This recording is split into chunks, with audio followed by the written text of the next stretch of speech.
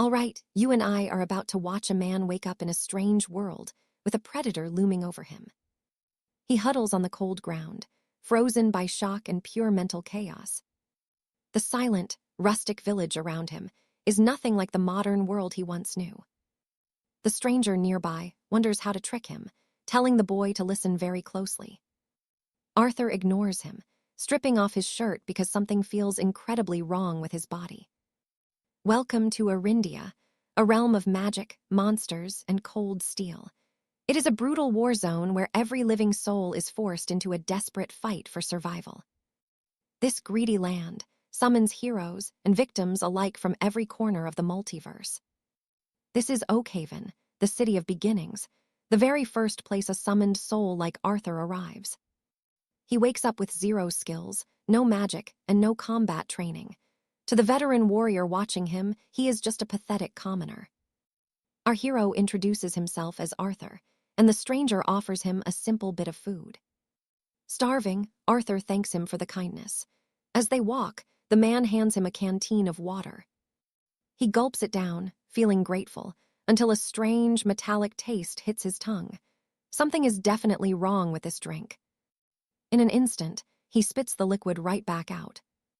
Now pay attention here. Arthur recognizes the fishy scent of goblin paralytic poison and sprays the tainted water directly into the man's eyes.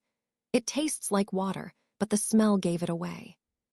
He realizes this creep was planning to drug him and sell him off as a slave. The old warrior is stunned. This boy looks fragile, but he fights with the cold, calculated precision of a man who has seen 1,000 battles.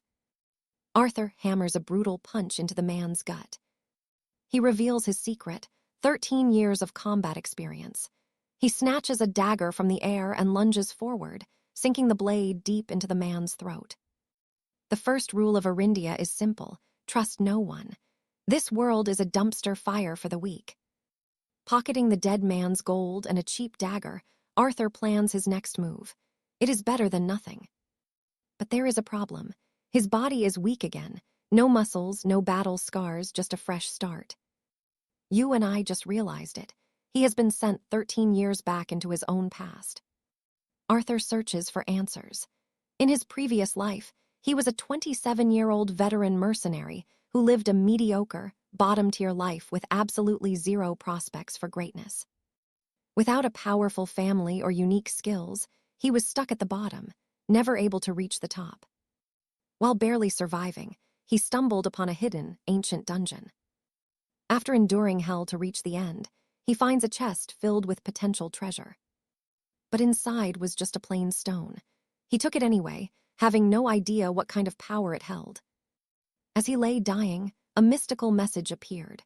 The stone was actually a regression artifact, and it triggered, sending his soul back 13 long years to the very start of his journey. Taking a deep breath, he concentrates and pulls up his magical status window. He is crushed. Despite the miracle of time travel, his basic stats haven't changed at all. It feels like a total waste. He is still physically weak, but then it hits him. He still has 13 years of combat knowledge and survival instincts etched into his brain. He heads straight for a shady bone-shaping clinic. If his stats won't change, he'll have to change his body. In Arindia, you see every type of summoned hero imaginable. Powerful mages, master knights, and the most common of all, the classless commoners with no future. They are blank slates, but most are far too weak to survive long enough to actually learn a single skill. Arthur lived that life once, 13 years of humiliation and scraping by as a low-rank sellsword. He died a complete nobody. But now, a mysterious old doctor watches as Arthur demands a dangerous and agonizing bone remodeling procedure to rebuild himself from the inside out. He won't miss his chance again. Determined to become a god, he undergoes the agonizing Iron Soul surgery and finally begins mastering the legendary astral core cultivation method. No skills, no problem. Arthur feels his very DNA shifting as he walks out of the clinic. He just secured the first of 3 hidden treasures that were available in Oakhaven 13 years ago. The Iron Soul frame completely rebuilds his body for ultimate combat. He is actually the first person in history to survive this experimental artificial skeleton procedure. The only way to survive the procedure, you must be classless and have 0 learned skills. His past self failed this requirement, but trust me, this version of Arthur is just getting started. All right, stick with me, because you and I are about to watch an underdog rewrite his destiny in this brand new life. Beyond that, he claimed the divine breath technique, the ultimate way to harness inner mana and lay the foundation for legendary strength. Our hero knew a top-tier combat style was rotting away in the dusty shelves of the saint's archives.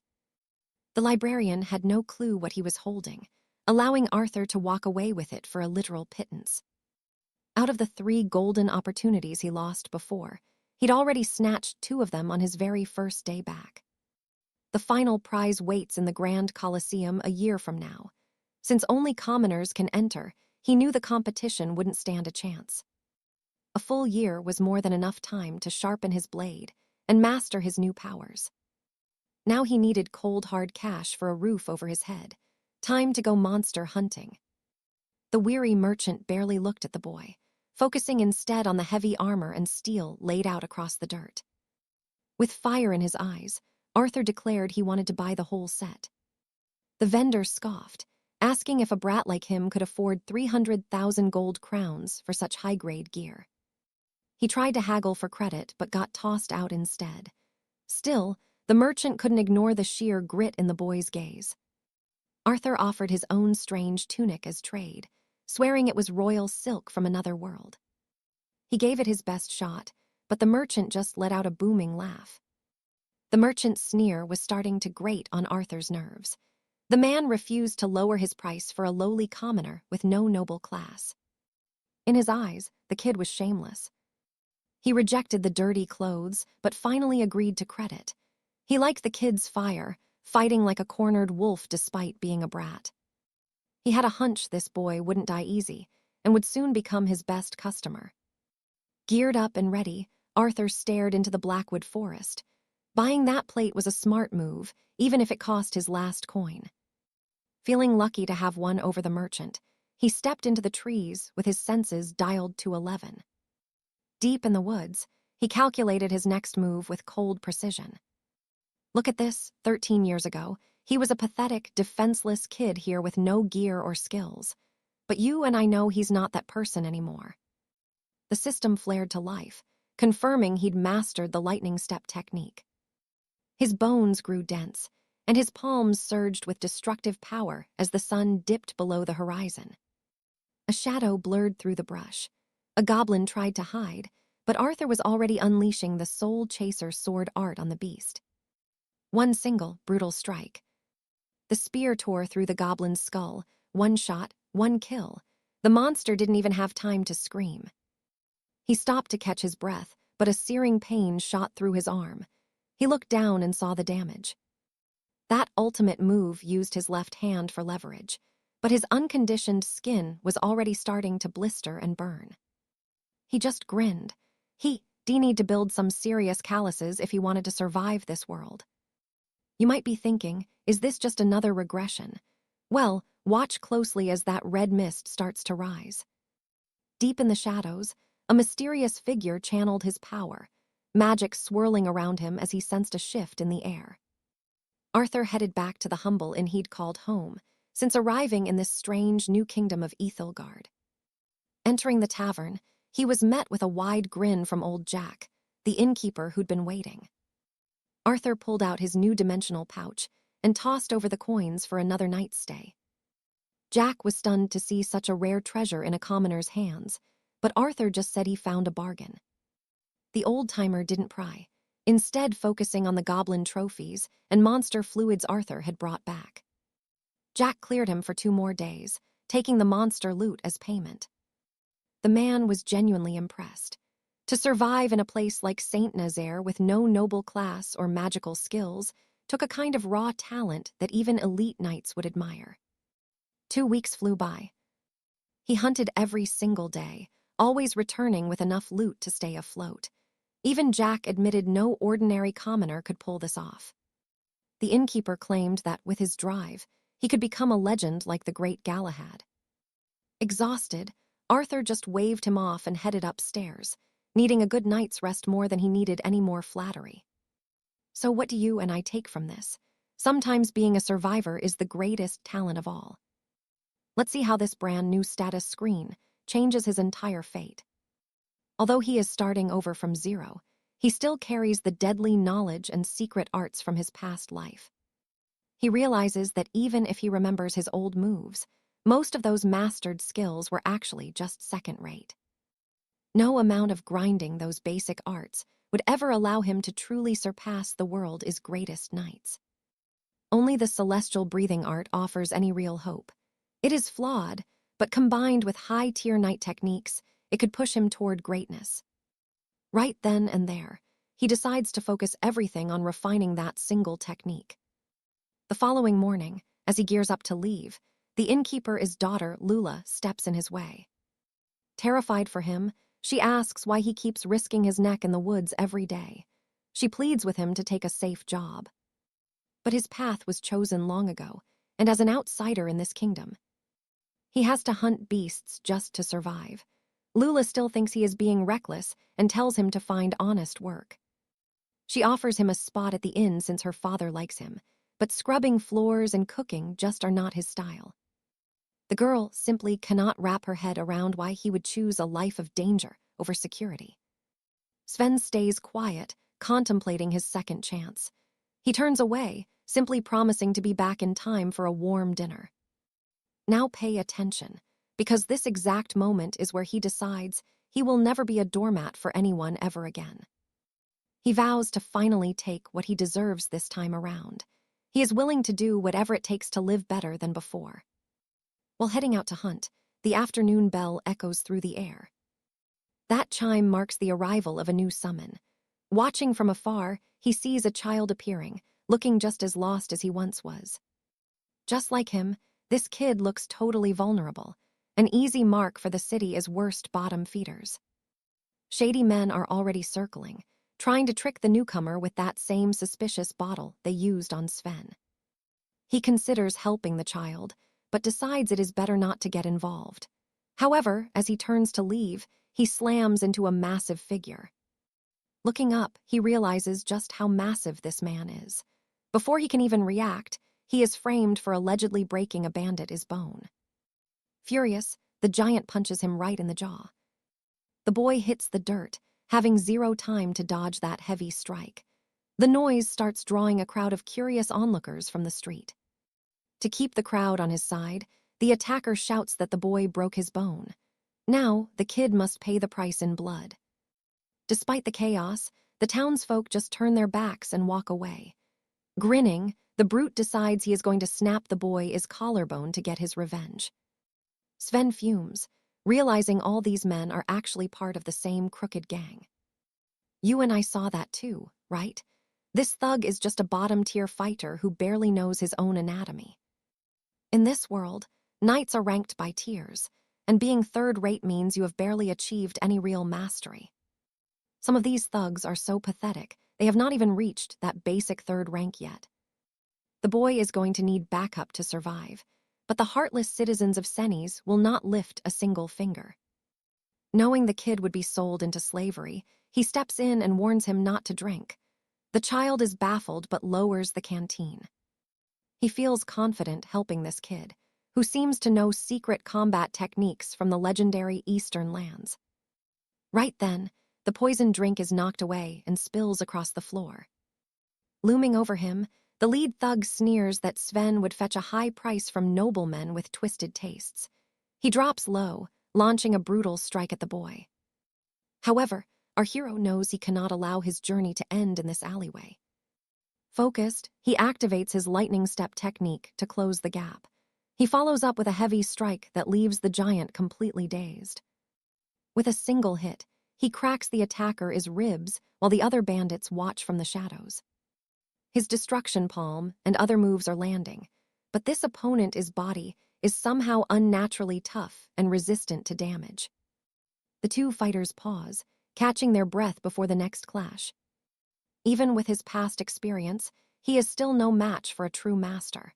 The lead bandit is not even slightly intimidated by these moves. Given his small size and low stamina, Sven knows he cannot keep this intense pace up for very long. Meanwhile, the other thugs mutter that the guards will show up soon. Unfazed, the young summon charges forward for his next strike. From the sidelines, the new kid watches every move. Sven realizes he cannot win with bare fists and decides to draw his spear.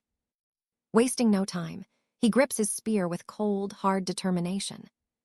Suddenly, the kid is right beside him, asking a bizarre question. And trust me, you and I are going to want to see where this goes. All right, stick with me, because you and I are about to see a child shatter all logic. The boy stopped the giant's hand with a single touch, then used his power to launch him far away. Julian could not believe his insects had been so rude to Alistair, just as the beast crashed onto the pile of wounded bodies. That strike infused with aura was no basic knight technique from the academy. Alistair realized he was standing next to a master-tier warrior, despite his young age. After the fight, Alistair suspected the boy was Prince Julian, the Shadow Prince who led the Dark Order and worshipped nothing but raw power. The strongest in the order becomes the leader known as the Dark Sovereign, and his son is the revered Shadow Prince. That boy was indeed the Shadow Prince, Julian. Born of a legendary bloodline, he was Alistair's age but leagues ahead in power. Now pay attention. Alistair recognizes this legendary figure from Albion, even though Julian chooses to introduce himself to the hero formally. The two spoke in the room, and Alistair gave his name. Julian shared fascinating stories about Earth, a completely different world where dark orders and cults did not even exist at all. Laughing at the situation, the boy seemed to be enjoying himself, yet his gaze revealed a hidden concern. Remembering the square battle, Julian asked why the boy had yelled at him. Alistair explained he was simply warning him about the water that contained poisonous goblin paralytic toxins. But the Shadow Prince did not like being spoken to like a commoner. Alistair bowed and asked for forgiveness, acknowledging the young lord's high rank. Inside, Alistair could not believe he was bowing to a 13-year-old, but Julian looked very satisfied with himself. Pointing at him, the prince noted the boy had been using combat arts earlier and called those techniques absolute trash. He laughed, saying Alistair's fighting style was ridiculous, and he wondered where he even learned it. Alistair had no idea what the prince's goal was with this talk. Surprisingly, Julian offered to help him by teaching him legendary and secret combat arts. He claimed Alistair would become a powerful knight very quickly. But there was a single condition that made Alistair nervous. Let's pause here. You and I probably didn't expect this prince to just want a friend, leaving Alistair sweating and extremely confused. Since birth, the heir to the Dark Order had longed for a companion. His father did not understand that desire, but Julian read that a true friend can help you overcome anything. The sovereign claimed that such bonds were only for the commoners. The Dark Sovereign, King Malphaz, insisted his son must rule over the shadows alone, without having any friends. Julian's life was nothing but training and cold, harsh discipline. His father viewed any human connection as a dangerous weakness. To practice, the 10-year-old child annihilated 50 warriors alone, a feat not at all surprising for the king's son. Even after that, he did not look happy at all. Unexpectedly, this desire for a friend came true when he met Alistair, a man who returned from time. As the next sovereign, high expectations were always placed on the boy who began his training very early. Deprived of friends during his childhood due to relentless training, he never met anyone until this moment despite the unusual circumstances. The two made a pact, and Julian was clearly overjoyed to finally have Alistair as his first true friend. So, the 28-year-old regressor became best friends with a young kid. Julian began teaching him the Violet Dawn arts, a secret royal technique. Its aura appeared in a violet hue, making Alistair confused about whether he was going to learn forbidden dark magic. Since they were friends, the prince told Alistair to speak freely. As Alistair relaxed his tone, the boy's face filled with pure joy. Forbidden magic was only for the Order's heirs, so Julian decided to teach Alistair various other powerful combat techniques. A month passed as they trained together deep in the woods. And trust me, you and I just watched the start of a legendary journey. Stick with me. You're about to see Arthur take his second chance at life to a legendary level. Even with his progress, Sir Roland's cold gaze always found a flaw to pick apart. That pressure pushed him harder. Deep in the woods, Arthur focused on gathering loot from his hunts. Out of nowhere, a massive beast lunged from the shadows, a monster ready to end him. If he hadn't moved instantly, he'd be dead. Up close, he saw it, a massive, bloodthirsty orc. Checking his surroundings, he realized he was totally alone. It was time for a one-on-one death match. He thrust his spear deep into the creature's chest, tearing a massive hole through its thick hide. With one final, agile leap, the battle was over. The beast hit the ground hard. He felt confident, but Sir Roland's annoying voice kept echoing in his head, comparing him to others. Now pay attention, because here's the mystery. Why were orcs even in this territory? A voice praised his strength despite his age.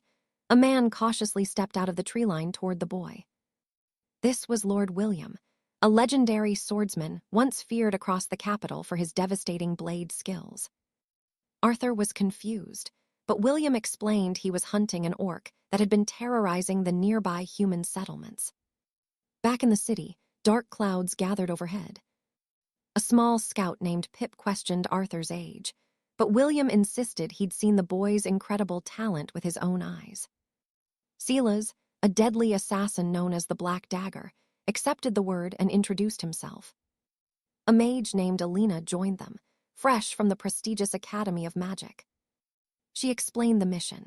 An orc warband had built a village nearby, slaughtering any adventurers who crossed their path. Because of this, the guild offered 20 million gold to wipe them out. If they succeeded, the massive prize would be split 5 ways. Calculating his share, Arthur realized he would be walking away with around 7 million gold. The money was great, but Arthur didn't trust these new companions one single bit. Lord William waited for his answer. After a brief pause, Arthur agreed to the mission. Relieved, the veteran warrior claimed that with Arthur on the team, victory was basically guaranteed. Arthur noticed 2 others sitting quietly. William dismissed them as just pack mules, low-class nobodies meant to carry their gear. When they heard Arthur was a high-ranking soldier, they bowed in deep respect.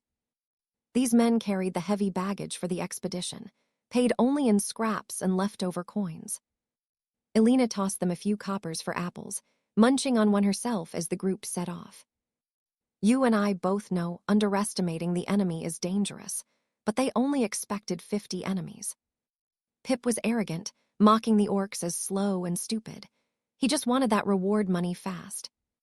The plan was simple. Arthur would stick with the elite swordsmen while the rest attacked from another flank. They would lure the orcs out of their village, then split them up and kill them. Alina would use wind magic to carry their scent to the monsters. Since orcs are territorial, they'd come charging right into an ambush while the mage prepared her final spell. Arthur and William would then signal the rest to strike. It was a straightforward, deadly plan. Arthur thought it was decent for a small group, though he personally preferred setting more complex traps. Lord William signaled they were entering the red zone. From here on, any mistake could be their last. The first strike team marched toward the orc village. The baggage carrier struggled under the weight. Watching him, Arthur reflected on the brutal life of those without power. Seeing the man's exhausted face reminded Arthur of his own past life. He stopped to ask the man his name. The carrier quietly introduced himself as Barnaby. Doubtful the man could survive, Arthur warned him that things were about to get extremely bloody soon. He gave Barnaby a choice: run now or stay and risk certain death. He knew the leader wouldn't lift a finger to save a commoner. Gasping for air, Barnaby said he couldn't leave. So what do you and I think? Will Barnaby survive the storm? Stick around to find out. All right, you and I are joining this squad as they reach the monster-infested village. Skirting past the patrols, they spotted the wooden spikes among the trees. It was the perfect time to signal the others. But Simon stopped them, reaching into his magic bag to search for something he needed right now. Captain William just stood there, completely confused by what the boy was doing. Simon poured out water and started rubbing thick mud over his skin, explaining that masking their scent from the beasts was a survival trick he had learned from his legendary master. He told Captain William to camouflage himself too, and the veteran knight immediately dove into the sludge. Barnaby was next to get covered in filth, and right there in the woods, the signal flare was finally lit. The orcs spotted the strange fire, but the captain decided to use their pack mule as the perfect bait. The plan was simple: use the man as a distraction and then strike those beasts from behind. Poor Barnaby was terrified, not wanting to die, but William promised he would keep him safe during the chaotic mission. Still, he warned that one wrong move meant he would likely end up as monster food. But don't worry, the captain was just joking. Now watch closely as they take the next step. Simon took the lead, showing the kind of courage you only see in true heroes. Seeing the boy's resolve, the commander agreed to let him lead the way. The trap worked perfectly, luring 13 orcs out to be picked off one by one without any real trouble. In the clearing, Simon unleashed his spear skills, landing lethal strikes as even more monsters surged out from the dark, dense forest. During the heat of battle, he wondered why he was doing this, but he knew he had to protect his companion. Even if it was just pity, he wouldn't let the defenseless man die in this God's forsaken place. They weren't exactly friends, and there certainly wasn't any deep bond between them. They were just two outcasts sticking together, facing down a horde of monsters waiting for the next deadly strike. Remembering his training, Simon lunged forward with his trusty weapon held firm.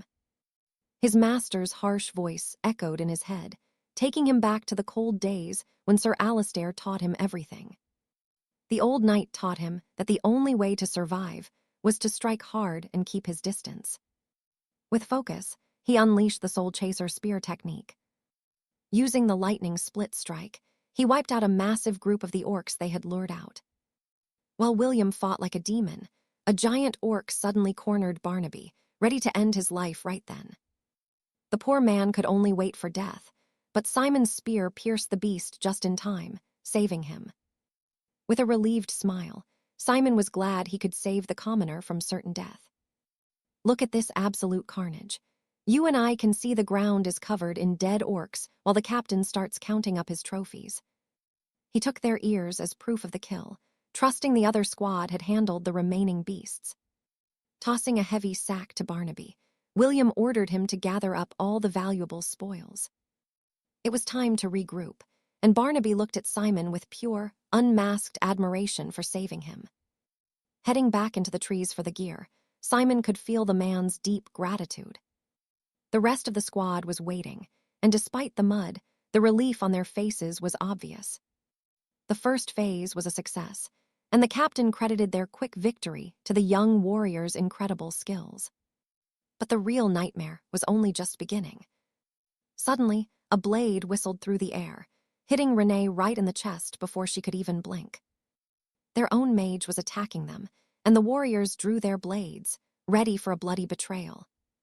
Simon lunged forward, using his spear to block the enemy from advancing further. In that moment, a memory from his past life flashed back. He was just a young boy carrying heavy sacks for coins, watching a crowd gather. It was an execution, something he had never seen in his short life. The man being executed was a ruthless mercenary from the Morham Guild, a traitor who had slaughtered his entire squad just to keep the reward for himself. Simon had watched as that man's head was put on a stake. Back in the present, the traitor standing there was that same man. Not gonna lie, this twist is insane. You and I just discovered the traitor has been here all along. Stick with me. You are about to see how a dark past shaped Alistair forever. Lord Valerius admitted the boy had incredible skills after watching him slaughter those orcs alone. An elite knight challenged the young warrior, claiming Alistair was still far too weak for him. Even facing a losing battle, Alistair refused to back down. Despite the massive power gap, The boy showed master-level skill and predicted every single move his opponent made. He read the attacks perfectly, using his spear's reach with lethal, surgical precision. Watching the flow of combat, he found an opening to strike. Between his grim history and Master Yuan's training, he had become a truly terrifying opponent.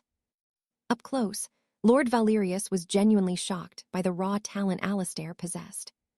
Still, it looked like 𝒖𝒕𝒉𝒍𝒆𝒔𝒔 was running out of steam. But wait, he had actually lured the Lord into a deadly poison trap. By hiding venom in the mud, he ensured a non-lethal dose that would still cripple the man's system without being noticed immediately. That hidden poison was enough to ruin the knight's legendary strength and balance. Watch this part closely. Valerius scrambled away in a panic, and 𝒖𝒕𝒉𝒍𝒆𝒔𝒔 knew his enemy was finally making desperate, reckless mistakes. With trembling hands, the enemy tried a coward's move by taking Barnaby hostage to save himself. The commander threatened to kill the hostage instantly. Terrified, 𝒖𝒕𝒉𝒍𝒆𝒔𝒔 had no idea how to escape this nightmare.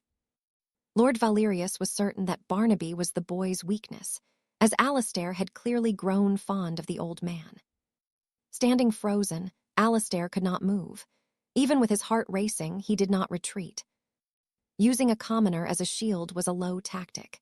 For years, Barnaby had worked as a humble mercenary, helping the poor because he remembered his own desperate past. 𝒖𝒕𝒉𝒍𝒆𝒔𝒔's eyes flared with pure, unadulterated rage, while Valerius felt the venom burning through his veins. Internally, he fought against exhaustion and a crushing moral dilemma. But he had to stay focused. He couldn't win this while drained and needed to save energy for his familiar's survival. If he missed his shot or waited too long, Barnaby was going to die for sure. But against all odds, Barnaby acted.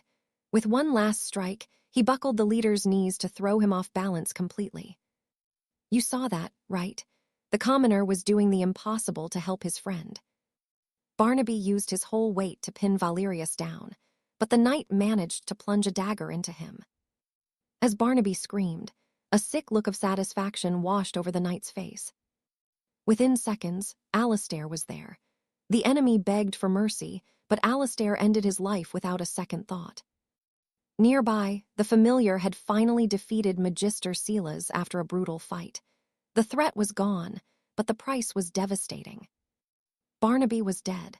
𝒖𝒕𝒉𝒍𝒆𝒔𝒔 stood over the bodies, his spear still buried deep in his enemy. After killing the traitors, they headed to the guild to claim 35 million gold coins. Master Yuan was relieved to see the boy safe, but he was curious why 𝒖𝒕𝒉𝒍𝒆𝒔𝒔 had been gone so long. Exhausted, the young warrior collapsed onto his bed, desperate for a moment of peace. However, Barnaby's death weighed heavy on his soul. He felt that with more strength, he could have saved him. Back in his room, he felt filthy and tainted by the dark choices he was forced to make today. Master Yuan confronted him directly, claiming he could smell the stench of fresh human blood all over the boy's clothes. 𝒖𝒕𝒉𝒍𝒆𝒔𝒔 explained how the elite knight tried to murder him, leaving him no choice but to fight for his life. Even so, Yuan suspected his student was hiding the truth. A silent, haunting question remained between the two of them. What secret was he keeping? Hearing this, 𝒖𝒕𝒉𝒍𝒆𝒔𝒔 stood up, feeling the weight of his friend's heavy distrust and his own confusion. He asked if it was really that strange for someone like him to kill a high-ranking knight. But Yuan just watched him, knowing 𝒖𝒕𝒉𝒍𝒆𝒔𝒔 was truly a unique and dangerous individual. Later, Master Yuan walked through the capital, seeing the harsh reality of the world and the miserable lives of the unranked commoners. Most of them were living in total poverty, struggling to find even a scrap of decent food. It was one thing to kill insects, but it took real resolve to end the life of a living creature. Throughout their grueling training, Yuan carefully watched every move the boy made by his side. On his very first day, 𝒖𝒕𝒉𝒍𝒆𝒔𝒔 had gone straight into the dark forest to hunt monsters. To him, survival was everything. Perhaps the other commoners didn't hunt because they simply lacked the power to survive. Trust me, that's what separates 𝒖𝒕𝒉𝒍𝒆𝒔𝒔 from everyone else, the absolute will to put his life on the line. All right, you and I are about to see how a simple 14-year-old classless boy leaves everyone absolutely baffled. Owen had his doubts despite how fast the kid adapted, claiming Simon had zero natural talent. If he was taught 10 things, he'd only learn 4, yet his lance skills surpassed every beginner in 2 months. He avoided every rookie mistake, and his control over his internal mana was far too perfect for a novice. It just didn't make sense how someone with no gift could master a knightly art that quickly. Owen's years of experience told him there was a massive secret hiding behind that calm face. Simon didn't even understand what that specific conversation was actually about. Pushed to the limit, Willa made a bold move, declaring she hated lies while the room went silent. Simon pointed out that everyone has secrets, and prying into them isn't what a true friend does. The child stood there speechless, before finally admitting that she was hiding something major too. She offered to trade secrets with him, but Simon wasn't interested in playing that game. Desperate, she even tried to bribe him with a legendary combat technique. But with zero talent and barely any mana, she knew he could never use it. Now watch this move. She actually offers 20% of her own mana to convince him. Simon was floored. He realized she was just dying to know what he was hiding. Since they were best friends, she wanted to share everything, claiming honesty was the heart of friendship. On the bed, she asked for a promise. If she revealed her truth, he couldn't kill her, but he'd never dream of hurting his friend. She let her hair fall, revealing she was actually a girl, leaving Simon absolutely stunned. Her father forced her to hide it from the Order, making her live as a boy. The shock was so big he sat in silence. She kept the mask up in this world because it was all she knew, but now she trusted him. Trying to process it all, Simon realized they needed separate rooms from now on. With the tension still thick, our hero felt it was finally time for his own confession. Taking a deep breath, he gathered his courage and dropped the bomb. He was a regressor. I know what you're thinking, and the girl was just as confused as we are right now. He explained he had died and returned to the past, bringing all his memories with him. Suddenly, his progress made sense, because in this strange world, anything was possible. Curious, she asked why she would ever have a reason to kill him for that. Even in a 14-year-old body, his mind was 27, and he felt absolutely terrible for lying about his identity. To her, none of that actually mattered. She was the one who reached out, taught him to fight, and chose their friendship. It wasn't a lie if he was just following her lead, so she wouldn't end things. For 2 whole months, she had seen him as her truest friend. A little secret couldn't change that bond, because to her, that's what friendship meant. Tears filled her eyes. She thanked him for finally being real with her. She jokingly teased him that even with a second life, his current level was pathetic. She had a million questions, but decided they could wait for later. Now, she was ready to transfer her energy, and he couldn't believe she was serious. Mana was the core power of every warrior, allowing them to pull off superhuman feats. There were no shortcuts here, only hard training could grow that force. That's why many spend their entire lives trying to strengthen this inner power. As she started the transfer, she noticed his mana veins were blocked and dirty. They were packed with impurities, but she hoped he could absorb a small portion. And that's where we leave it. Will he absorb 20% of the violet dawn? Stick with me. You are about to witness a massive transfer of power that changes everything as she places her palm on the boy's back. Even tired from the ritual, Lady Alara just smiled, curious to hear her friend Silas's first impressions. The sheer force and pressure of the inner energy surging through his mana circuits made his whole body vibrate. That 20% of internal energy was actually more than he had ever gathered in his past life, completely reshaping his physical form. The remaining power would enter through his meridians. If he kept practicing the Azure Dawn arts, that incredible power would finally become his own. Collapsing onto the bed, Alara needed rest, while Silas watched her, trying to understand her true motives. He asked why Lady Alara did so much for him, and she simply smiled, saying it was for a friend. Everything she did for someone was born from friendship and her own personal choice. She did it for her own satisfaction, not duty, reflecting on that feeling while she rested. Elara also decided to teach him the celestial spear style, the legendary technique used by the Grand Lancer. Despite Silas's clear limitations, she was willing to give everything so he could master it, always doing so for her own satisfaction. After all, he was the first real friend she had found in 13 long years. She refused to watch him die uselessly like before, leaving the protagonist deeply touched by her kindness. Suddenly, she held his face, stating he should not bow his head to friends while staring at his bruised face in disbelief. Now watch this. She suddenly grabs him and pulls him close, a playful smile suggesting she wants something more fun. As they shared secrets about the past, the bond between the two grew even stronger. She was curious about her past life, but the boy only knew rumors of her ruling the high peaks with absolute power. After being summoned, she had vanished from the city in less than a month. She remained missing for 3 long years, and she imagined she must have traveled quite a lot during that time. She craved freedom, but the order only allowed her to move within the leader's strict commands. That is why she was so happy to be summoned here and finally make a real friend. Finally, she revealed her plan to leave in a month, dreaming of the world and true freedom. After teaching him the ultimate technique, she would set off on a journey just like before. Now, she wanted to know Silas's plans and how her friend intended to live this life. Hearing those questions, he did not know how to answer, remembering his past suffering and refusing to let it repeat. Compared to his previous life, he simply wished for a better existence alongside the girl. That was a vague answer, but she was determined to uncover Silas's true goal as he rested. He was not sure of anything yet, but told her she would be the first to hear his goal eventually. Additionally, she wanted to hear every tiny detail about his experiences in that past life. Embarrassed, the protagonist admitted he had little to tell, realizing he never had a true friend in his previous life. Elara was his first friend across all his lives, as they talked until the night passed. Time flies, and you and I saw a month pass in a heartbeat.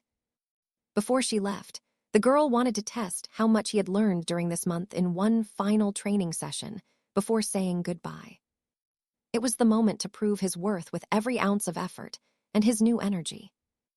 Elara kept her confident smile, knowing he would not be able to defeat her so easily. Silas stood ready, his eyes burning with pure determination as he gripped his spear. She offered an unexpected advantage of 20 strikes, though the young man remained extremely suspicious of the gift. Silas hesitated on his move, before remembering the celestial spear style she had specifically adapted just for him. Elara had named it after him, turning the technique into a powerful symbol of their bond. Even if it was not her intention, it was a way of recognizing his unique path. The technique was a fusion of the celestial spear and the devastating soul-chasing spear. Now, using personalized movements and postures designed just for him, Silas began the fight with a devastating soul-chasing strike. Patiently, the girl waited on the other side for his attack. She dodged with a light touch, and trust me, he is about to go all out. Let's watch Julian unleash his second stance, the lightning splitter strike. Forget the clumsy kid we saw before.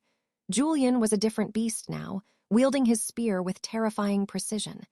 He had finally mastered the flow of battle, turning an enemy's weight against them. It was all about the pressure, using his spear to block, parry, and then deliver those razor-sharp, subtle punctures that end a fight. These were the elite fundamentals of a knight, and Julian learned it all entirely alone. But knowing it wasn't enough, he had to drill these patterns every single day to achieve true mastery. In his duel against Lady Elara, Julian showed every ounce of his progress. Even with his massive growth, he still could not bring his full power to bear.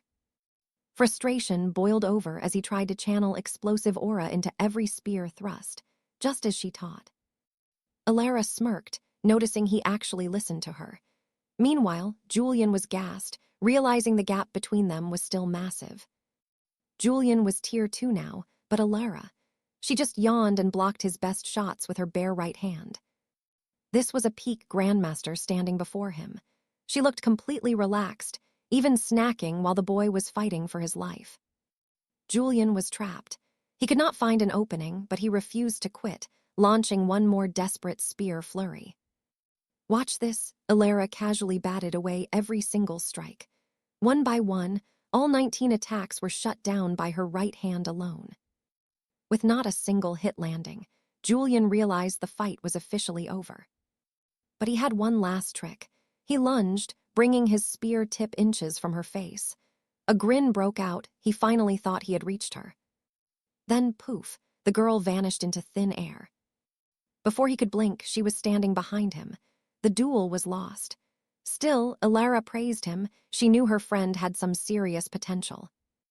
With the internal energy flowing through him, Julian was literally built for the knightly arts.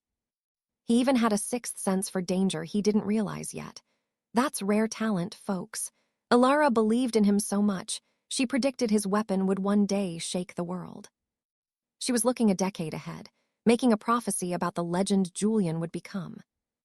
The fight was a breeze for her, but she was proud. Julian had already surpassed everything she had ever tried to teach him. So they made a pact. They would meet again in 10 years. A month ago, he didn't even have a goal in life. 𝒉𝒂 decided for him he should make her his ultimate target. You and I know life is meaningless without a goal. So she gave him a challenge, return in 10 years strong enough to win. Julian hesitated. He didn't think he could ever stand on the same level as her. He felt talentless.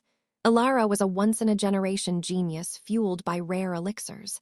To him, they were starting from two completely different worlds, so why even compare? That old feeling of being second best from his past life was dragging him down. 𝒉𝒂 didn't hide her annoyance. She absolutely hated seeing that look on his face.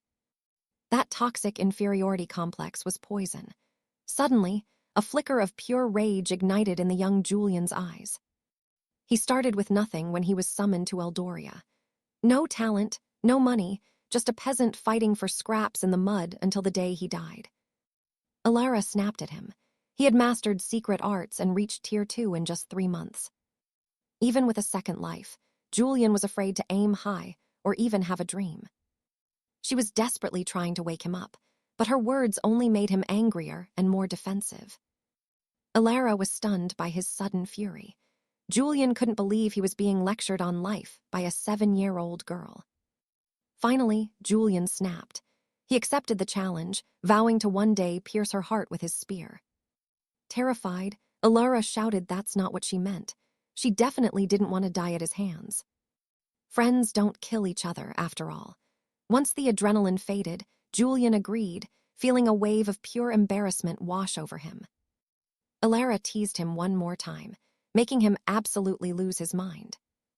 The deal was sealed. In 10 years, the reunion was on. With a playful smile, she said she was looking forward to seeing his spear again. Julian paused. Wait, the way she said that, it sounded a little weird. Even as a child, she loved messing with him. There was a huge age gap, but she played him like a fiddle. Leaning in close, the girl began to tease the young warrior. She promised that in 10 years, she would be a fully grown woman. Julian set 3 goals: survive and use every memory of his past life to win. With her pack on her shoulder, 𝒉𝒂 gave a sincere goodbye. Julian promised they would meet again, counting down the days. But the final goal was the most important. He had to stay alive until that day finally arrived. Julian promised 𝒉𝒂 he would survive, because now, you and I can see he finally has something to live for. All right, you and I are about to see Arthur reach some major milestones after parting ways with his allies in Oakhaven. He mastered the Bone Sentinel, learned the Star Soul technique, and most importantly, he dominated the Unbound tournament. This is a brutal contest where only warriors without a noble class are allowed to fight. 10 months after Julian left, Oakhaven hosted the latest edition of the games. By then, Arthur's martial arts were already top tier, making his victory a total walk in the park. For winning, he got a secret energy elixir. Without wasting a single second, he downed the whole thing right there. But honestly, compared to the power Julian gave him, This potion felt like cheap water. Arthur had taken everything he could from Oakhaven. It was time to go. On his way out, he met Silas, a local street vendor. The man cheered for his victory and asked what he wanted to buy this time.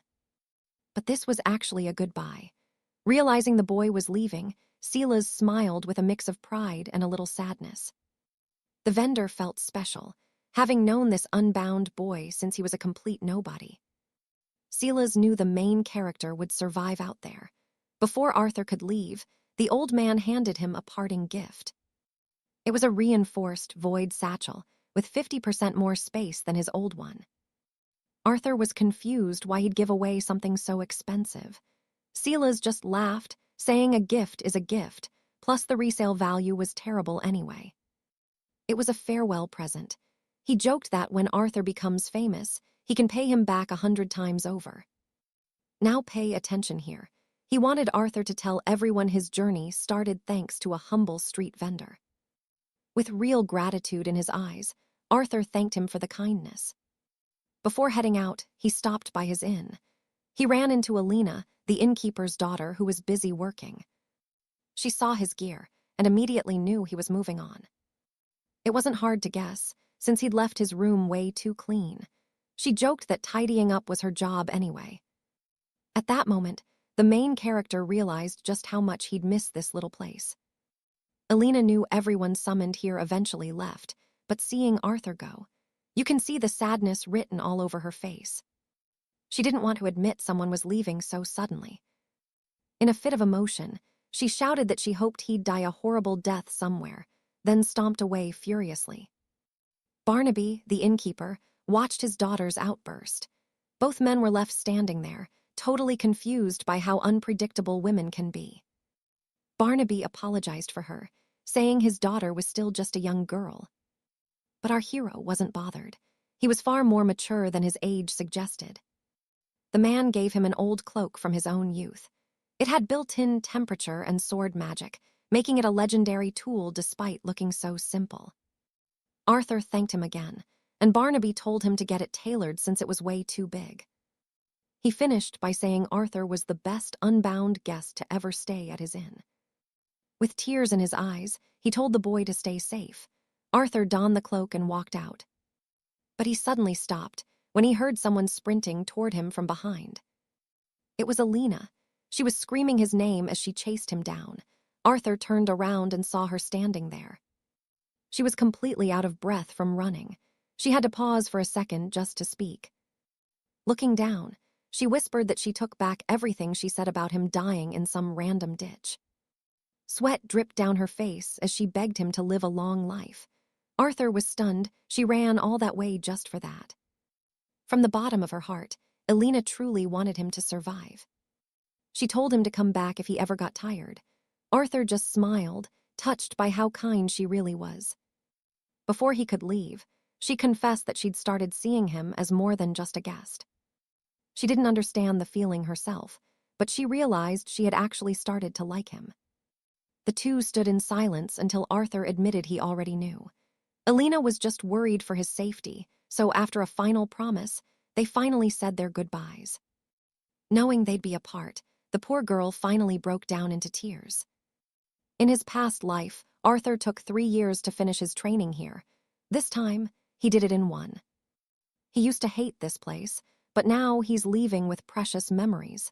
He wondered if he'd ever see the capital again.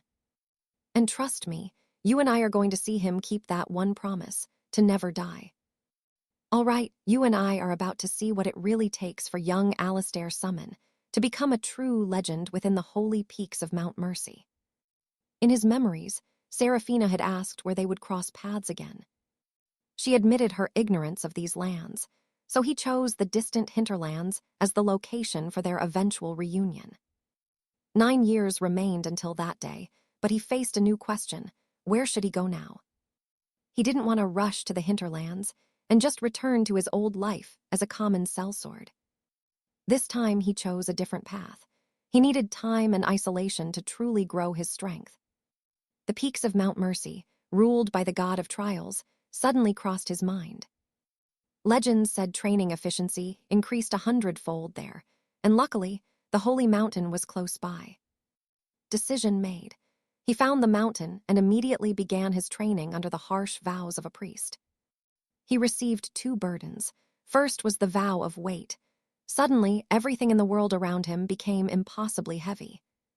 His weary body, his clothes, and even the objects in his enchanted bag felt like they were made of solid, crushing lead.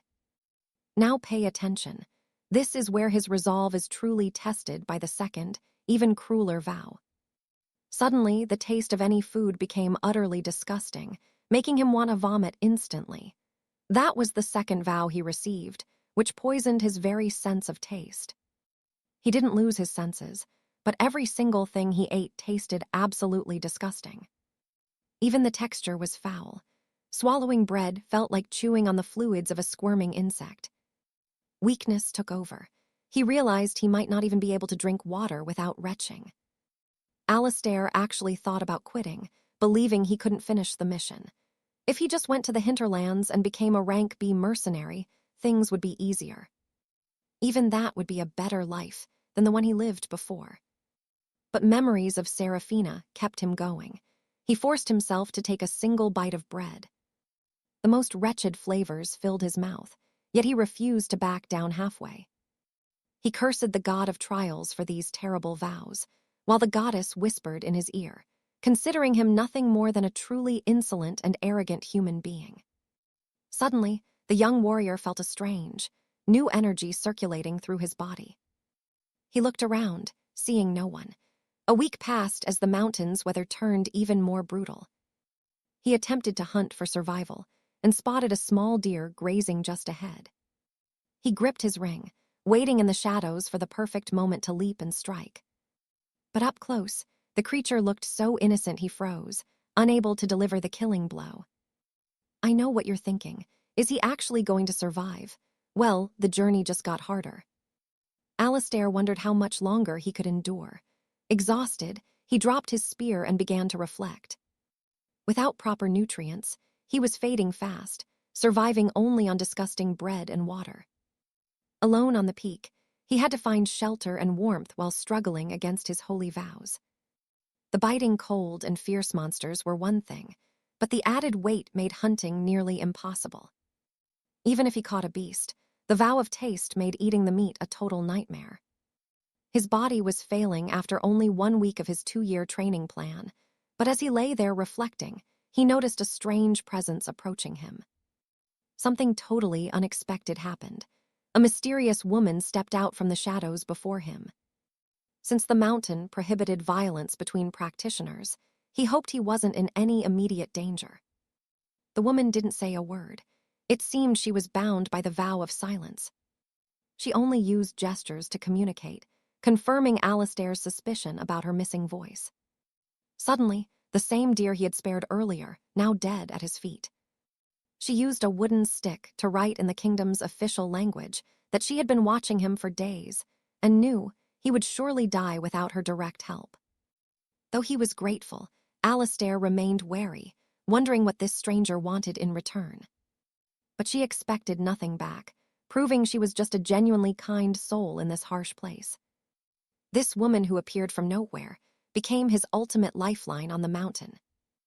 Every time he was in trouble, she appeared to save him. Eventually, he asked her name and was completely stunned by her answer. He was shocked to learn she was Lady Beatrice, a legendary figure from his past life who was famous throughout the realm. And that's where we leave it. Trust me, you and I just witnessed a game-changing encounter. All right, stick with me, because our hero just realized this legendary warrior is fated to die in 8 years at the hands of the Wicked Hollow. Here on Mercy's Peak, every 6 months, knights take on brutal binding oaths that stop them from ever shedding each other's blood. Men once whispered about the mystery of Beatrice's tragic end. Was it a dungeon accident? Beside him, she watched his every move with sharp, knowing eyes. Liam jumps as she suddenly appears, using her fingertips to carve words right into the solid stone. She was checking on him, her eyes soft with worry that the poor kid was starving himself again. Despite her master-level skills, her current binding oath stripped away her voice, Even magical telepathy was completely forbidden. Liam notices something off about her posture. After 18 months on this peak, she had taken on a new, crushing oath. She lost all feeling in her left arm. While Liam lost his sense of taste and carried a heavy physical burden, she bore her own scars. She felt deep pity for his struggle, especially since he could no longer enjoy a simple meal. Intrigued, he asks about the oaths the other knights were suffering under. She decides it's time. He met the other residents who had been training in this hell for over 6 months. Before he can even blink, Beatrice vanishes like a bolt of lightning. Liam wonders how he could ever match that insane level of speed. Even if he wasn't being weighed down by his oath, he still wouldn't stand a chance against her. Since he's so heavy, he needs better footwork. He asks her to teach him some moves, but she just shakes her head. He forces a grin and plays it off as a simple joke. She uses her one good arm to hoist the boy up. Since he's too slow, she's going to carry him herself. Liam panics, asking for a second to process this, but she doesn't listen and takes off at a sprint. Beatrice brings him to the camp, but as they arrive, a stomach-churning stench hits them both like a wall. Scarlet, a future Grand Mage, took an oath that forbade her from bathing or ever changing her clothes. Sir Julian, the future Phantom Blade, was now completely blind. Beatrice was mute, one-eyed, and had a dead left arm. Now, pay attention here. Liam just realized he's standing in a room full of future legends. One day, these people will be the most respected heroes in the kingdom, but right now, they're just nameless outcasts. Scarlet asks what his oaths are. She looks at him with pure doubt, wondering how a kid with 2 oaths could possibly survive. For anyone seeking power on Mercy's Peak, Sir Julian thinks those 2 burdens are fair.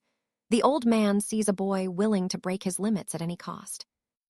Liam nods along with everything they say, even though his calm intensity gives these veterans the chills. Julian explains that many came here, but only 4 survived the last 6 months. He's curious to see what Liam does next and vows to watch him closely. You and I saw that coming. Just like Liam, Beatrice also started her journey with 2 brutal oaths. Now that the introductions are done, it's time to get back to the training grind. But Beatrice mentioned there were 4 masters who had been here for over 18 months. Then they mention a 5th name, Flame. Julian warns that Flame is a monster who shouldn't even be near the boy. Liam doesn't get the fear surrounding this last night, but he decides to just let it go for now.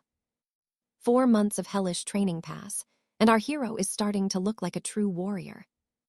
His oaths grow heavier, turning his body into lead and making every bite of food taste like ash.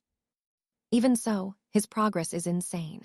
His Crimson Dawn technique has already reached 3 stars in just 4 short months. His strikes are now surgical and devastating. Mercy's Peak is a nightmare, but he's thriving in the dark. Every single agonizing trial is finally starting to pay off. By day, he masters the Zenith style, and by night, he hones his Crimson Dawn power to perfection. He accepts the agony as part of the journey.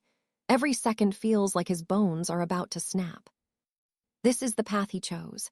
His body is transforming, his old clothes tearing under the pressure of his new, raw strength. Suddenly, he spots a new face, a boy his own age, watching him with a curious, predatory glint. The stranger is clearly impressed by the unique spear technique he just saw Liam perform. Sitting on a rock, the newcomer says he's never seen another kid here. Then he says his name, Flame. And trust me, you and I are going to want to see what happens when these 2 collide. Scarlet sat alone, focusing on her mana and thinking about the nature of true genius. Baron had warned her that Flynn didn't just surpass others, he mocked them while doing it. Trust me, the advice Arthur received was simple. Do not meet that boy, or you will fall into a bottomless pit of absolute despair. Recalling the old mentor's warning, Arthur felt his heart race as he nervously introduced himself to the boy. Flynn grinned, clearly aware his fame had reached Arthur's ears. He turned his back dismissively, stating he had to master his spear and lacked time for useless talk. Arthur found it impossible to believe that this small child was truly a world-class genius. He started to walk off, unwilling to waste another second on someone so arrogant and dismissive. But Flynn wouldn't let him go, trailing behind with endless questions while claiming he only wanted to practice his spear work. Suddenly, Arthur realized his spear was gone. He spun around to find Flynn holding it, clearly trying to provoke him into a fight. The grin stretching across the boy's face looked unsettling, almost inhuman in its twisted confidence. For a knight, losing your weapon is the ultimate disgrace, but Arthur was too confused to even feel angry yet. Now pay attention, because Flynn claimed he was just borrowing it. Then he started flawlessly mimicking every single one of Arthur's secret movements. Executing the Seven Heavens style with perfect balance, the boy prepared to unleash a brand new, devastating strike. In an instant, he perfectly recreated the exact technique Arthur had used earlier to slice through a massive tree. He let out a series of thundering strikes that echoed through the forest, mirroring the exact movements Arthur had spent long months developing and perfecting. Surveying the wreckage he'd caused, Flynn casually remarked that it was actually a decent spear technique after all. Arthur stood there, paralyzed with fear as he realized Flynn had mastered his secret move after seeing it only once. Flynn kept that smug smile on his face as he carefully savored Arthur's look of total shock. Laughing out loud, Flynn boasted about being superior, leaving poor Arthur drowning in a wave of hopeless embarrassment. Flynn couldn't fathom why so many knights struggled on this mountain when he could surpass them all without trying. To him, no one else mattered. Arthur listened intently, trying to process every arrogant word falling from the boy's lips. After calling Scarlet and Baron freaks, he bragged that he could instantly steal the techniques of every fighter here. Flynn didn't even know why he was so gifted, but while others seemed talented to ordinary men, he was a sun that made the stars vanish. And yeah, I know what you're thinking. How could an ordinary guy like Arthur ever hope to catch a monster like that? This felt completely different from his time with Helena, who had the grace to never show off her immense talent. Acting like he was just a regular guy, Flynn looked down at Arthur and asked about the nature of his vow. Flynn openly mocked the sacred vow of humility, causing Arthur to recoil in horror. When the boy tried to return the weapon, Arthur simply refused to touch it. Arthur didn't want anything to do with him anymore, feeling utterly consumed by a mixture of rage and helplessness. Ignoring the tension, Flynn suggested that Arthur just leave the mountain, claiming he was far too weak to survive here. Furious, Arthur threw a heavy punch at the boy's face, but his strike was blocked before it could even land. Violence between students was strictly forbidden on the sacred grounds of the mountain, making actual combat impossible for them. Flynn just sneered at the attempt, mocking Arthur for only acting tough, because he knew the Lady of Grace's laws prevented anyone from being hurt on these slopes. Beatrice watched silently, paying close attention to every detail. Flynn tried to play it off, claiming he'd only borrowed the spear and that Arthur was just being dramatic. He casually mentioned that although the spear art was top tier, Arthur wasn't skilled enough to use it, as the greatest arts require the most talent to master. He bluntly stated that Arthur would need to spend a lifetime training on this mountain just to stand a chance. Flynn noted that the more restrictive the vow, the greater the lady's blessing, and that pushing oneself to the absolute brink was the only way to truly evolve. Suddenly, his own sacred vow took hold, silencing him instantly. Beatrice stood behind them, stunned by the boy's sheer nerve, but Arthur had already decided exactly what his next move would be. Blinded by rage and shame, Arthur sprinted toward the ancient temple. Beatrice tried with every ounce of her strength to shout after the boy, but her sacred vow acted like a physical weight, rendering her totally unable to speak. The word talent echoed through her mind like a heavy iron hammer, slowly crushing what little self-esteem she had left.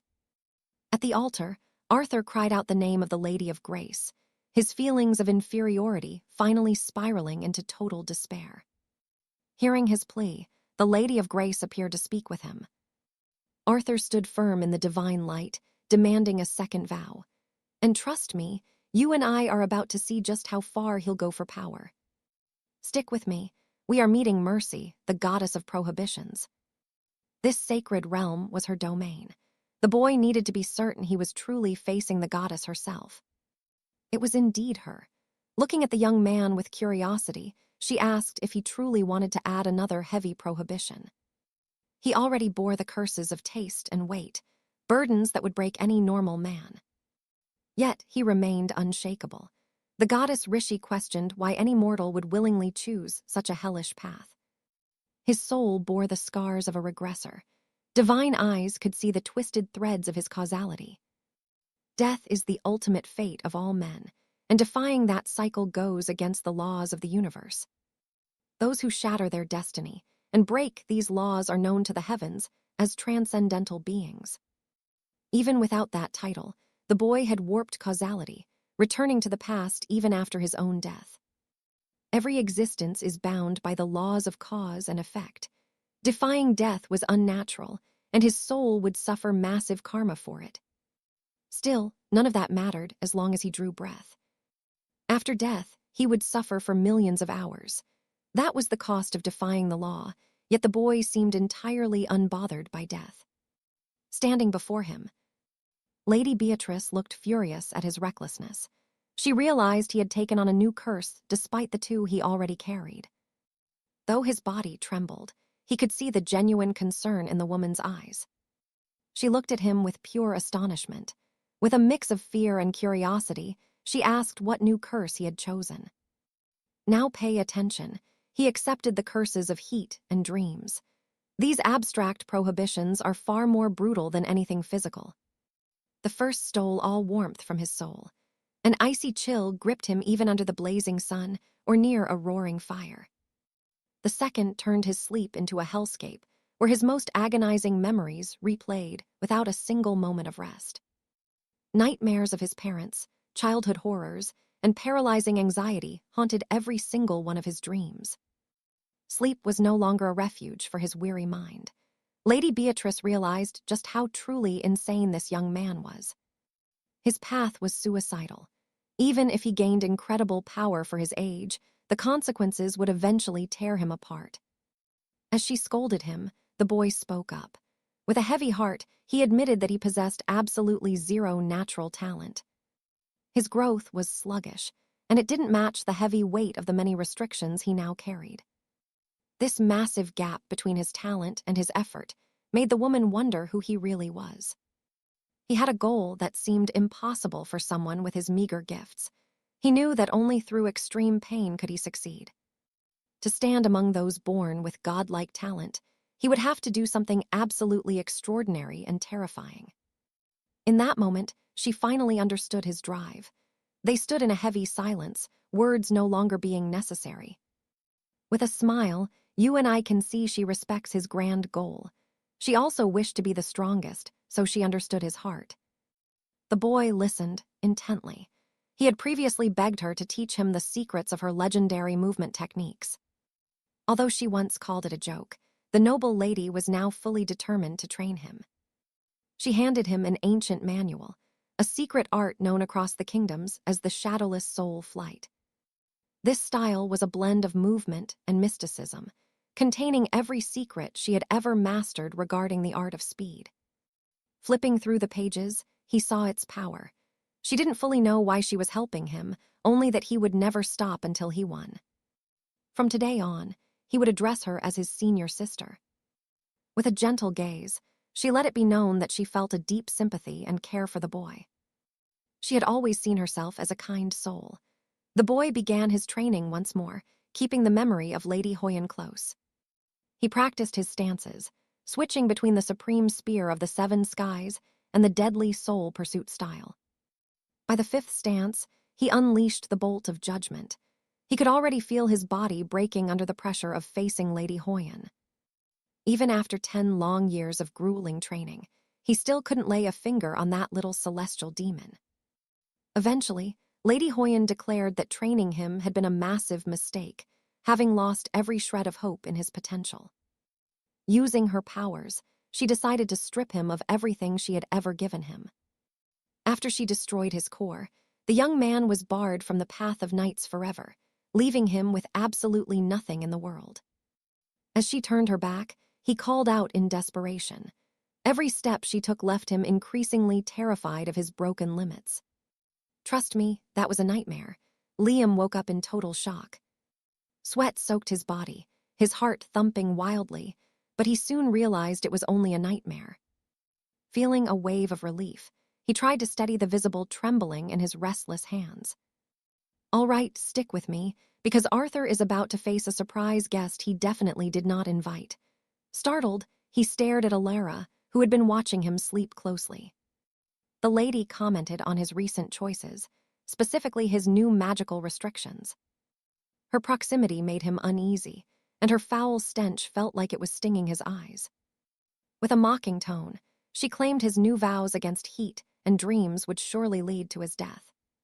Just as the stench became unbearable, Sir Alistair arrived. Both were here with one goal, to assist him. Confused, our hero could not understand why these two had suddenly appeared before him.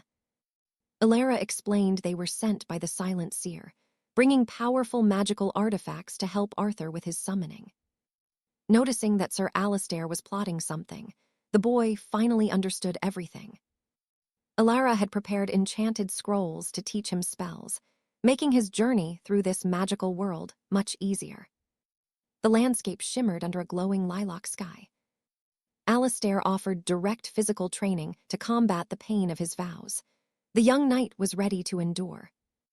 Now pay attention here, because Alara is about to teach him 4 vital magical techniques. First was mental cleansing, designed to purify a mind contaminated by those dark, twisted nightmares. The second was a simple enhancement spell for speed, vital for maintaining his heavy weight-bearing restriction. By the end of the day, the sky turned orange with only a few clouds. During his brutal sparring with Alistair, he used the third magic to restore energy, but excessive use risked draining his own life force completely.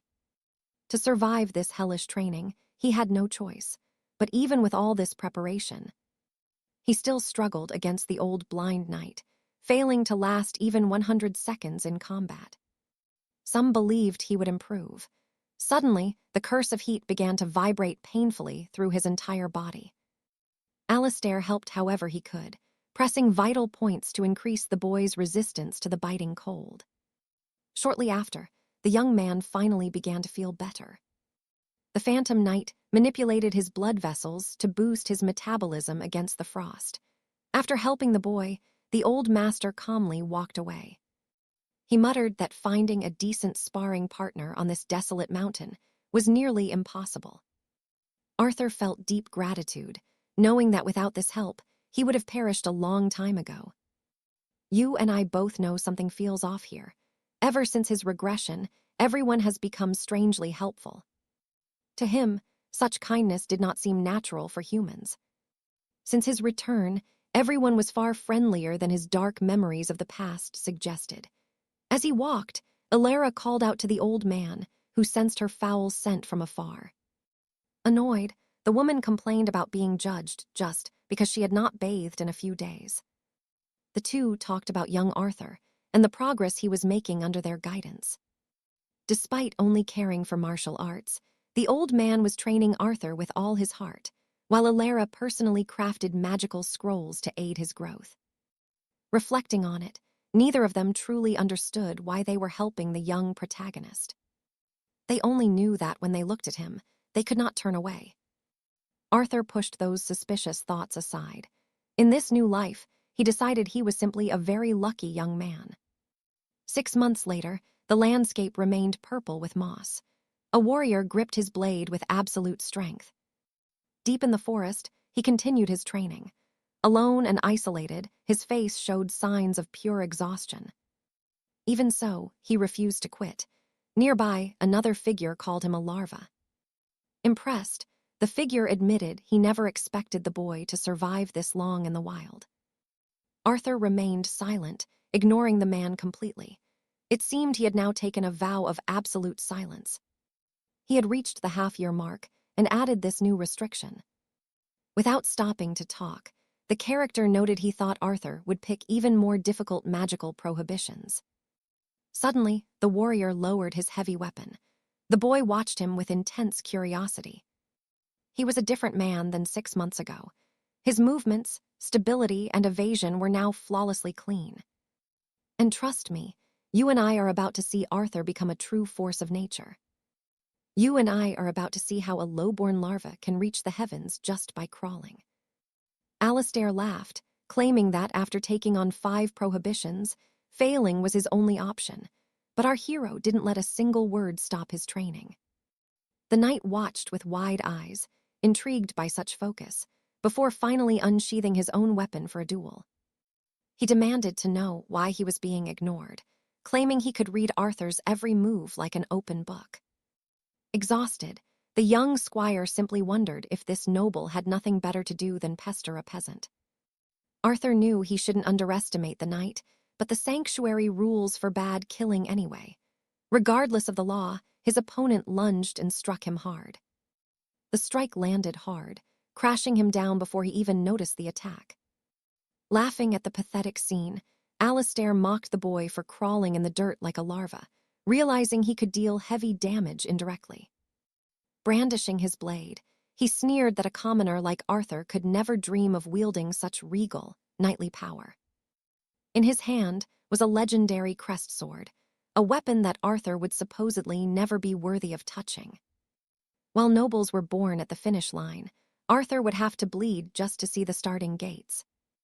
Yet, even with the odds stacked against him, Arthur's resolve didn't flicker, leaving the arrogant knight completely stunned.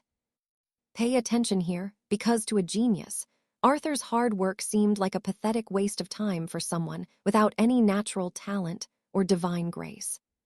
He didn't care. No matter the years, he would keep fighting forward, slow and steady as a larva. 𝒖𝒕𝒉𝒍𝒆𝒔𝒔 could keep his pride for now, but one day, Arthur would drive a spear through that confident body. Without a word, the boy demonstrated his true grit, burying his spear deep into the ancient training tree. Even in silence, the knight felt the weight behind every single move Arthur made. Standing tall, the knight simply replied that if Arthur truly believed he could win, he'd be waiting for that day to come. There was no turning back now, and Arthur certainly wasn't the type to break or cry midway. 1 month later, after a year on the peak, Arthur faced a new choice for his next trial. He chose the agonizing prohibition of hearing. This curse was pure torture, filling his head with a deafening, chaotic noise that never seemed to stop. 6 prohibitions total. Every day felt like a brush with death, but he never stopped swinging his spear. His movements were becoming a blur, dodging, standing firm, and piercing through the air with effortless precision. He mastered the skyward spear, the violet dawn arts, and the elusive soul flight technique through sheer, agonizing willpower. Past battles and training with the elite guard helped him grow, though some allies were less useful than others. As Arthur grew stronger, his body felt heavier, food tasted like ash, and his dreams became hauntingly vivid. Chills racked his frame, while the endless, screeching noise in his ears pushed him to the absolute limit. Sometimes the deafness was even a blessing, blocking out 𝒖𝒕𝒉𝒍𝒆𝒔𝒔's constant, annoying chatter during his visits. Slowly, like a larva, Arthur continued to climb higher. When Lady Mercedes summoned him early, Arthur wondered why he was being called before his next prohibition was due. To his surprise, the high priestess smiled and congratulated him for passing his most difficult hidden trial. Confused, Arthur looked around until 𝒖𝒕𝒉𝒍𝒆𝒔𝒔 suddenly shimmered into existence right in front of him. Now watch this, because Mercedes reveals that 𝒖𝒕𝒉𝒍𝒆𝒔𝒔 was never even real to begin with. Suddenly, it all clicked. All his other rivals were famous across the kingdom, known for their incredible feats. But no one had ever heard of 𝒖𝒕𝒉𝒍𝒆𝒔𝒔, despite him possessing power that should have made him a legend. It was a shock to realize that the person he feared most was just a phantom. The phantom explained his power was a test meant to crush hope, driving even the most gifted knights into a state of total, soul-shattering despair. Most candidates lost their minds, running away from 𝒖𝒕𝒉𝒍𝒆𝒔𝒔 in total, broken agony. But Arthur was different. Lacking talent, he turned the nightmare into a goal and pushed himself even harder. It was a reckless, insane way to handle the test, but Alistair simply couldn't break Arthur's unbreakable spirit. His reckless spirit was his greatest gift. Mercedes warned him never to reveal the Phantom's identity to others, or he would face divine wrath, so the young man continued his secret training on the peak. His true reward for passing this impossible test would only be granted the day he left the sanctuary. She offered him a godlike power in exchange for his soul, a shortcut that bypassed a century of training. But Arthur refused. He chose the slow, painful path of the larva, determined to earn every ounce of strength. So what do we take from this? Talent is a gift, but pure, stubborn effort is a god-killer.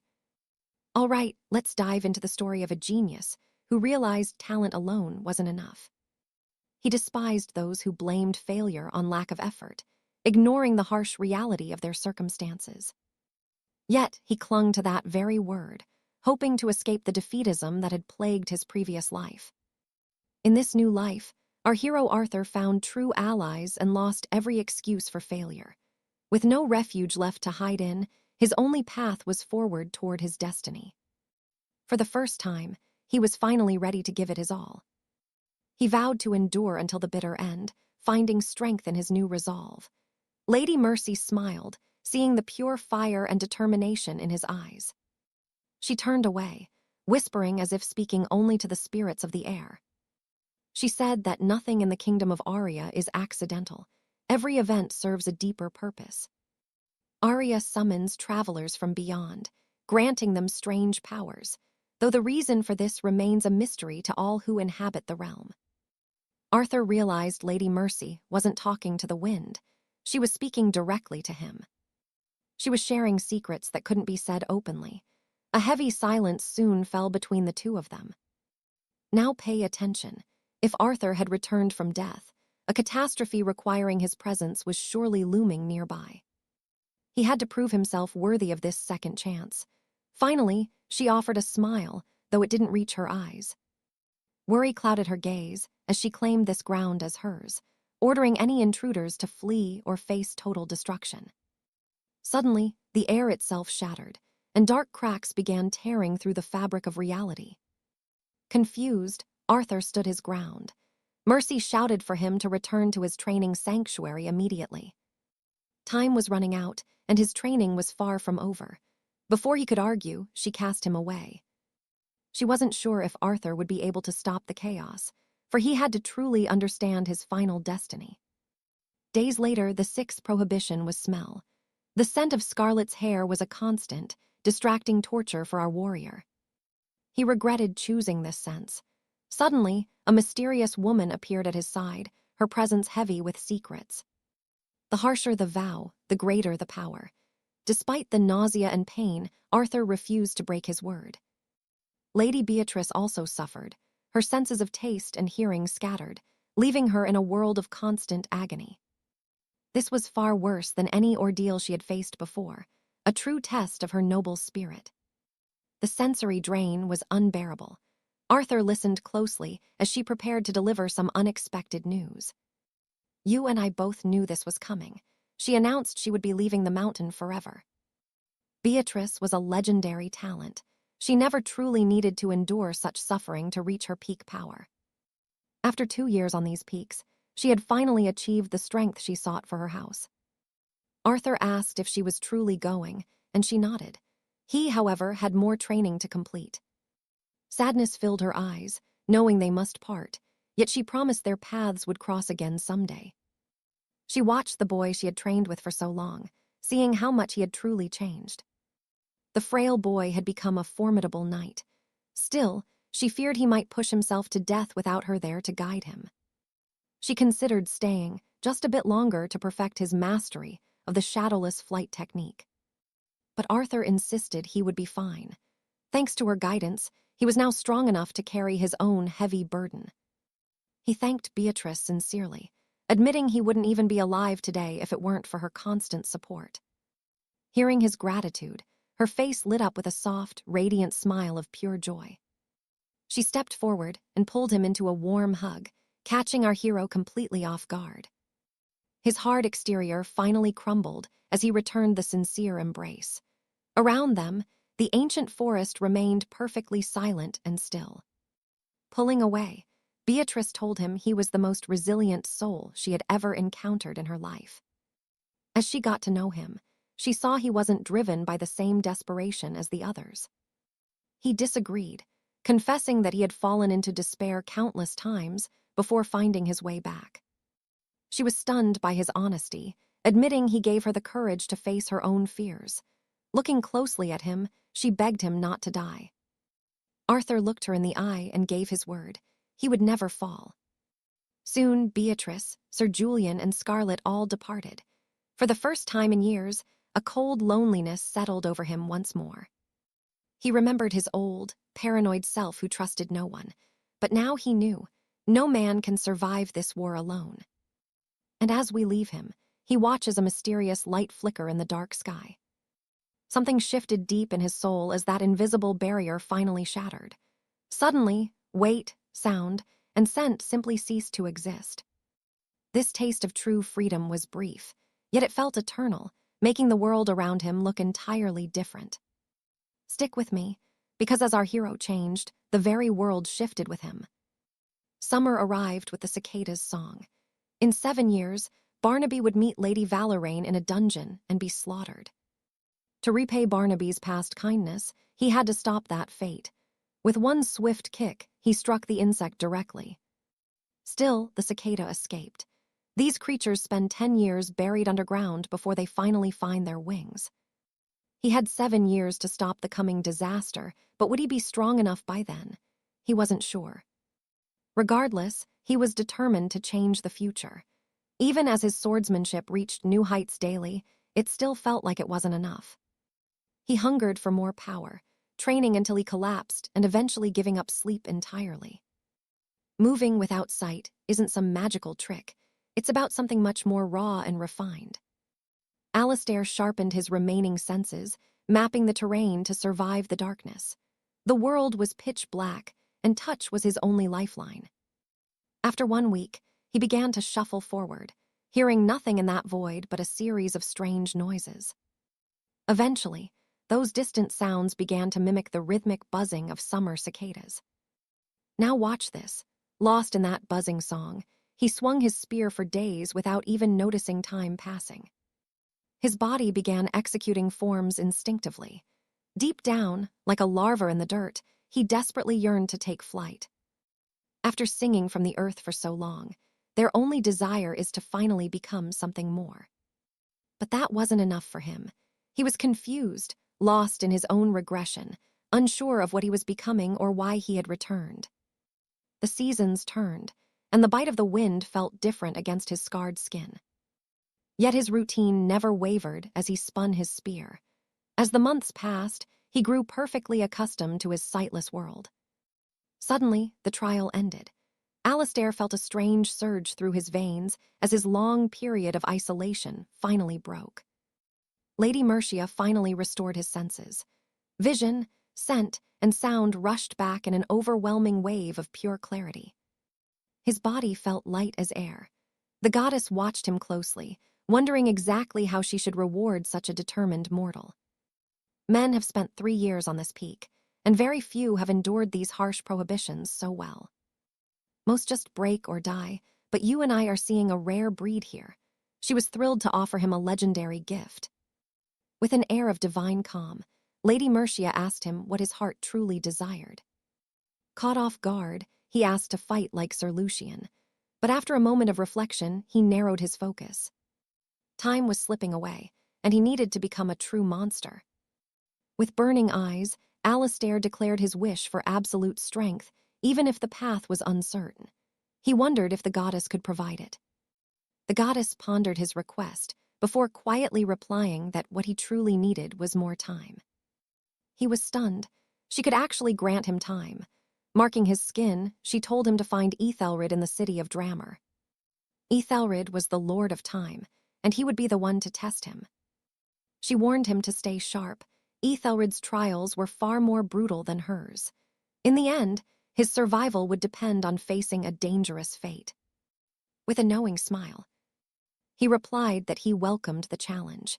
Everything was set for him to receive his reward for surviving 3 years on that mountain. He smiled, calling Lady Mercia an incredibly generous goddess. To deliver his prize, she summoned a man in noble attire.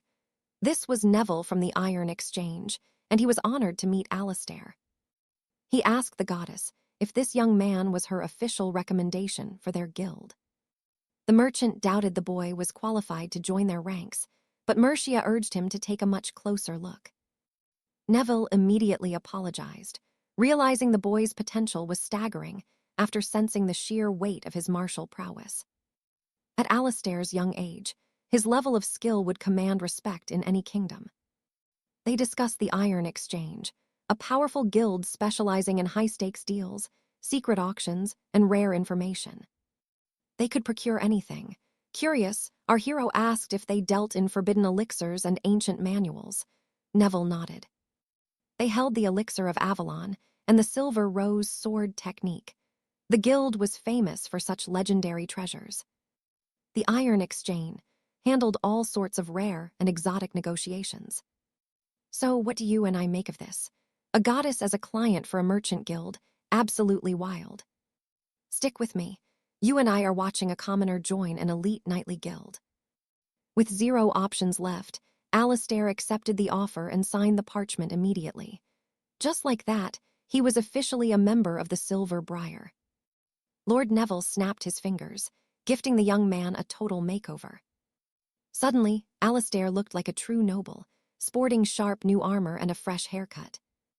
The lord departed, leaving his contact for any future trouble. The goddess Mercy asked if he liked the new look, and Alistair gave a nod of approval. Joining the Briar was a massive win, but Alistair stayed focused. He announced his first stop would be the border city of 𝒖𝒕𝒉𝒍𝒆𝒔𝒔. However, the goddess quickly cautioned him about his true goals. She warned him to remember her cryptic whispers about his second chance at life. As he traveled, the young man pondered why fate had sent him back in time. Now, pay attention. He is so lost in thought he doesn't notice the beasts closing in. Despite the monsters blocking his path, he stayed calm. He needed to know what was truly driving these events. As he cut through his foes, one question burned. Who was the mastermind behind his rebirth? Raising his blade, he cleared his mind to focus on the kill. After 3 years of mountain training, he had become a master swordsman.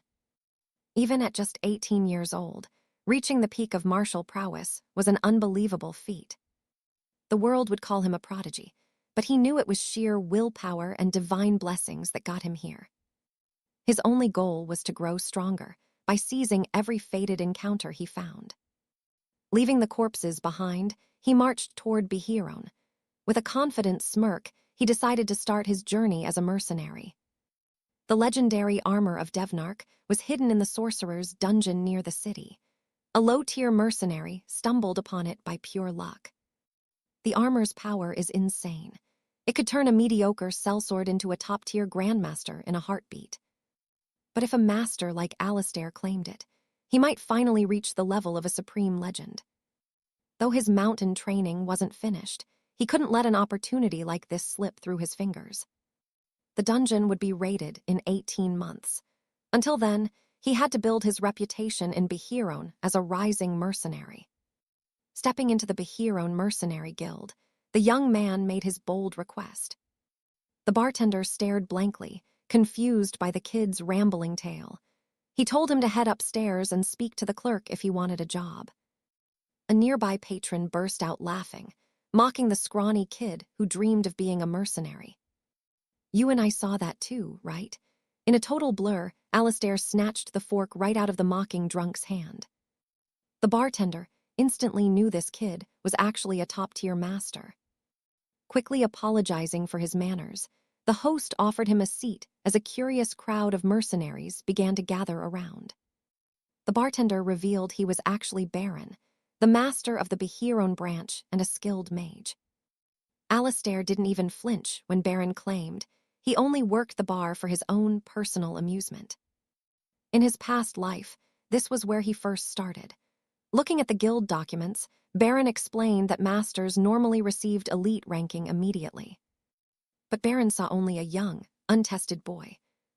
He looked like a mountain-trained novice who lacked real-world experience. To prove his worth, he would have to pass a trial. Baron assigned a special test mission where he would be supervised by another veteran mercenary to gauge his true abilities. If he successfully completed the request, the elite mercenary title would be his. By the next dawn, the mission was already underway. The senior mercenary quickly found his new partner incredibly annoying, since the kid barely spoke a word. He expected a jokester after that fork stunt at the guild, but he soon realized this boy was dead serious. 𝒖𝒕𝒉𝒍𝒆𝒔𝒔 gave no reaction to the chatter. Still, his veteran partner admitted the kid's brooding look would make him popular. The veteran's name was Captain Ludovic, a legendary S-rank elite of the guild. Although they never crossed paths in his previous life, 𝒖𝒕𝒉𝒍𝒆𝒔𝒔 knew the name well. Ludovic was his partner for this quest, but he was obviously there to keep a close eye on the boy's every move. Grinning, Ludovic asked if the lad had ever faced a massive forest ogre before. With a stone-cold expression, 𝒖𝒕𝒉𝒍𝒆𝒔𝒔 admitted he hadn't. Ogres were the apex predators of these lands, possessing powerful magic resistance and hides as tough as tempered steel. Their simple task: hunt down and slay an ogre recently spotted terrorizing the nearby village woods. As they trekked, the veteran claimed that 2 S-rank warriors were more than enough to finish one beast. Still, something felt off. This forest seemed way too small to hide a creature of that size. Confused, 𝒖𝒕𝒉𝒍𝒆𝒔𝒔 asked what he meant. Ludo explained that ogres stand 3 meters tall at minimum. You and I are going to want to see what happens next. All right, you and I are about to see how a routine hunt turns into an absolute nightmare for our heroes. Right then, young 𝒖𝒕𝒉𝒍𝒆𝒔𝒔 signaled Lucien to hold his position. Lucien was on edge, trying to see what the boy found. Beneath them lay a deer, shredded into 1,000 bloody pieces. An ogre could cause this kind of carnage, but strangely, not a single bite had been taken out of the carcass. Ludlow couldn't catch a scent, which felt completely wrong. Suddenly, a strange sound echoing through the trees made them both freeze. Something was closing in fast. Instinctively, the warriors tightened the grip on their shields and armor. Ready for the worst, they shared a grim look. With weapons drawn, they charged forward to meet the threat head-on. A mountain of muscle was smashing everything in its path. They stood there, paralyzed by the sheer scale of the monster. Lucien panicked, realizing this thing was nothing like the scouts had described in their reports. He knew they were outmatched and had to run. This beast had massive claws and a body built for pure destruction. Watch closely. It is a chimera ogre modified by magic. Chimeras are twisted, magical creations designed to be the ultimate species. By fusing different creatures, they bypass all natural limits found in the wild. Even an F-rank goblin turned into a chimera would become a B-rank threat. But since this monster started as an ogre, the danger level is off the charts. Not even the kingdom's elite, S-rank knights could handle this monster. Usually calm, 𝒖𝒕𝒉𝒍𝒆𝒔𝒔 finally showed a rare hint of tension. As the beast pulverized the trees around them, wood splinters filled the air. But 𝒖𝒕𝒉𝒍𝒆𝒔𝒔 knew he couldn't run away. Without warning, the ogre lunged forward. Its massive fist was inches away from crushing the boy's skull. Lucien kept shouting for him to retreat as he scrambled back from the incoming strike. Watching that massive hand close in, 𝒖𝒕𝒉𝒍𝒆𝒔𝒔 entered a state of total focus. He leaped, narrowly dodging the killing blow. He combined his ghost step technique with silent stride. From behind a tree, Ludlow watched in awe at the boy's sheer bravery. Even he was shocked. How could a human move with such incredible speed? 𝒖𝒕𝒉𝒍𝒆𝒔𝒔 realized they weren't on Mount Mercy anymore. The heavy gravity curse that usually held him back was gone, and he could finally fight at full power. Next came his second stance, a perfect fusion of ghost step and shadow dance. The ogre spotted him as he scaled its massive body. Once in range, he prepared his Heavenbreaker spear technique. As he struck, he unleashed the devastating soul-pierce finishing move. Let's pause. 𝒖𝒕𝒉𝒍𝒆𝒔𝒔 just realized the skin was totally impenetrable. You and I can both see the massive trouble he's in now. His enchanted sword didn't even leave a scratch on the monster's hide. Lucien knew the bounty wasn't worth dying for, as it paid the same as a common hunt. But with no escape left, he decided to fight alongside the young 𝒉𝒂s. But he stopped dead in his tracks after hearing a voice telling him to stay back. It was a telepathic message, so he stayed exactly where he was. 𝒉𝒂s knew the monster was huge, but he didn't want Lucien getting hurt. Lucien suddenly remembered that the boy had never actually faced an ogre in real combat before. Even so, 𝒉𝒂s knew exactly what kind of monster he was facing. He didn't know why his blade failed, but 𝒉𝒂s was determined to bring this chimera down. Grip tightening on his weapon, he launched the Heaven Breaker technique, fused with a devastating Storm Cleaver strike. The beast took the massive hit head-on, but as he withdrew his sword, the ogre still stood tall. Ludlow's heart sank. He realized that none of their attacks were doing any real damage. He was terrified, but 𝒉𝒂s refused to back down, gripping his weapon even tighter. The ogre, however, was starting to look bored. 𝒉𝒂s raised his sword once more. With a powerful jump, he soared high above the towering beast. He aimed for the eyes, the only part not covered in armored skin. His blade struck true, piercing the monster's left eye with lethal, surgical precision. Using a red thread to distract it, he went for the ogre's weakest point. The boy fought with the skill of a veteran. Roaring in pain, the monster ripped the blade from its eye. Seeing that his weapon had finally drawn blood, 𝒉𝒂s pushed his advantage to finish the job. But then, the impossible happened. The mangled eye tissue began to knit back together, fully healing in seconds. That was the moment he realized his enemy possessed the terrifying power of regeneration. This chimera has troll blood, and trust me, you and I are going to want to see what happens next. All right, you and I are about to see if a simple spearman can take down a god-tier monster. Lord Ludwig shouts in a panic, but our young knight refuses to give up an inch of ground. Thinking of his mentor Baldwin, he knows his quest isn't over. He can't fall in this dark pit. He spent years drilling 3 basic spear forms until they became as natural as breathing for him now. As the beast charges, he remembers Sir William's brutal training and aims straight for its massive, sharp claws. This is the moment his training pays off. He needs every ounce of strength to parry this strike. He doesn't hesitate. The chimera still looks unstoppable, with not a single mark on its foul, stitched skin. Leo charges forward with his spear held high, zeroing in on the monster's only possible weak point. Spinning the shaft with perfect control, he slips past the swipe and gets close to those deadly claws. With the beast in range, Lord Ludwig watches every move, completely mesmerized by the boy's incredible skill. A precise jab throws the beast off. He grips the wood tight, switching to heavy, lethal slashing attacks. While the monster wobbles, Leo Summers drives his blade deep into its massive, trembling and bloodied leg. The strike lands true. The abomination lets out a blood-curdling scream through its terrifying, stitched-up maw in agony. Its joints are weak, just as he thought. It lunges again, but he's already one step ahead of it. Frustrated and confused, the creature tries to pin him down with one desperate and very precise blow.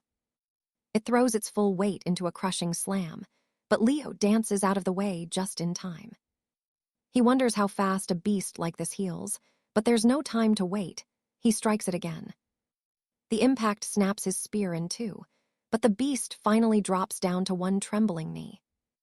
With the broken wood wedged deep in its flesh, that wound isn't going to close anytime soon. Leo smiles. He jams the remaining half into its arm, pinning its entire right side down to the dirt. The chimera collapses onto one hand, trembling from the sheer agony of those calculated and brutal strikes. Our hero knows he only needs one final, perfect blow to end this nightmare once and for all. Now pay attention, because you're going to love how he finishes this beast with the legendary High Heavens lightning strike. It's dying, but the monster has one last claw free. It swings wildly at our young protagonist's head. But it's far too slow now. The beast can't even touch the hem of his tattered cloak. He feels light, faster than ever since leaving Sentinel Peak. The cicada's song finally fills the air. Getting closer, He realizes he refuses to just be another nameless insect waiting for the bitter end. On that mountain, he was just a larva. He didn't train for years to stay small and weak. Even now, the hero isn't entirely sure what kind of man he's really supposed to become.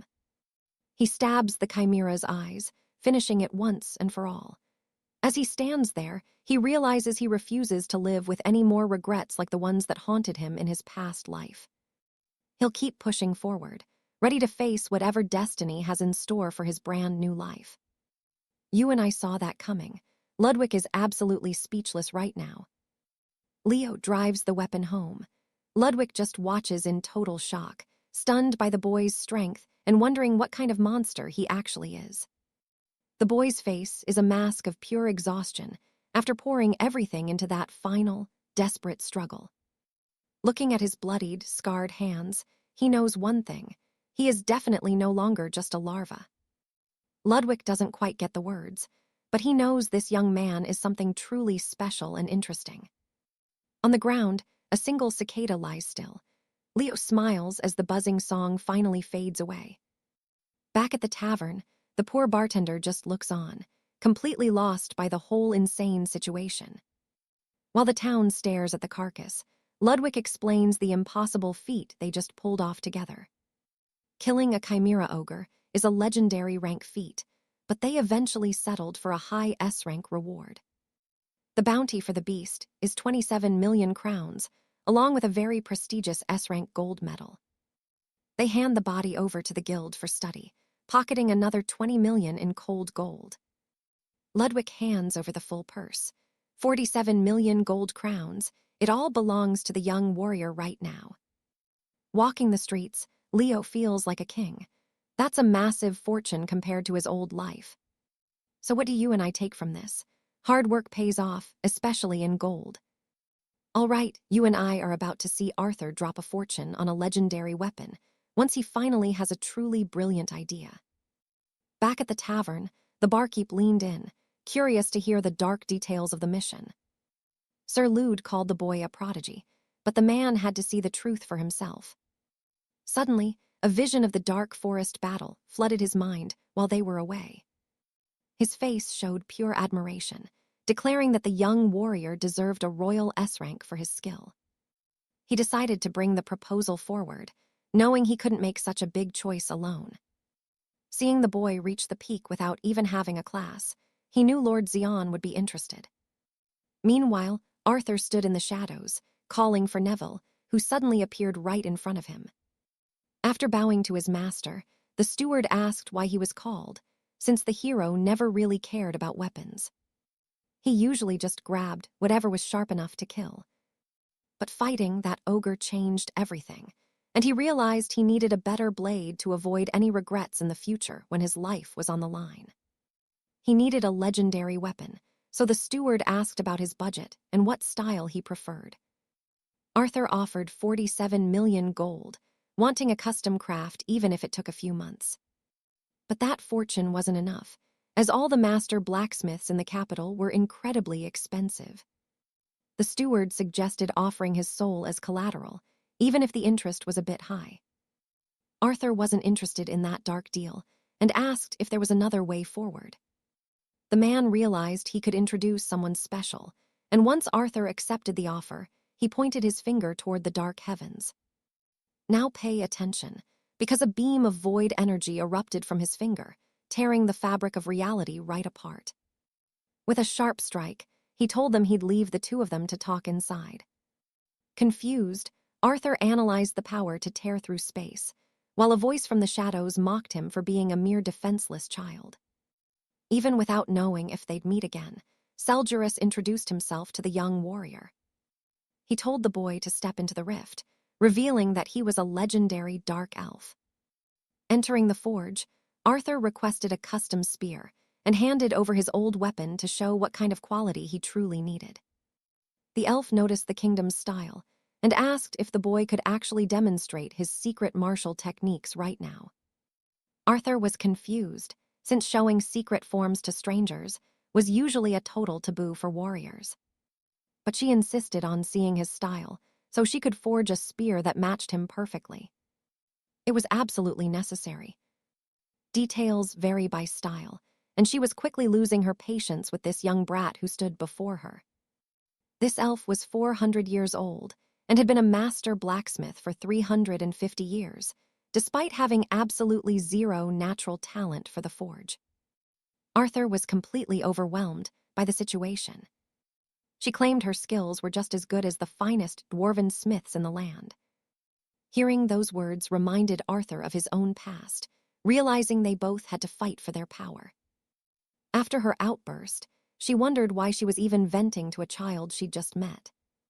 She told him to go find the dwarves instead, but Arthur was determined to show her his style. He told her he was convinced to stay after hearing that her 350 years of experience were real and true. The elf stood there, completely stunned by the boy's unwavering honesty. She laughed, calling him a naive fool for trusting others, but he didn't feel intimidated at all. Let's pause here, because her mood suddenly changed as she realized this boy was actually great with words. She was usually cold and calculating, but she decided to craft him something legendary just because she liked him, hoping he would eventually become a very loyal and a regular customer. The spear would take a few months, so the hero just needed to relax and wait. Back in his bed, he meditated on his battle with the ogre, his first real fight as a true master. He had to digest everything, knowing his awareness was a special kind of talent. It had evolved into a sixth sense after those long, grueling years of mountain training. And trust me, you and I just saw the instinct that allowed him to move his body automatically without even realizing it. You and I are about to witness if Arthur can survive when even his own sixth sense starts betraying him. His time in the Forbidden Peaks sharpened his touch and intuition, yet something felt dangerously out of balance. Without honing his other senses, he was walking into a trap, something he might never be able to undo. Inside the Lion's Crest Guild, the air was eerily still. While cleaning glasses, the bartender asked about the next job, but Arthur only cared about finding the carcass of that Blackwood beast. Because it was a chimera, it meant someone had built that nightmare. The bartender was coordinating with the mages to investigate. Strangely, in Arthur's previous life, this specific monster never even existed. Either the contract was ignored back then, or the entire guild had been wiped out. This pointed to a dungeon master who usually wouldn't be found for another 6 months. The timeline was officially shifting. Perhaps he found it later in his first life, but killing it now changed everything. The future was officially unwritten. Over at 𝒖𝒕𝒉𝒍𝒆𝒔𝒔 Guild, a voice welcomed the young warrior. Arthur watched as a mage began weaving complex spells in the air. This was Master 𝒖𝒕𝒉𝒍𝒆𝒔𝒅, a dark mage currently dissecting the secrets behind that chimera's creation. Arthur revealed he was the one who slew the beast. Noticing his heritage, 𝒖𝒕𝒉𝒍𝒆𝒔𝒅 asked if a void tear had struck his homeland. It was a gateway between worlds that allowed bloodthirsty monsters to flood into their reality. Moving on, the mage realized the boy was from an entirely different dimension than his own. Still, he was glad to see a fellow countryman, but suddenly, his playful expression turned deadly serious. 𝒖𝒕𝒉𝒍𝒆𝒔𝒅 was hiding something, but Arthur didn't care. He demanded to see the remains of the chimera carcass right then and there. To craft the legendary dragon-scale armor, Arthur needed intel. 𝒖𝒕𝒉𝒍𝒆𝒔𝒅 finally decided to spill what he had uncovered. The beast wasn't fully dead yet, making it impossible to reveal all of its twisted secrets. Whoever crafted this nightmare had to be at least a great mage level, an absolute monster of a sorcerer. Now pay attention to this detail. It's absolutely gruesome. The thing's mouth was sewn shut just to test its killing performance. Hearing that, Arthur visualized the corpse he had split in half. It was a mercy killing he didn't regret. 𝒖𝒕𝒉𝒍𝒆𝒔𝒅 realized Arthur didn't care about the science of monsters. The boy stood like a statue, showing no emotion at all.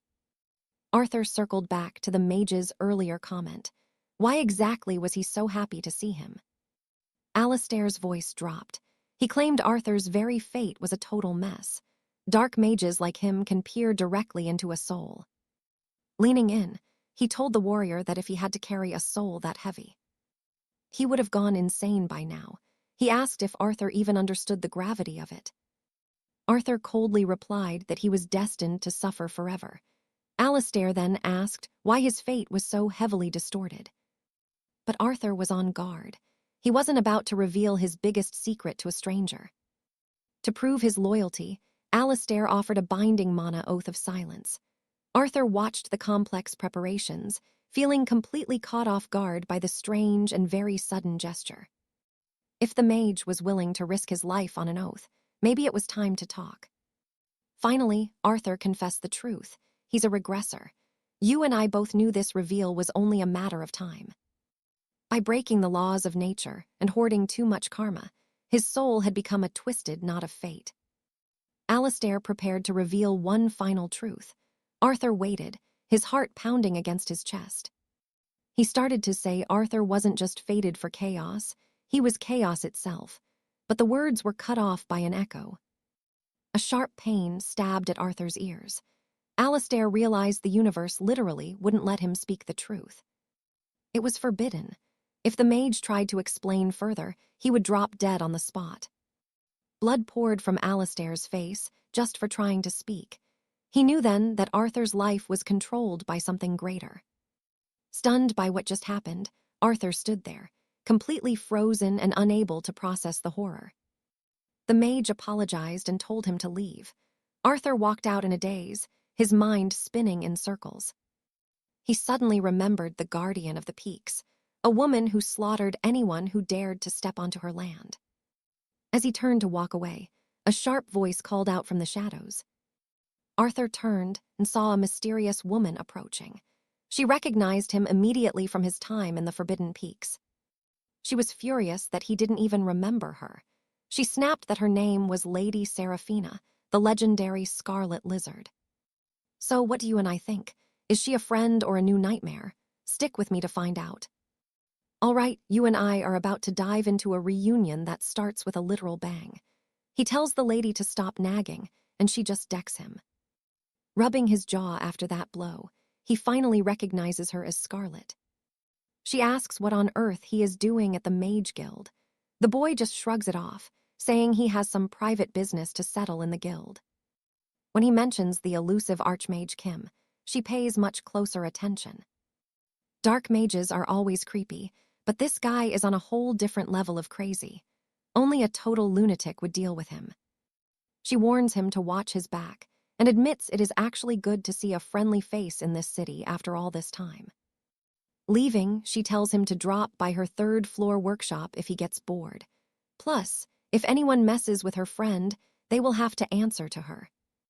He waves goodbye, standing alone once more. His mind drifts back to Mercy's warnings and that chilling, unfinished sentence from Archmage Kim earlier that day. He gets a bad feeling. Why are all these powerful people favoring him in such a strange, suspicious way? Now pay attention here. Something big is moving behind the scenes. Everything is getting complicated and messy, but for now, he decides to focus only on the mission happening right now.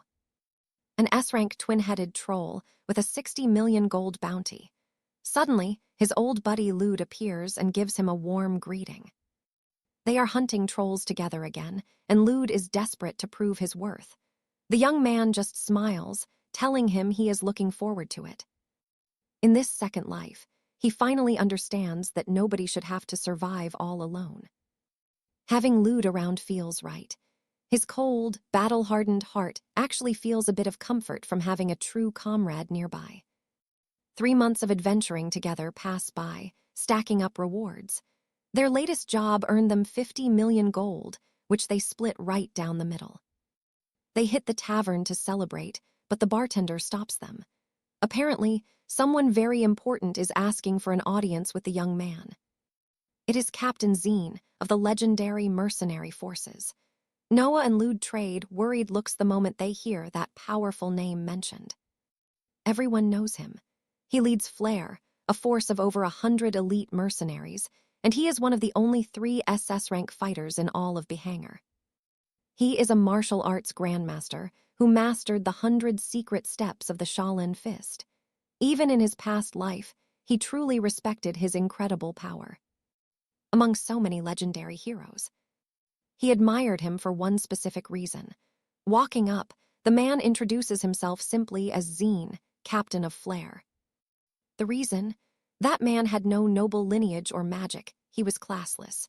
And now as a master, Noah can feel his aura. 𝒉𝒐 is on the verge of becoming a supreme master, and he points out that both of them started from absolutely nothing. Like a true warrior, he speaks about how ruthless this world is to people like them. Now get this, 18 years old and already a grandmaster. 𝒉𝒐 cuts to the chase and demands that he joins the ranks of flare immediately. He offers him the rank of vice captain, reporting only to 𝒉𝒐 himself. It is a massive, sudden offer, and he sees the young man's confusion. Handing over a small box, he tells him to decide. When the boy opens it and looks closely, his eyes go wide in total shock. Inside is a rare lesser revitalization pill. It is a sacred elixir that massively boosts internal energy. If he signs the contract, the captain will give the pill to him right now. He slides over a sheet of paper for the contract. There are no magical traps, making it look deceptively simple. Just follow 𝒉𝒐's orders. But if he breaks his word, he will be held accountable in some very nasty ways.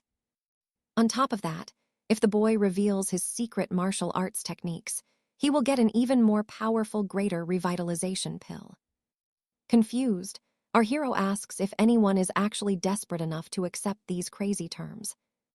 With a grim look, the man explains that every mercenary and behanger has to accept. Lude leans in, curious to hear what his friend said. Noah flatly refused that offer of pure slavery. Lude knows this is bad news and tells him they need to get out of the kingdom fast. One wrong move, and they are dead men, because 𝒉𝒐 is known for doing some very shady things. Even if the boy runs, the man is going to make sure life becomes a living nightmare for him. In the past, Lude refused an offer at A rank. Suddenly, every job dried up because everyone was terrified of crossing flare. He had to flee and hit S rank in another city before returning, but 𝒉𝒐 had already reached SS rank by then. As the protagonist watches Lude drink, he realizes he always knew 𝒉𝒐 was this kind of ruthless person. Despite his respect, Lude asks him to head to the mountains together. Suddenly, a man shouts that a hidden dark mage dungeon has finally been located. It is likely the lair of the same dark sorcerer who created that terrifying Chamora ogre. They are gathering a massive team to raid the dungeon under the flare command. A cold voice mutters that this took longer than planned. He says he needs a weapon right now. Trust me, you and I won't want to miss what comes next. Mithril was the core material, while the exterior was forged from black iron. Both are elite mana conductors. Looking at the blade, Arthur was stunned. He hadn't expected a masterpiece of this high caliber. Alaric mentioned Lady Alara truly favored him. Creating this legendary weapon cost a truly massive fortune.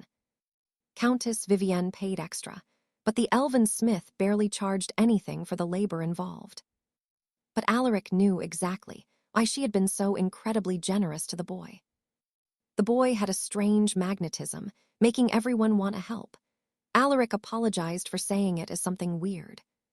Finally, he said goodbye, telling Arthur to call if he needed anything else at all. Now alone, the young knight found himself lost in a world of deep reflection. Not because Alaric was weird, but because his words confirmed a dark suspicion. It started at the peak of Mount Mercy. He initially thought it was luck, but now he wondered if some power dwelled within him. If his charm was magical, then every friendship and every experience might just be a lie. While his thoughts soared, his best friend Leon approached him with a wide smile. He saw the strange look on Arthur's face. If the suspicion was true, even Leon was fake. Stick with me. You and I are about to see if Arthur's whole life is a lie. Leon hugged him, asking about the raid. That's when Arthur remembered the future had changed. The guild hunted the dark mage, and the dungeon was found 3 months early. Furthermore, the future had completely changed. Lord Silas was truly happy to see the rising star joining their dangerous expedition. Noting the boy's presence, 𝒖𝒗𝒊𝒗𝒐𝒓 claimed this would be a very easy mission for them. The Iron Talon Company never participated in this expedition because they were on another mission in Arthur's past life. Now, they could join since everything was moved forward by 3 months. 𝒖𝒗𝒊𝒗𝒐𝒓 saw Leon was there too, smiling as he told them both to be very careful. This dungeon was a death trap. There was no telling how or when they might die. After the orders were given, everyone marched in formation. Arthur clearly heard the captain's hidden threat about killing them during the bloody chaos of the raid. For a brief moment, watch this closely, because Arthur realizes he is in way over his head with these terrifying skills. 3 months since the mountain and 0 progress. To break the status quo, he needed the Aegis of Valor to level up, which makes any warrior a master. Returning to the previous conversation, Leon assured him 𝒖𝒗𝒊𝒗𝒐𝒓 wouldn't dare act rashly with so many witnesses around. 27 people joined the raid, including 1 S rank, 4 A ranks, and 12 B ranks from the Iron Talon Company. Even Baron, the leader of the entire guild, decided to join the hunt. Leon gripped his sword, vowing he would cut off the head of anyone who tried to pull any tricks. You and I know Leon is just here out of loyalty, even if it puts him in danger. Arthur was deeply grateful, as it meant Leon was in trouble with 𝒖𝒗𝒊𝒗𝒐𝒓 now too. At that moment, he remembered something absolutely crucial. He decided to stop thinking and start acting. The leader announced the vanguard would enter the Black Sea dungeon. They were the best in the kingdom, ready for anything that might cross their paths. They had to stand firm and crush anything that stood in their way. Ready for duty. With a shout, the march began. It started quietly, soldiers walking side by side. Leading the vanguard was Sir Gareth, and a rank warrior. His skin was hard as stone, yet he was sliced like tofu, causing his companions behind him to freeze in horror. Gareth could not even react to the lightning-fast attack that came from the shadows. His body was ripped in two. His friend could only catch the upper half. The leader roared in absolute fury. Monsters were swarming. He realized it was going to be a very long, bloody night. Despair hit when they realized these were chimeras, twisted biological nightmares. 𝒖𝒗𝒊𝒗𝒐𝒓 saw the carnage starting. These monsters were mutated, larger, and much stronger than before. One beast was instantly cleaved in half by a strike from the captain. Arthur noticed him using the mystic steps and elite fist techniques. From behind, he carefully observed and memorized every single lethal movement. 𝒖𝒗𝒊𝒗𝒐𝒓 is terrifying, and trust me, Arthur isn't ready for what is lunging at him next. You and I are about to watch a hero use his past life to survive a hollow tomb. Arthur realized the master of this crypt was likely lurking nearby. Exhausted and bleeding, he knew something was terribly wrong. The slaughter was brutal, leaving broken bodies scattered across the cold stone floor. Arthur realized they had taken too many hits and couldn't keep the raid going. Mocking the leader, he boasted that his own knights were far superior. Lucas noticed that amidst the carnage, Arthur had only bothered to shield his own men. Just 1 hour into the crypt, the team lost 2 elite knights. Among those left standing, only 1 lone mercenary remained who wasn't sworn to the Crimson Vanguard. Sir Lucas introduced himself to the trembling girl, promising her that she was finally safe. His companion returned to Arthur's side, noticing the girl looked even more terrified just by catching sight of him. Suddenly, a scout called out for the Grandmaster, reporting that the entire vanguard was severely wounded and broken. Hearing the news, the Lord prepared to move. He apologized, but insisted they couldn't turn back at this stage. He figured the mission was still safe since the heavy hitters, the Master and Grandmaster Knights, were still standing. Sensing the girl's hesitation, he told her to head back if she couldn't handle the pressure. But with the trail behind them littered with corpses, she knew nobody was left to protect her on the retreat. Now pay attention, because this is where the tension starts to build. The group moved slowly, watching the shadows. Everything felt eerily, deathly silent. They began to suspect the monster attacks were just a ruse for the Vault Master to make an escape. Using these diversions to buy time made perfect sense, but they couldn't drop their guard over a mere theory. Just then, one of the knights noticed something. It was a massive, heavy wooden door. It didn't look like a trap, but Arthur couldn't help feeling suspicious. Behind the thick timber lay a chamber packed floor to ceiling with books. Raising a candle, the man reported the room held nothing of value.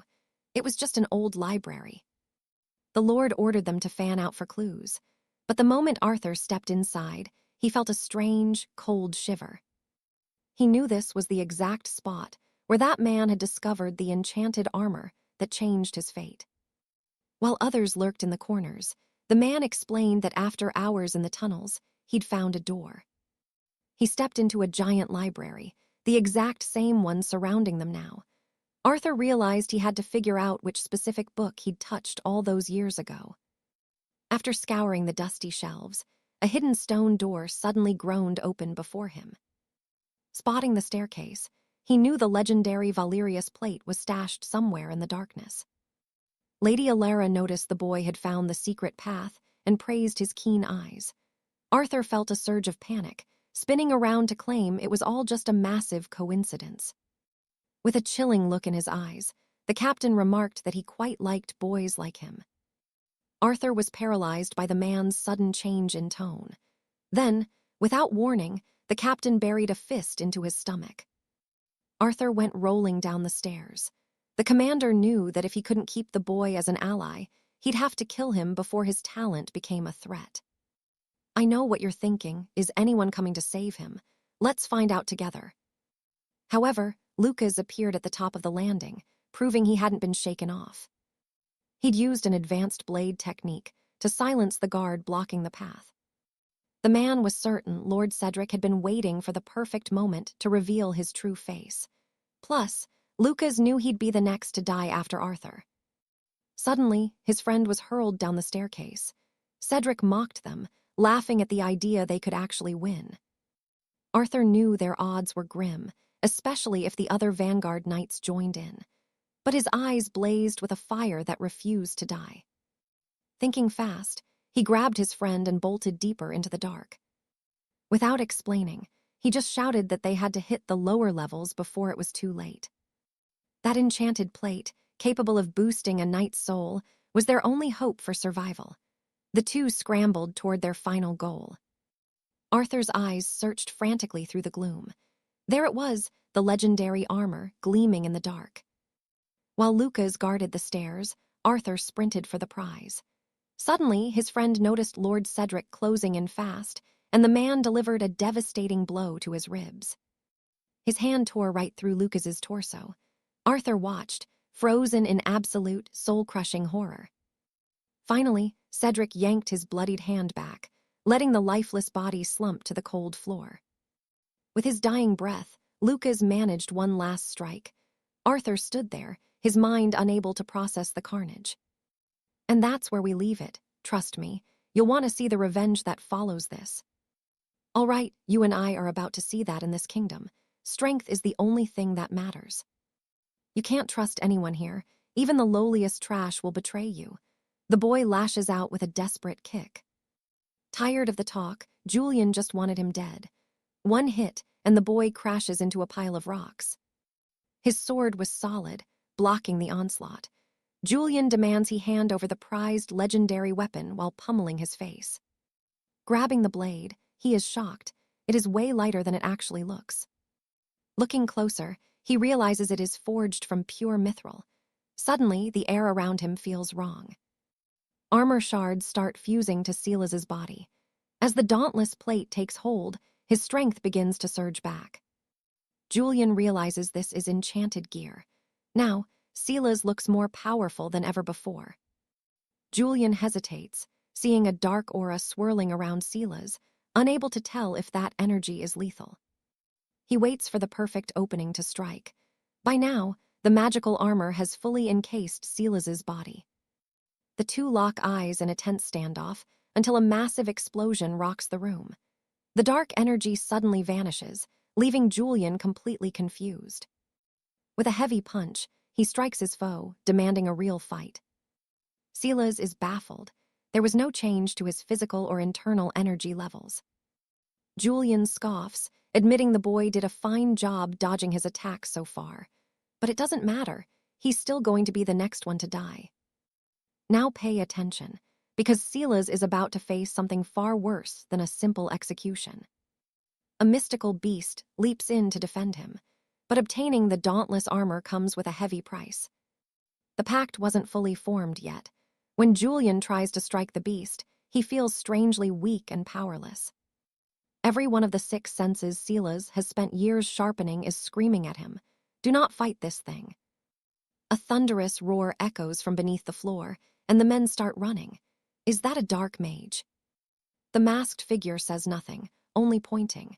In that moment, the leader realizes they are facing a lick. Sensing doom, a knight screams for everyone to flee, but the monster is faster than any human. With one simple spell, it kills the commander. As they scramble to leave, they find the exit sealed. The creature sneers that they are only here because it allowed it.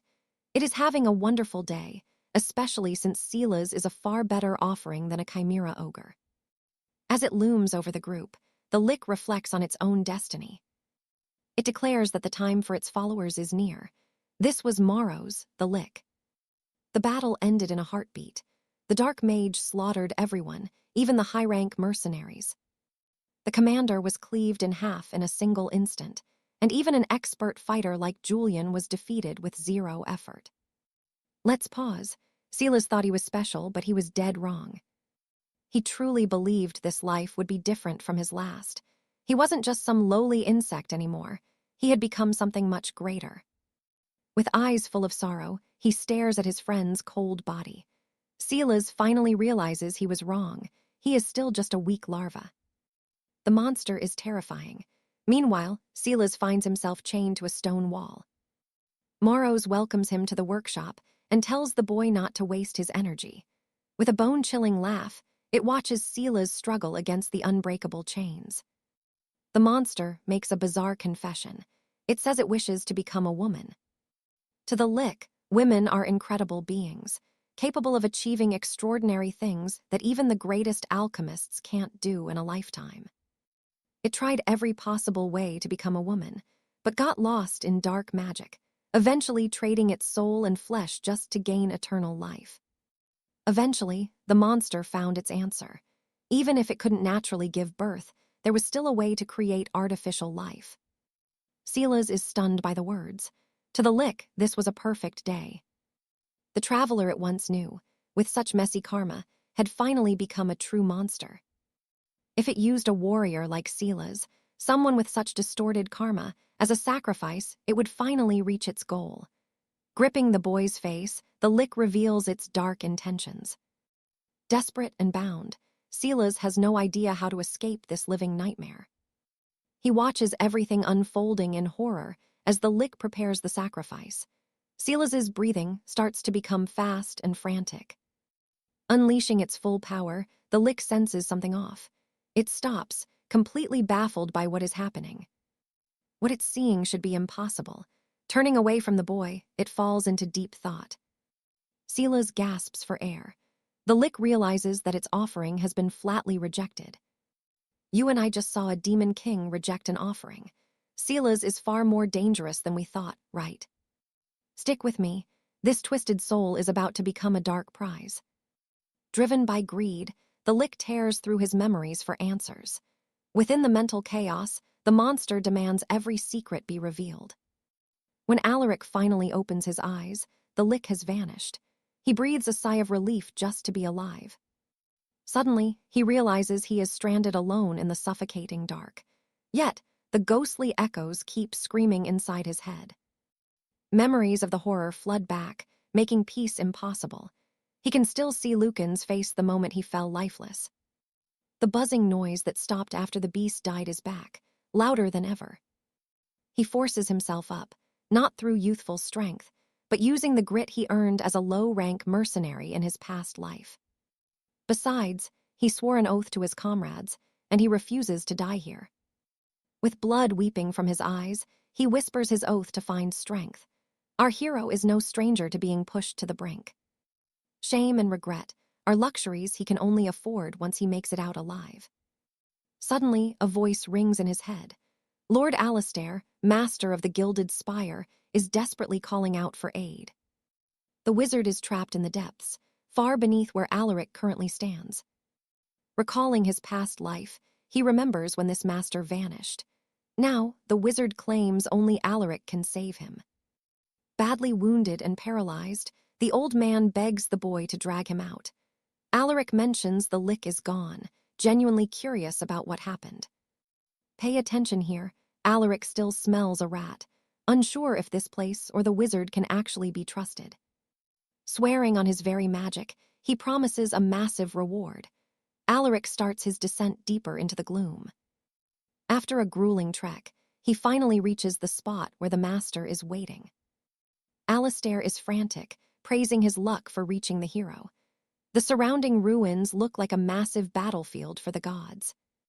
But then Alaric spots something horrifying. He looks down to find Zane dead, a gaping hole through his chest. He demands answers from Alistair, who brushes off the death as a minor detail before begging for more help. Standing his ground, Alaric asks how he can be useful. The mage just wants him to get him out of this dungeon. He points a trembling finger toward the shadows. In a desperate voice, he commands Alaric to destroy the object there. It is a heart forged by Malachor himself, a relic that dangerous cannot be allowed to exist anymore. He lunges with his spear to shatter the heart, but an invisible shield knocks him back. As he pushes closer, the heart begins to pulse and morph into something monstrous. You and I saw this coming, dark claws lash out, but the spear strikes and the heart vanishes. Stunned, Alaric stands there speechless until the terrifying truth hits him. The black heart has somehow fused directly inside his own body. Let's rewind. Hours before that happened, the Lick Malachor was struggling just to leave these ruins. He had been using high-level mind magic to strip the memories from his victims. The spell backfired, and even the King of Terror rejected the boy's soul. Malachor realized he had burned through far too much mana. Staring at the two hearts, he hatches a new plan. He will drain the life from the fallen men to refuel his powers. But Zane was still breathing. The Lick grabs him by the throat, forcing his dark magic to siphon every drop of energy. After consuming the life force of two warriors, the monster finally starts to recover. He looks at the third body and realizes he is just faking it. Zane is trembling in terror, sweating cold at his grim fate. Suddenly, he shatters the magic chains, proving he was hiding some serious power all along. The Lick decides that a soul this strong deserves a much more sinister and valuable purpose. Alistair demands to know Malachor's plan. He realizes the Lick is still obsessed with his vile, forbidden research. It took 10 years, but the wizard finally tracked him down. His obsession with hunting the Lick never wavered. Seeing the Lick is weak, he prepares to shatter the monster's body and find its core. Zane finally recognizes him as the legendary Archmage of the Spire. Resolved to fight, Zane declares he will help take the necromancer down for good. However, the mage tells him to stay back. He is simply not strong enough for this clash. Trapped, the Lick cursed his luck. Between the failed sacrifice and the Archmage's arrival, things look grim. Then, he remembers his backup hearts. It is a desperate gamble, but he has no choice. He begins chanting a final, forbidden spell. Terrified by what is emerging, the wizard watches in shock.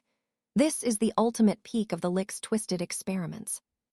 And trust me, you and I just witnessed a nightmare being born. Stick around to see if he survives. Stick with me. We see a foot as Sir Leonard stares in total, desperate confusion. The necromancer lord finally birthed his creation. Her body was hollow, but he had a spare heart ready. He would use this half-finished puppet to survive the battle and perfect the core later on. Seeing the resistance, the Archmage of the Gilded Spire decides to wipe that abomination from existence. Casting a massive spell, he threatens everyone in his path. The Lick commands the girl to kill that fool while he prepares his next curse. She waits for the strike. His magic cannot even scratch her. He watches in horror as his ultimate spell is shattered like glass. The Lick cackles at her success. Calling him father, she chirps that she is absolutely starving. Her eyes lock onto Cedric. In one clean motion, she punches a hole straight through his chest. That was the end of the Vanguard squad captain. The man destined to be the Grand Paladin of Silveria died instantly. Heart ripped out without any chance to fight back. Now pay attention, things are about to get insane. Seeing her power, the Archmage panics while the Necromancer Lord laughs at the chaos he unleashed. That monster was capable of anything. The Archmage poured every drop of his ether into one final, desperate assault. Badly wounded, the two villains fled. That was the grim truth of what happened in those shadows. Sir Leonard feels nothing but gratitude for the boy who saved him and destroyed that cursed heart. Having collapsed while calling for backup, the Archmage missed the rest of the carnage. Still, the boy was baffled by the energy inside him. Leonard promised a grand reward for his heroism. It was a blank check from a legendary mage. Needing nothing, the boy simply held onto the favor. Sir Leonard could never know about that heart. Przen was a master of the dark arts, but an execution order was issued because he defied the laws of magic. The man who took the contract to hunt him down was none other than Sir Leonard. After 10 years of chasing shadows, a single chance finally appeared during this recent raid. However, in the original timeline, Sir Leonard died here. Since the raid was supposed to happen months later, he simply vanished. A man who was meant to be dead is now alive, all because our hero returned. You and I can feel that weight, right?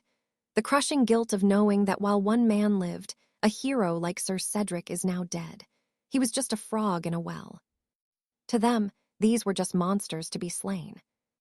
What he thought was the sky was just the mouth of a well. There was always a bigger world. He wonders what level Alistair had reached. Up on the high mountain, the boy realized he was nothing but a worm. He would not cry over what he lacked. He would simply keep crawling forward, inch by inch. As he walks, a happy voice calls out to him. Master Julian says most of the Vanguard squad died, yet the boy returned safely. Looking at his gear, he realizes that armor is an artifact beyond comparison. Curiously, he asks for a look. The hero agrees, needing to ask some questions of his own. That armor is a soul-binding tool, meant to link the wearer to a dread sovereign. It skips all the legalities and forces the wearer into a life of eternal slavery.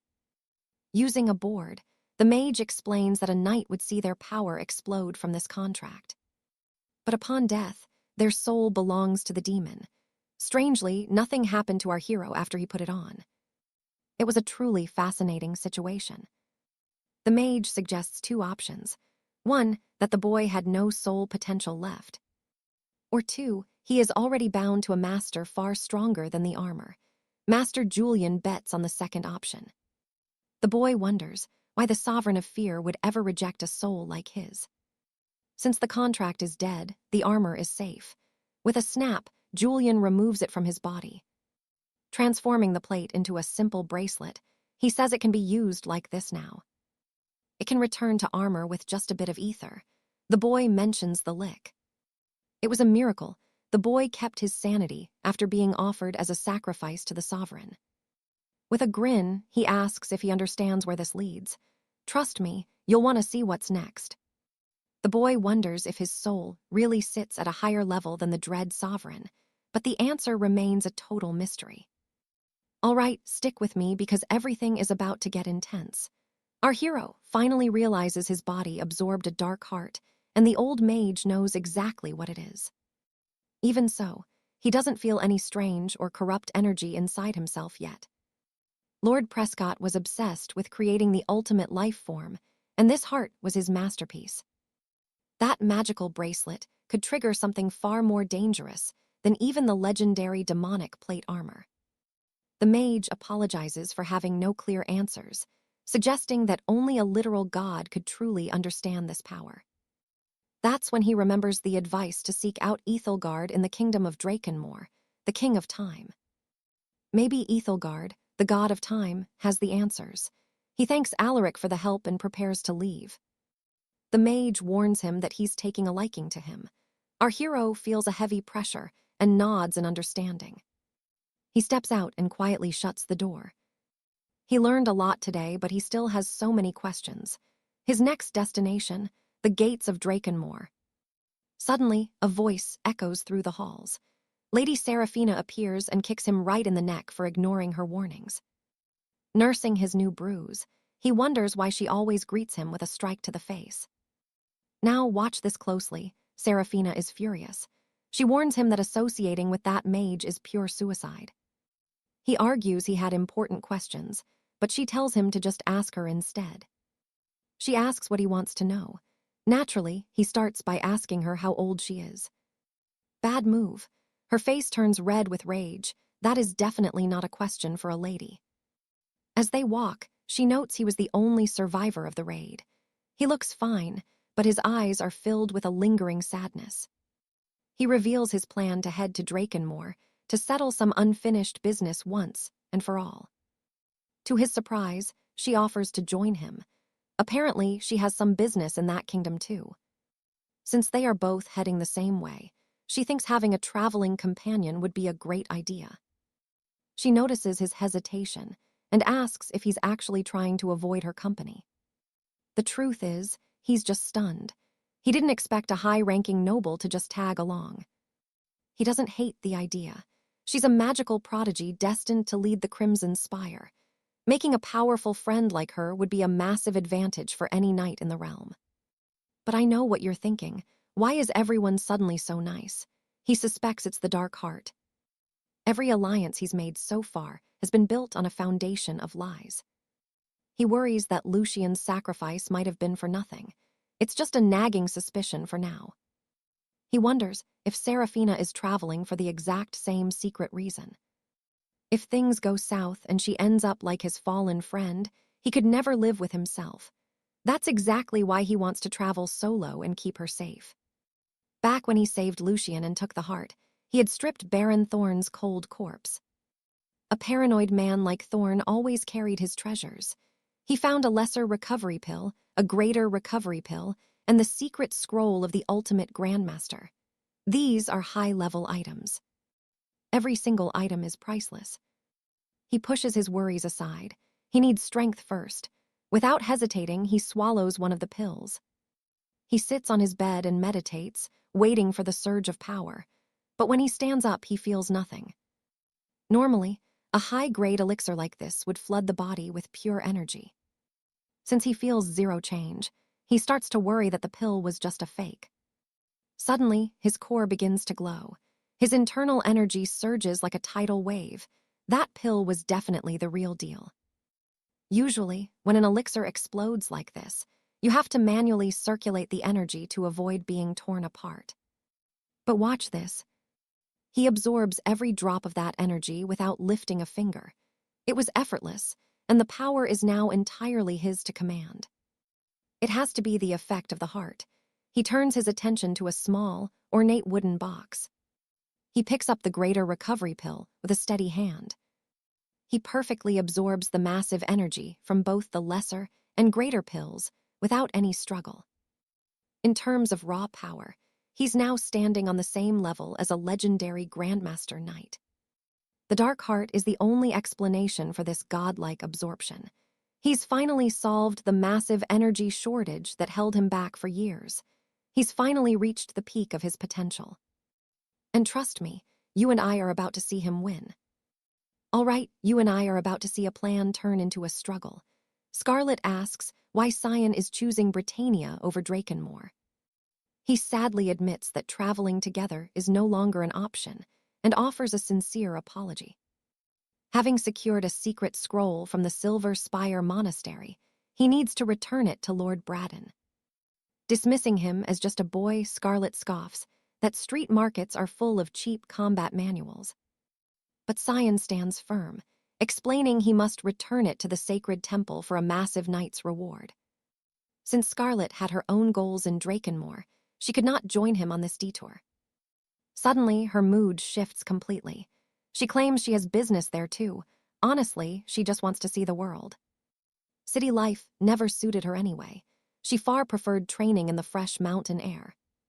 She hopes to find a quiet place to settle eventually.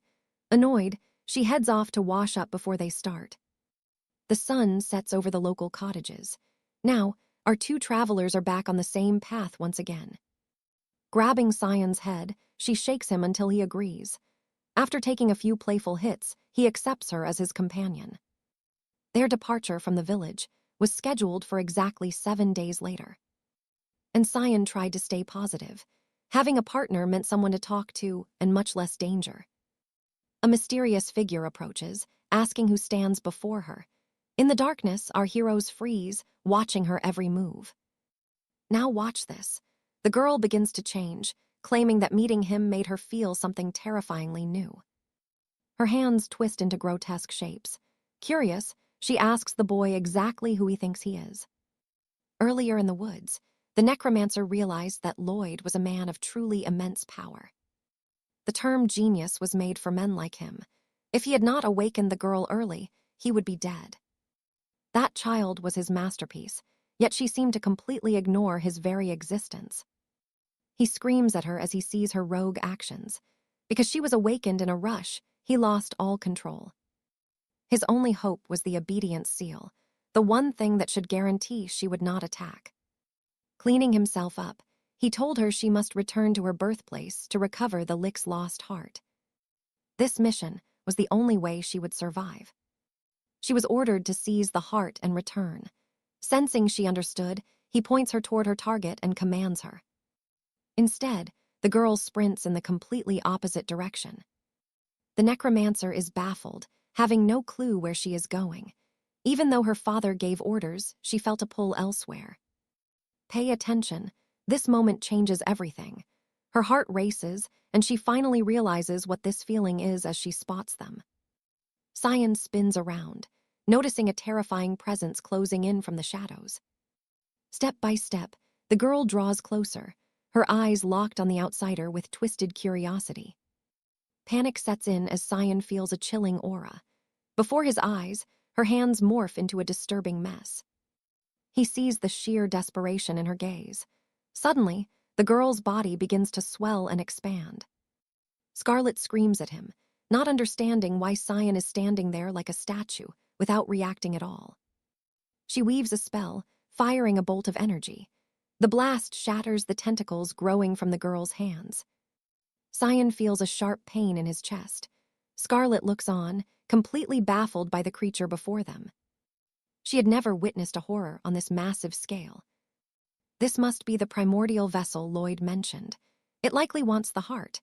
This girl slaughtered Valerius instantly, and Lloyd barely escaped. With grim resolve, he tries to trigger his bracelet.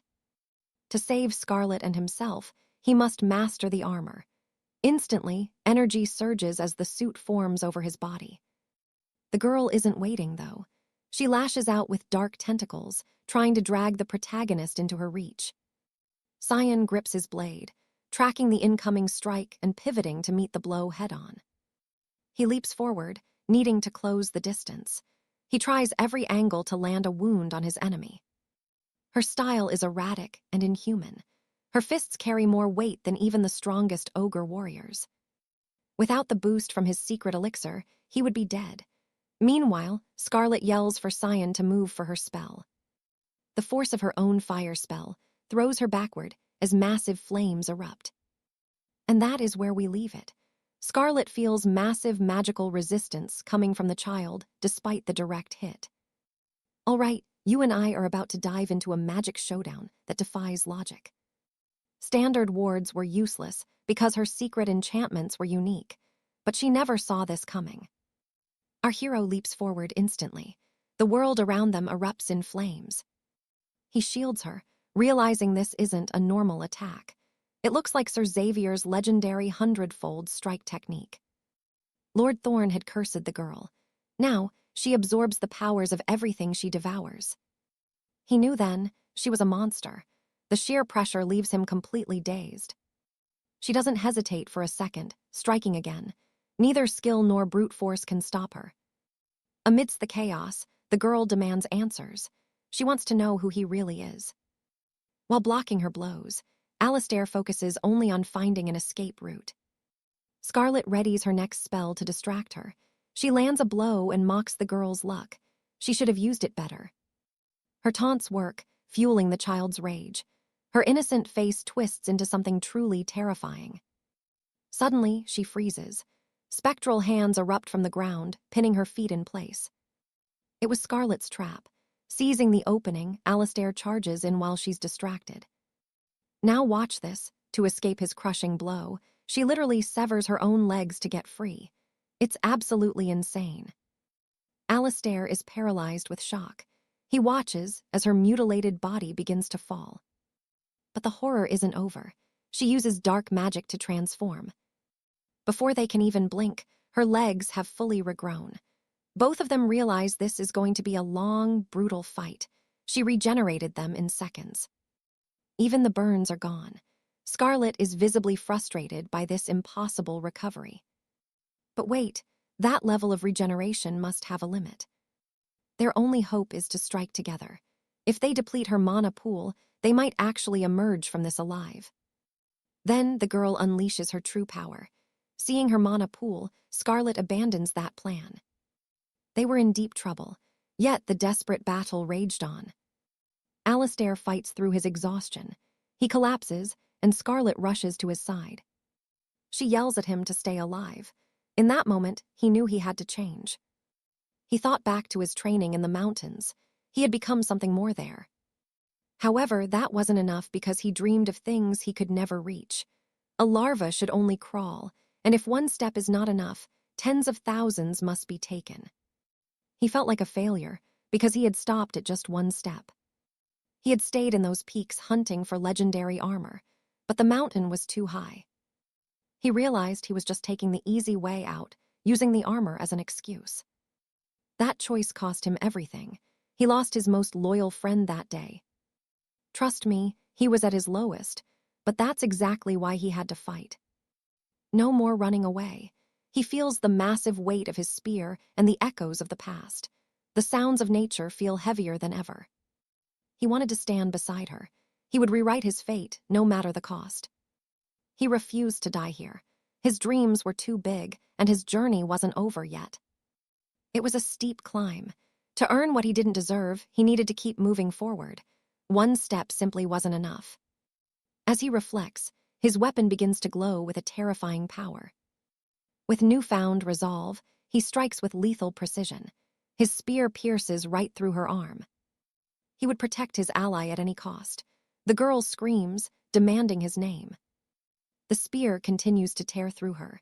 Scarlet watches her companion in total awe. Covered in blood, he proudly declares his name as 𝒖𝒕𝒉𝒍𝒆. Then, an arrow strikes the girl. The child reveals her own name is Arya. 𝒖𝒕𝒉𝒍𝒆 stays ready, spear in hand. Arya coughs up blood, her body broken. Suddenly, she turns and vanishes into the night. The battle is over. Our exhausted warrior collapses as the world fades to black. 𝒖𝒕𝒉𝒍𝒆 wakes up in a warm bed. Scarlet is sitting right there, reading and telling him he's extremely lucky to be alive. You and I can finally breathe. He's safe in a village after 3 days. A doctor and a potion helped fix all his external wounds.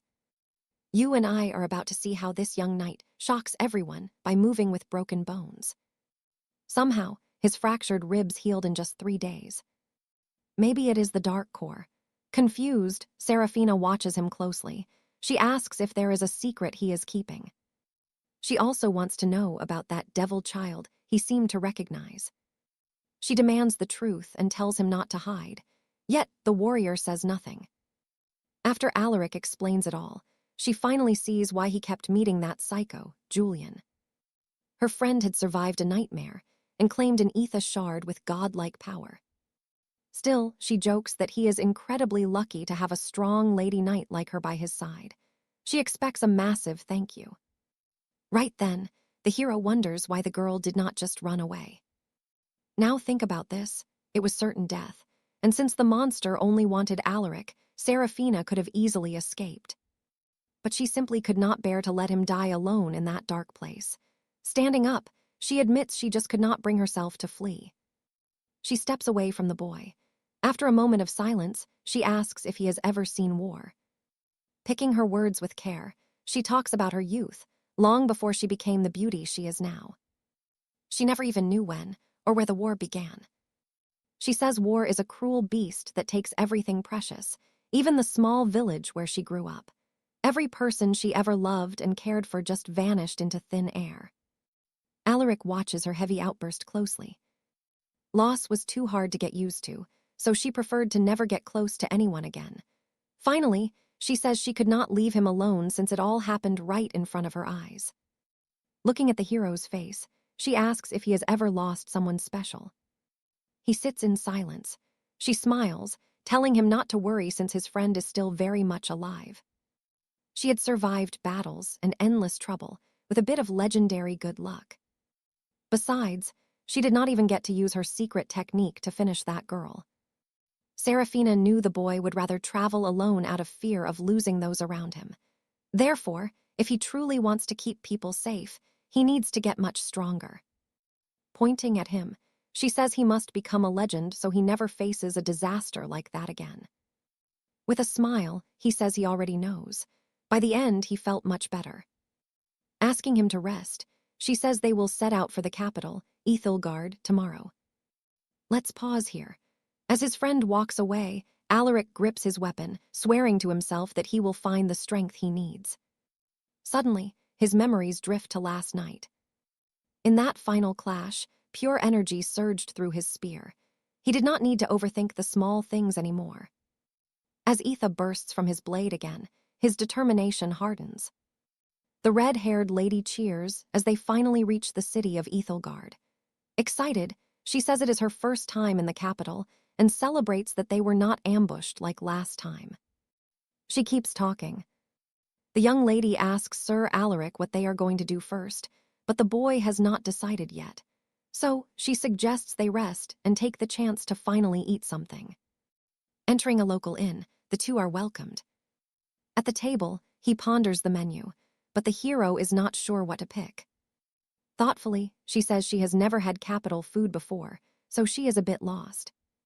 Besides that, she says she does not know how to handle the pests in this place. There are two men watching them, and Alaric notices, asking the lady if she saw them too. He says that since they walked in, those men have been scanning them head to toe. The girl asks why they are doing that, and Alaric says it is likely because of him. He then explains that when a knight finally reaches the Grandmaster rank, they achieve origin reversal, and ordinary people can no longer see their internal power. While Alaric met one requirement for the title, he has not fulfilled the others yet. She realizes his 𝒖𝒕𝒉𝒍𝒆 is just overflowing, which is why it attracted those creeps. Overhearing them, a man asks who they are calling pests. He says the girl has a sharp tongue and asks if that is part of her charm.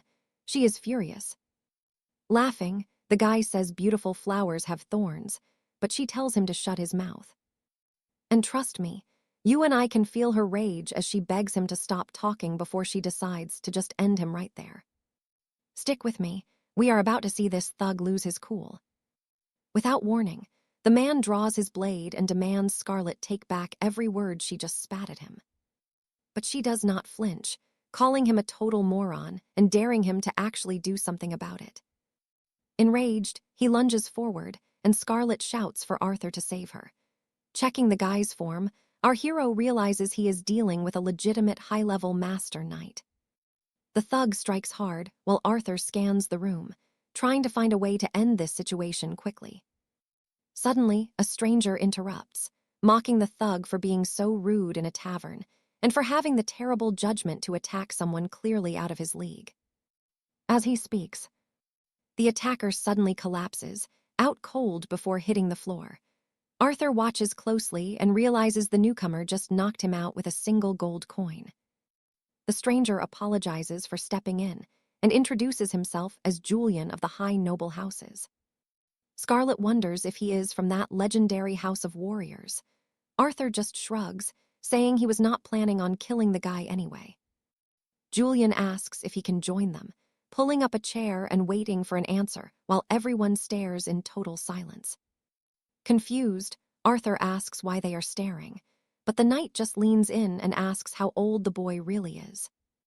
When he says he is 18, Julian's jaw drops. The kid is already reaching the level of a legendary grandmaster. Stunned by such talent, He asks if Arthur is actually the infamous young shadow sovereign known as Valerius. Arthur literally spits out his drink, and trust me, you and I would too. Julian says only a monster like Valerius could be this powerful so young. They ask if he actually knows the young shadow sovereign. And he nods, saying everyone knows him. Apparently, there are only 3 legendary warriors called shadow sovereigns in this entire kingdom: the bloodthirsty Baron, the berserker knight, and the young prodigy Valerius. Rumor even says that specific sovereign might actually be a woman. Finally, Julian just asks point-blank who Arthur really is. He introduces himself as Arthur, but Julian has never heard of him. Intrigued, the boy asks what else the man knows about this Valerius person. And he says he has shared all he knows. If Arthur wants more details, he will have to ask around the capital. Then Julian challenges Arthur to duel. The boy is shocked, but Julian swears it is just a friendly test. He simply cannot help himself when he meets a strong warrior. Arthur agrees to a friendly match, which lights up Julian's face. However, the knight adds that a simple fight is a bit too boring for his taste, suggesting they place a clever wager. And Arthur asks what he has in mind. Julian smiles and suggests something lighthearted. The loser simply has to become the winner's sworn younger brother. They head to a training hall, draw their weapons, and prepare to start the most intense duel of the week. Arthur worries he might disappoint his new friend, but Julian just laughs. Now pay attention, this is where the real action begins. Arthur watches his opponent carefully, noticing that the man's entire aura has shifted into something far more dangerous. He realizes Julian is incredibly powerful, at least a high-tier master knight, or maybe even a full-blown grandmaster of the highest order in this kingdom. Both warriors take their stances, and Julian starts testing the air with a few lightning-fast warm-up movements. Arthur spots some unconventional footwork, but he stays focused, refusing to let the strange movements break his own combat rhythm. He launches the first form of the phantom blade dash, but Julian shatters the illusions with terrifying, blinding speed. The clash intensifies as Julian lunges again, laughing and shouting about how much he is actually enjoying this sparring session. He triggers an energy drain, leaving Arthur feeling a bit on edge.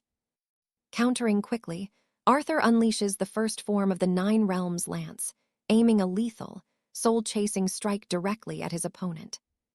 The way Julian shifts his blade mid-swing to block the blow is honestly nothing short of incredible. Julian admits that if Arthur had a real polearm, that strike would have been lethal. He knows he cannot afford to hold back now, as he refuses to lose to someone younger. Arthur points out the bet was never really in his favor anyway, and losing would not exactly be the end of the world for him.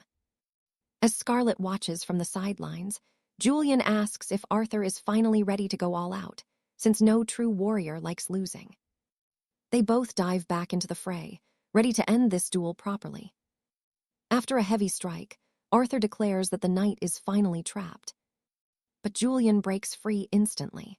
Arthur hates to admit it, but this man's control over his aura is way beyond his own. He decides to burn his remaining mana to push the knight back, unleashing the full, raw power of the 9 Realms lance. Blurring phantoms fill the room. Trust me, you and I just saw something absolutely epic. Arthur knows that even though many images appear, only one is real. You and I are about to see if he can find it before Cedric overpowers him and claims victory. With a blade pressed to his neck, Arthur admits he lost, but he knows he still has a long journey ahead. Laughing, Cedric says the boy was very skilled in their fight, and that the difference in power between them isn't that big. He adds that the boy's spear technique is truly incredible. However, the advanced forms weren't very effective. He believes the young man hasn't had many chances to use them against true battle masters. He says the boy still isn't used to controlling his internal mana. Because of this, he is taking more damage from even minor attacks. He concludes that more real combat will fix these flaws quickly. Experience is the best teacher in this world. Cedric declares that now they are finally brothers in arms. He invites Arthur to go with him to the High Sanctuary. Surprised, Arthur says he was actually already heading there. Nearby, Alina overhears the conversation between them. She calls them noisy and asks if the fight is finally over. Seeing them laughing together, she finds it strange and admits she doesn't like their sudden bond. Far away, an old man sitting in meditation says he can feel it. Pay attention, because he claims the Void King of Chaos is drawing near. Rumor says that is why Sir Cedric is going to visit the High Sanctuary, but he says he visits the temple every year to see Archmage Alaric. His friend says he also does that together with the other generations of the other 3 great houses. It is because of a sacred promise from long ago. But that is a story for another time. And so, the trio set off toward the High Sanctuary together. They talk about the 4 great houses, Stirling, Ravenscroft, Ironwood, and Thorn, and that their heirs are all roughly the same age. The patriarchs of those houses once tried to unify everyone into one great kingdom. However, when they finally tried to make it work, they began to question who should be the leader. Because of the disputes, they decided to let the next generation settle the matter. And the High Sanctuary Archmage, Alaric, would serve as the judge. He was also responsible for deciding who would be the leader among the heirs chosen by each house. Arriving at the sanctuary, Cedric greets the monks and says he was late due to business. Arthur realizes that everyone here is a famous figure from his past life. You saw that too, right? Meanwhile, the heir of House Thorn asks if Arthur was the reason for Cedric's delay. Cedric scolds the girl, asking who she thinks she is to speak of his guest so lightly. Then he introduces Arthur as his little brother and a master close to reaching the Grand Knight peak before the age of 20. The girl asks how such a skilled knight could be his brother. But then she understands that this is a clever plan to raise the boy's status among the rising stars of each noble house. Arthur realizes what is happening and asks if that is why he won a brother. Cedric agrees. Besides, being Cedric's brother is a great honor. House Ravenscroft interrupts and asks how long the two are going to keep stalling. Turning to the group, Cedric says he is going to visit the Archmage. He tells his friend to rest for a bit in the meantime. As they leave, Alina says she wishes she were the friend. Even after losing the fight, he still ended up coming out on top. A monk approaches, calling the two of them over. He has prepared meals. Both hope the sanctuary food is as good as they remember. Sitting and eating, Alina says there is no meat in the food. Arthur replies that it makes sense, since they do not eat that here. Lost in thought, Arthur remembers his mission. Get the ancient codex and return it to High King Draken. He is interrupted by a man entering the room with a message. The Archmage would like to speak with him immediately. Following the man, the young knight is confused about what is happening. He doesn't understand why the master wants to speak with him.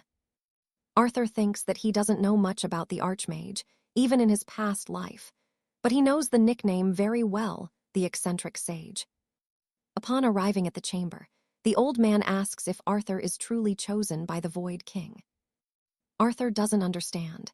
He asks if this is Archmage Alaric and what he means by the Void King. He begs the man to explain better what that truly means. But the old man says it is impossible. If he explained the truth, he would either die or be purged from this realm to become a god in the heavens. Driven by curiosity, Arthur asks where he needs to go for answers. Suddenly, something strange happens to the young man. He is ordered to go north within 5 years. He must reach the place where the eternal snow never melts. There he will find someone vital.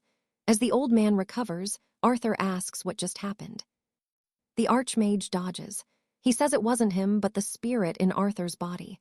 Trust me, you'll want to see what happens next. Let's dive into a world where a man claims to serve the light while harboring a dark phantom. The old saint just laughs, explaining that is precisely why they call him the eccentric. He admits he has no idea why the phantom used his own voice to speak directly to the young squire. But at least some answers were finally unearthed. Shifting focus, the saint asks if our hero is here to return the forbidden royal scroll, and he gives a sharp nod. With a chuckle, the old man assumes the boy only returned it because he expected a heavy reward for his honesty. In exchange, he hands over a vial of royal essence draft. Arthur is absolutely stunned by the gift, unable to believe his good fortune.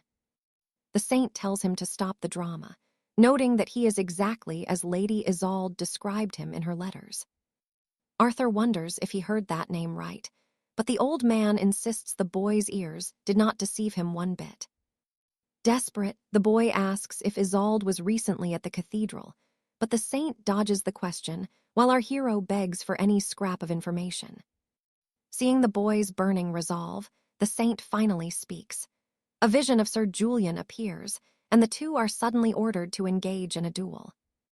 Watch this carefully, because after the fight, the truth will come out. Our hero soon finds himself face down in the dirt, defeated. He recalls the whispers of the villagers, mocking him for failing so pathetically, even after years of grueling nightly training in the rain. The boy stays silent, unable to even argue with the voices of doubt in his mind.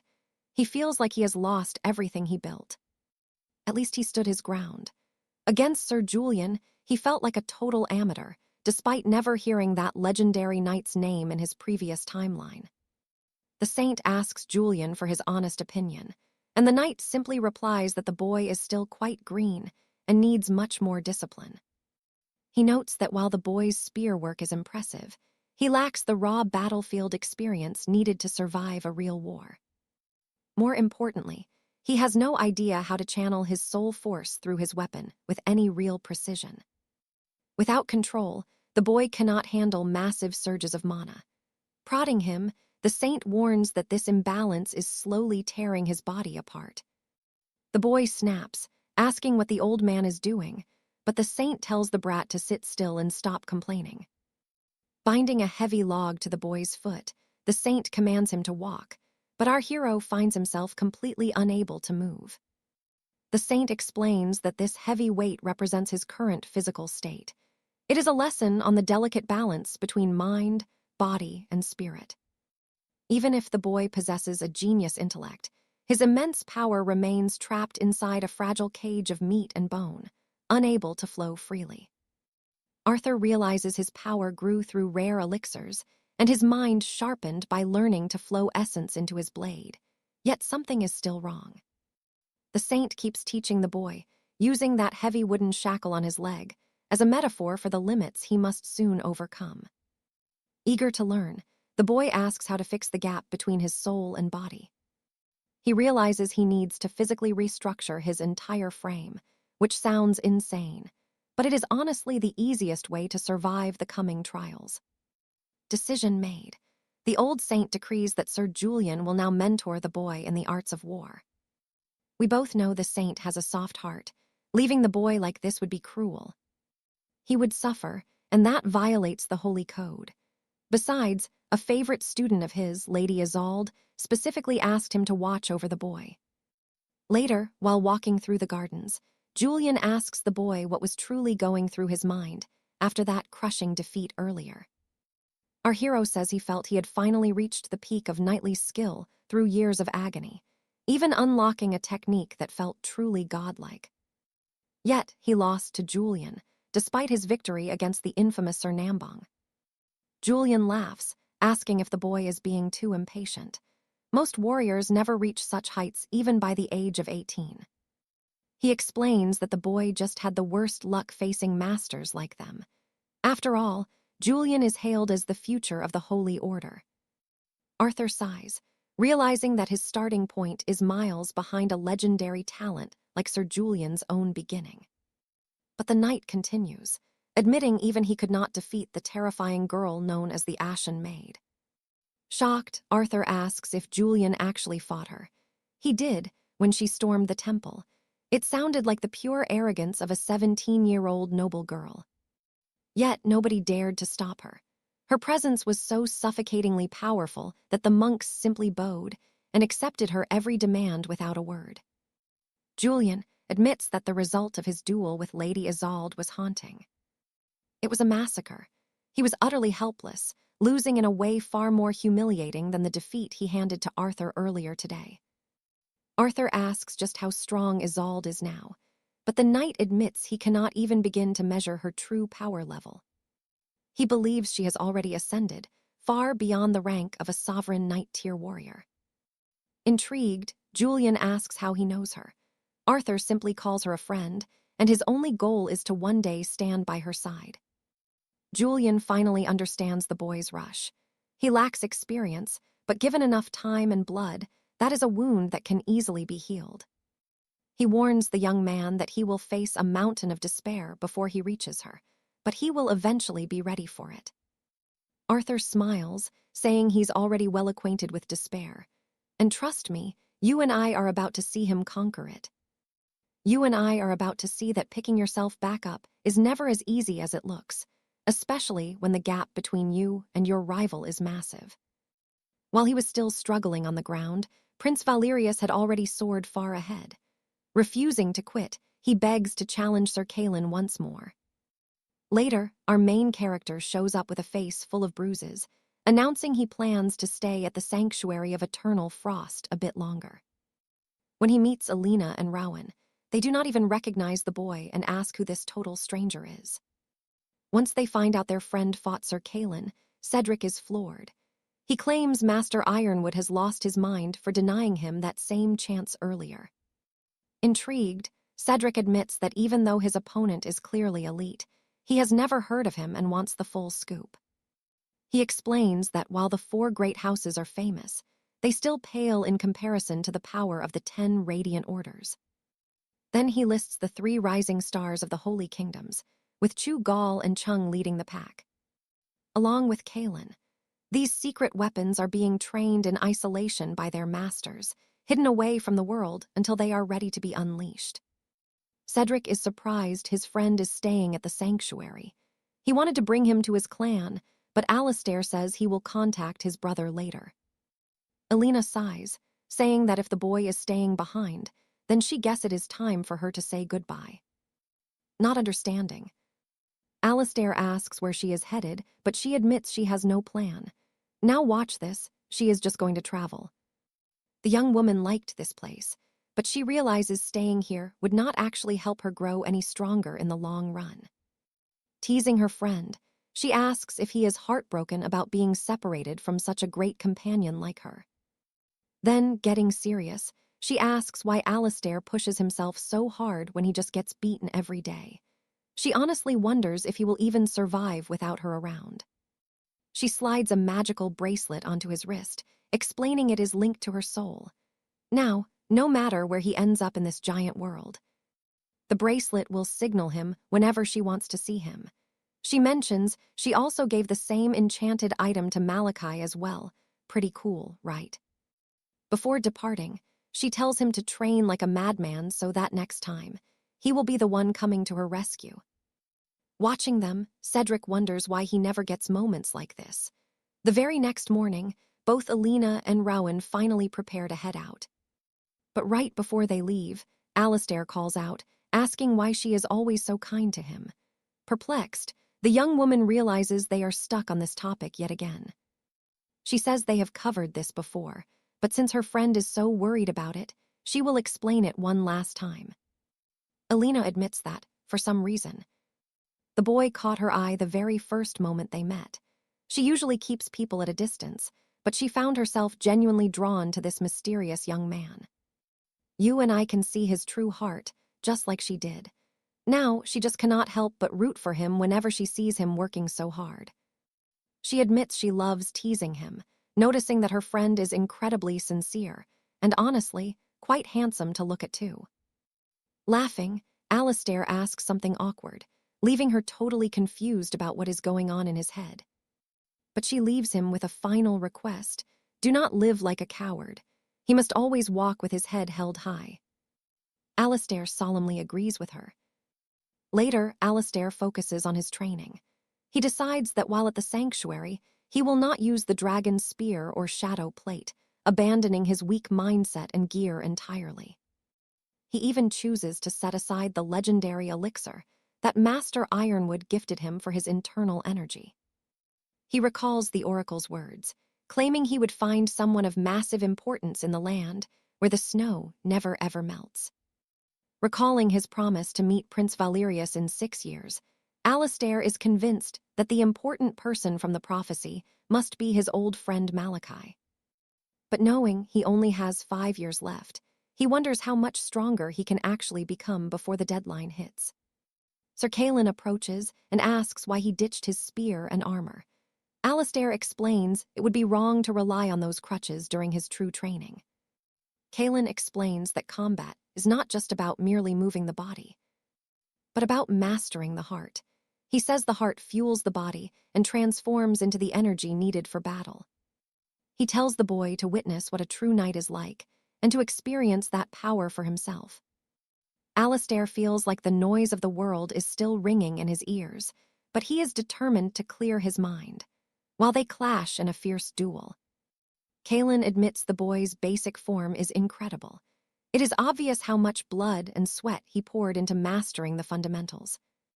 However, the spear style he learned, while advanced on paper, seems a little messy in actual practice.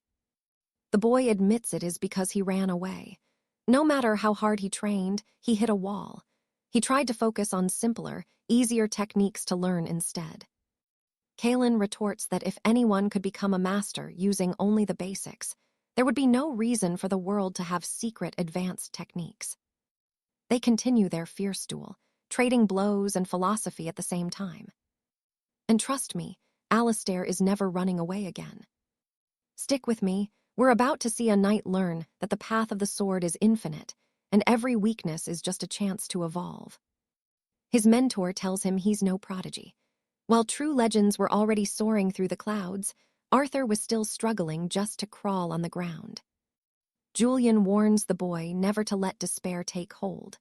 Julian thought he was a master, but after seeing the Shadow Lord, he realized he wasn't even close to flying yet.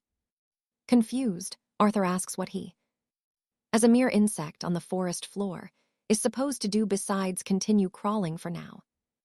Arthur realizes Lady Isabella and Baron Roland were terrible mentors because they only understood the world from a genius point of view.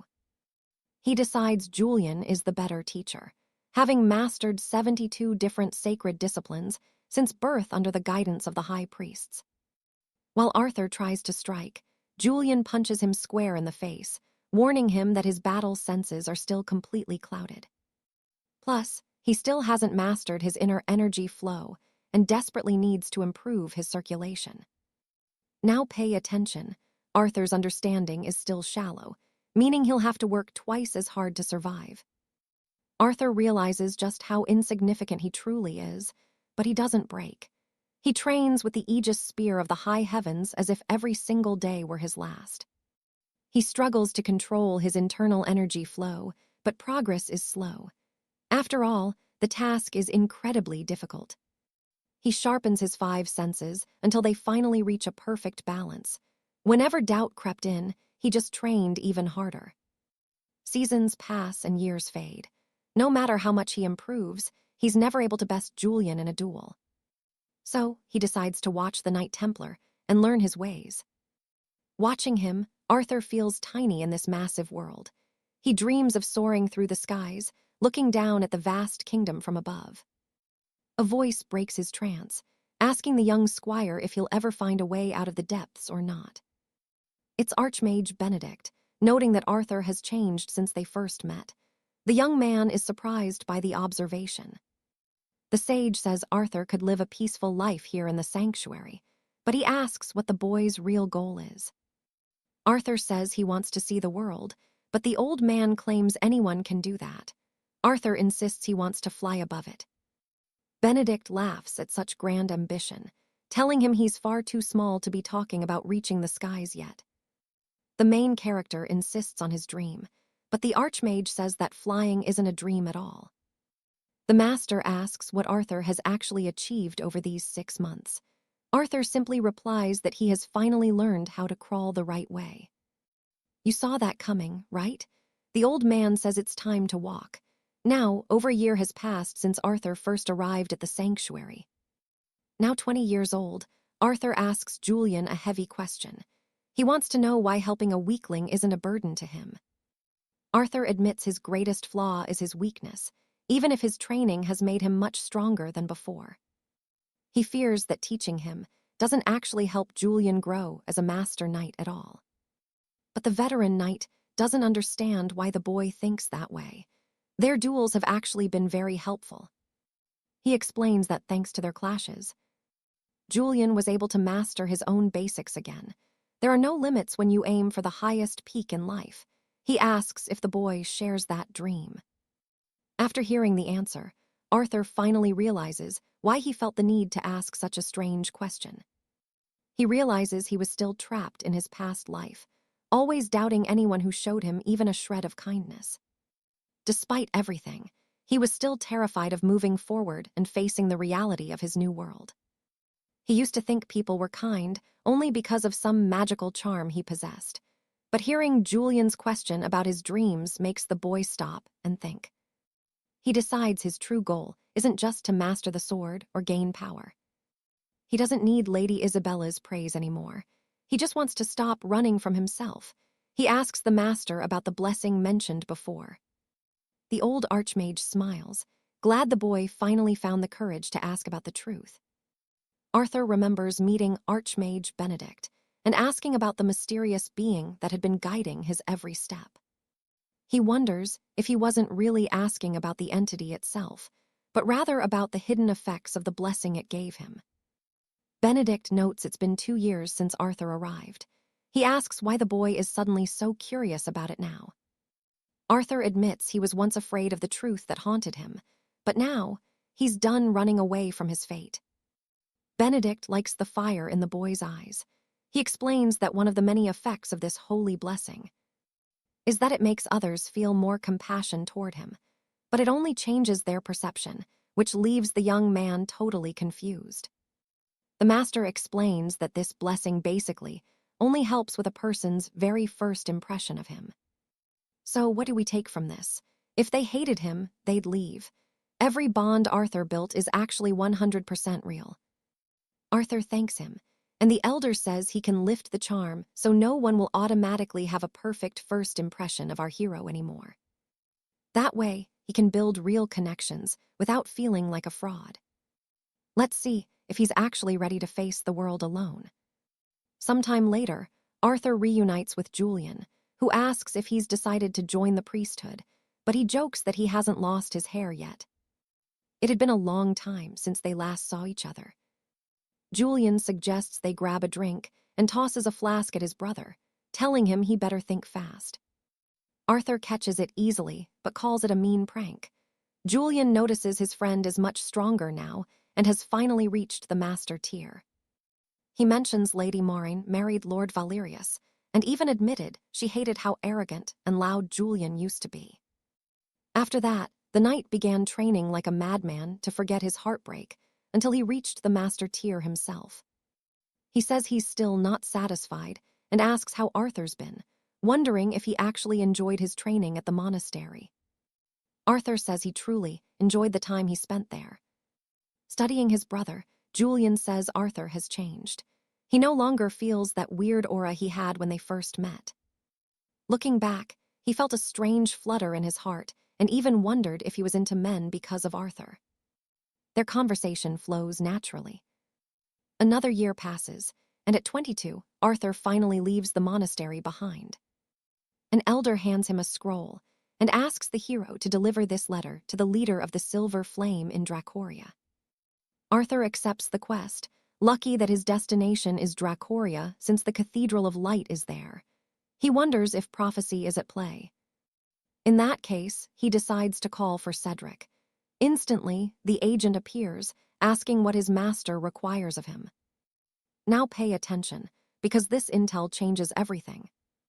He wants info on the Wraith Blade, Sir Silas, and the one they call the Little Devil, Lady Alara. Regarding Silas, he's been performing heroic deeds and taking missions to help the needy and poor.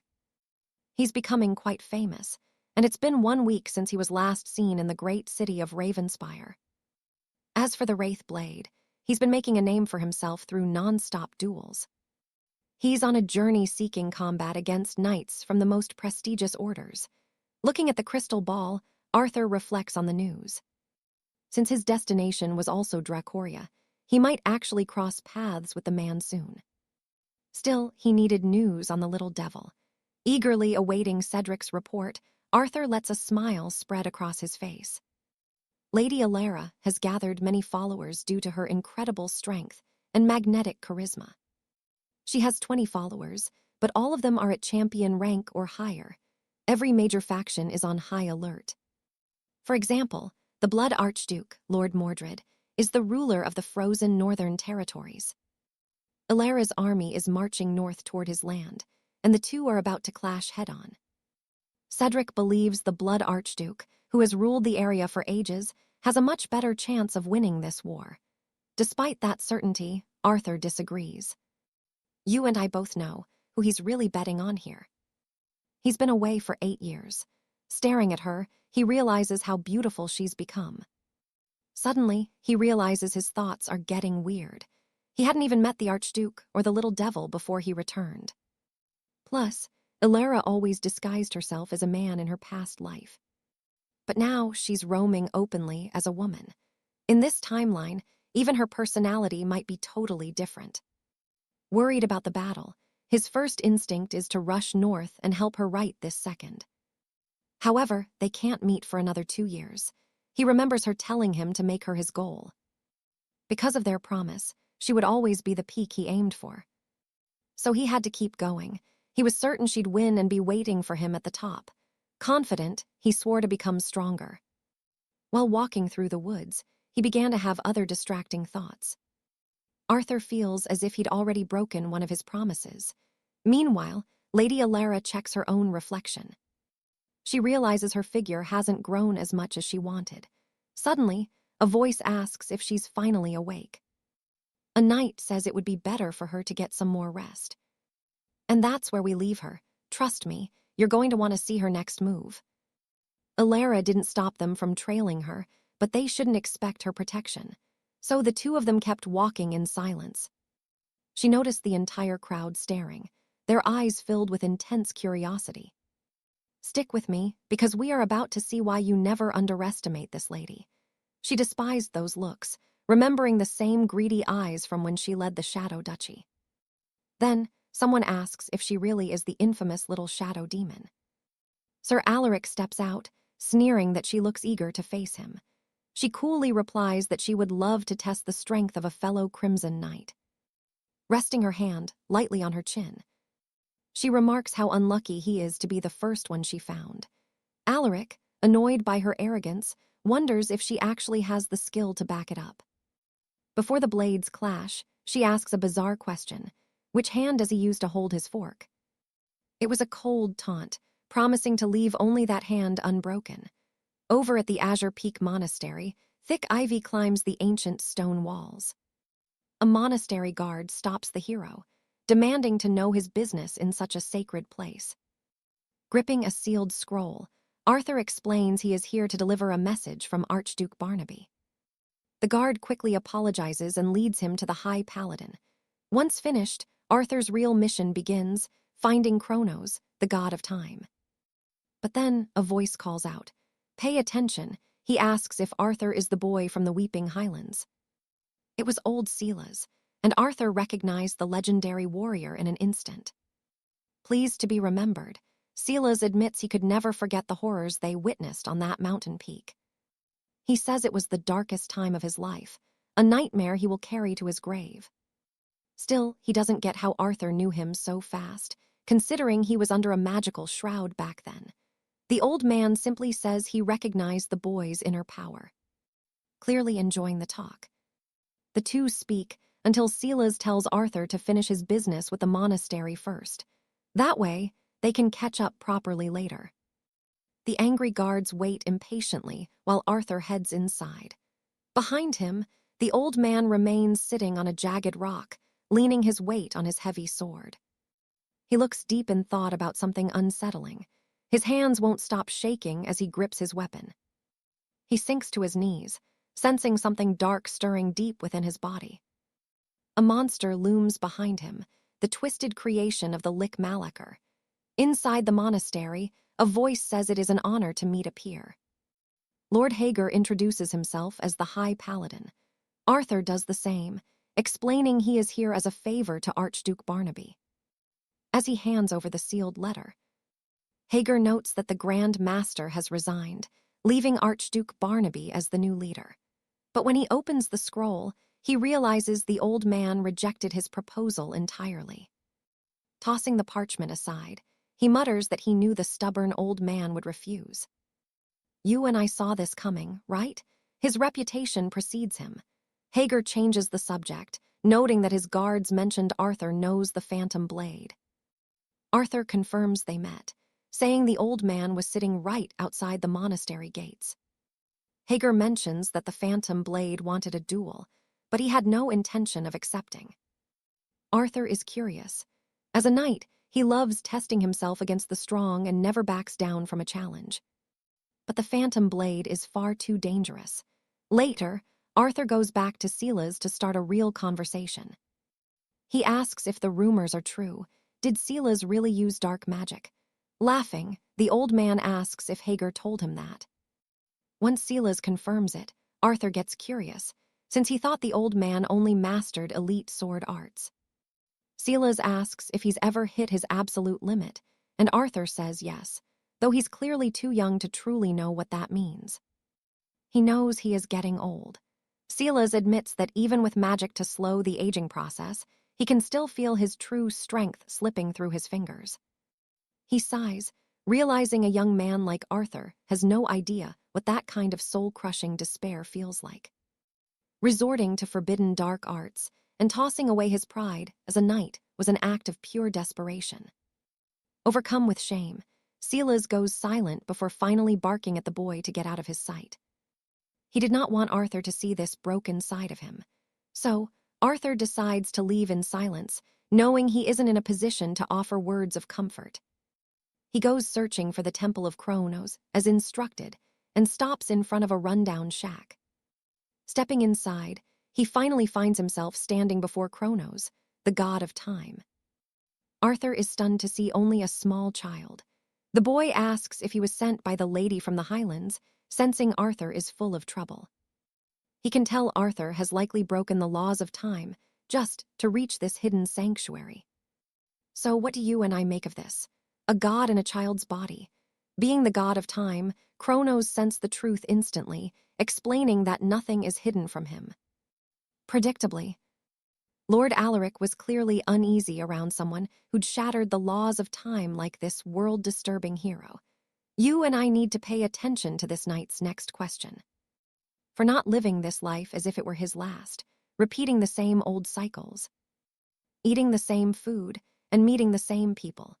The god explains that even tiny changes trigger a massive snowball effect, shifting the entire course of destiny forever right before our eyes.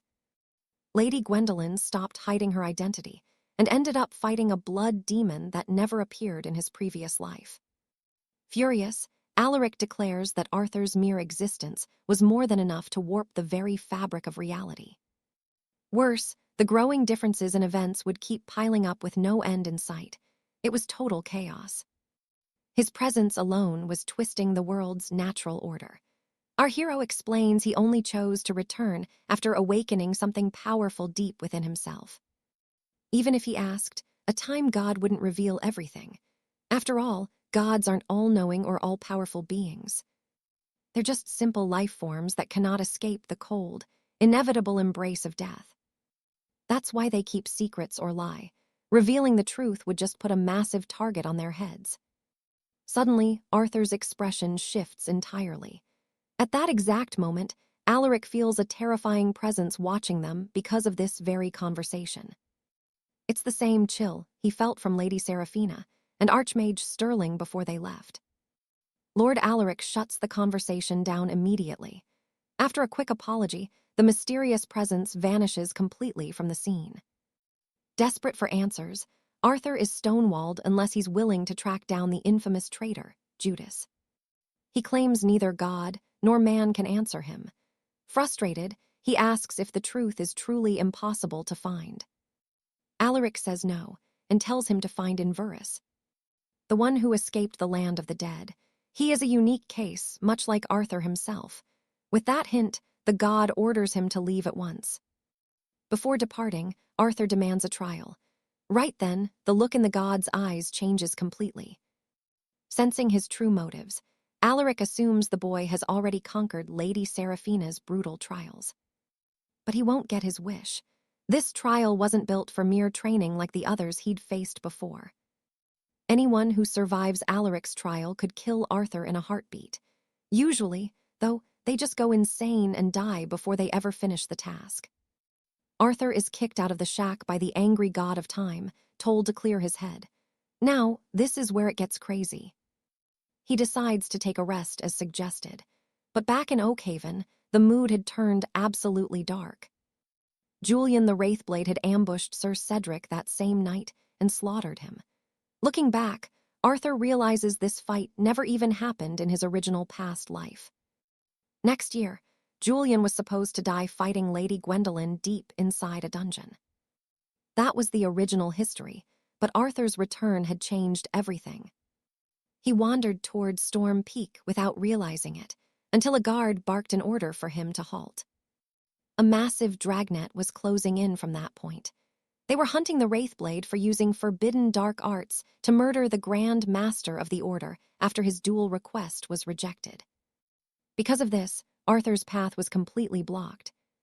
Panicked soldiers claim someone saw him talking to the Wraithblade yesterday.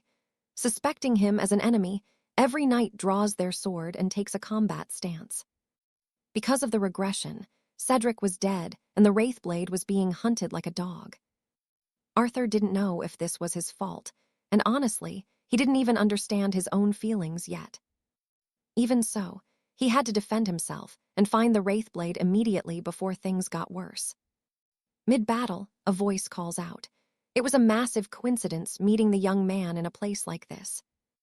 Archmage Sterling calls it fate. He stops the fight, telling the guards he knows this young man very well. The area was under a strict lockdown, but the boy kept trying to force his way in. Naturally, everyone assumed he was here to help the Wraithblade escape.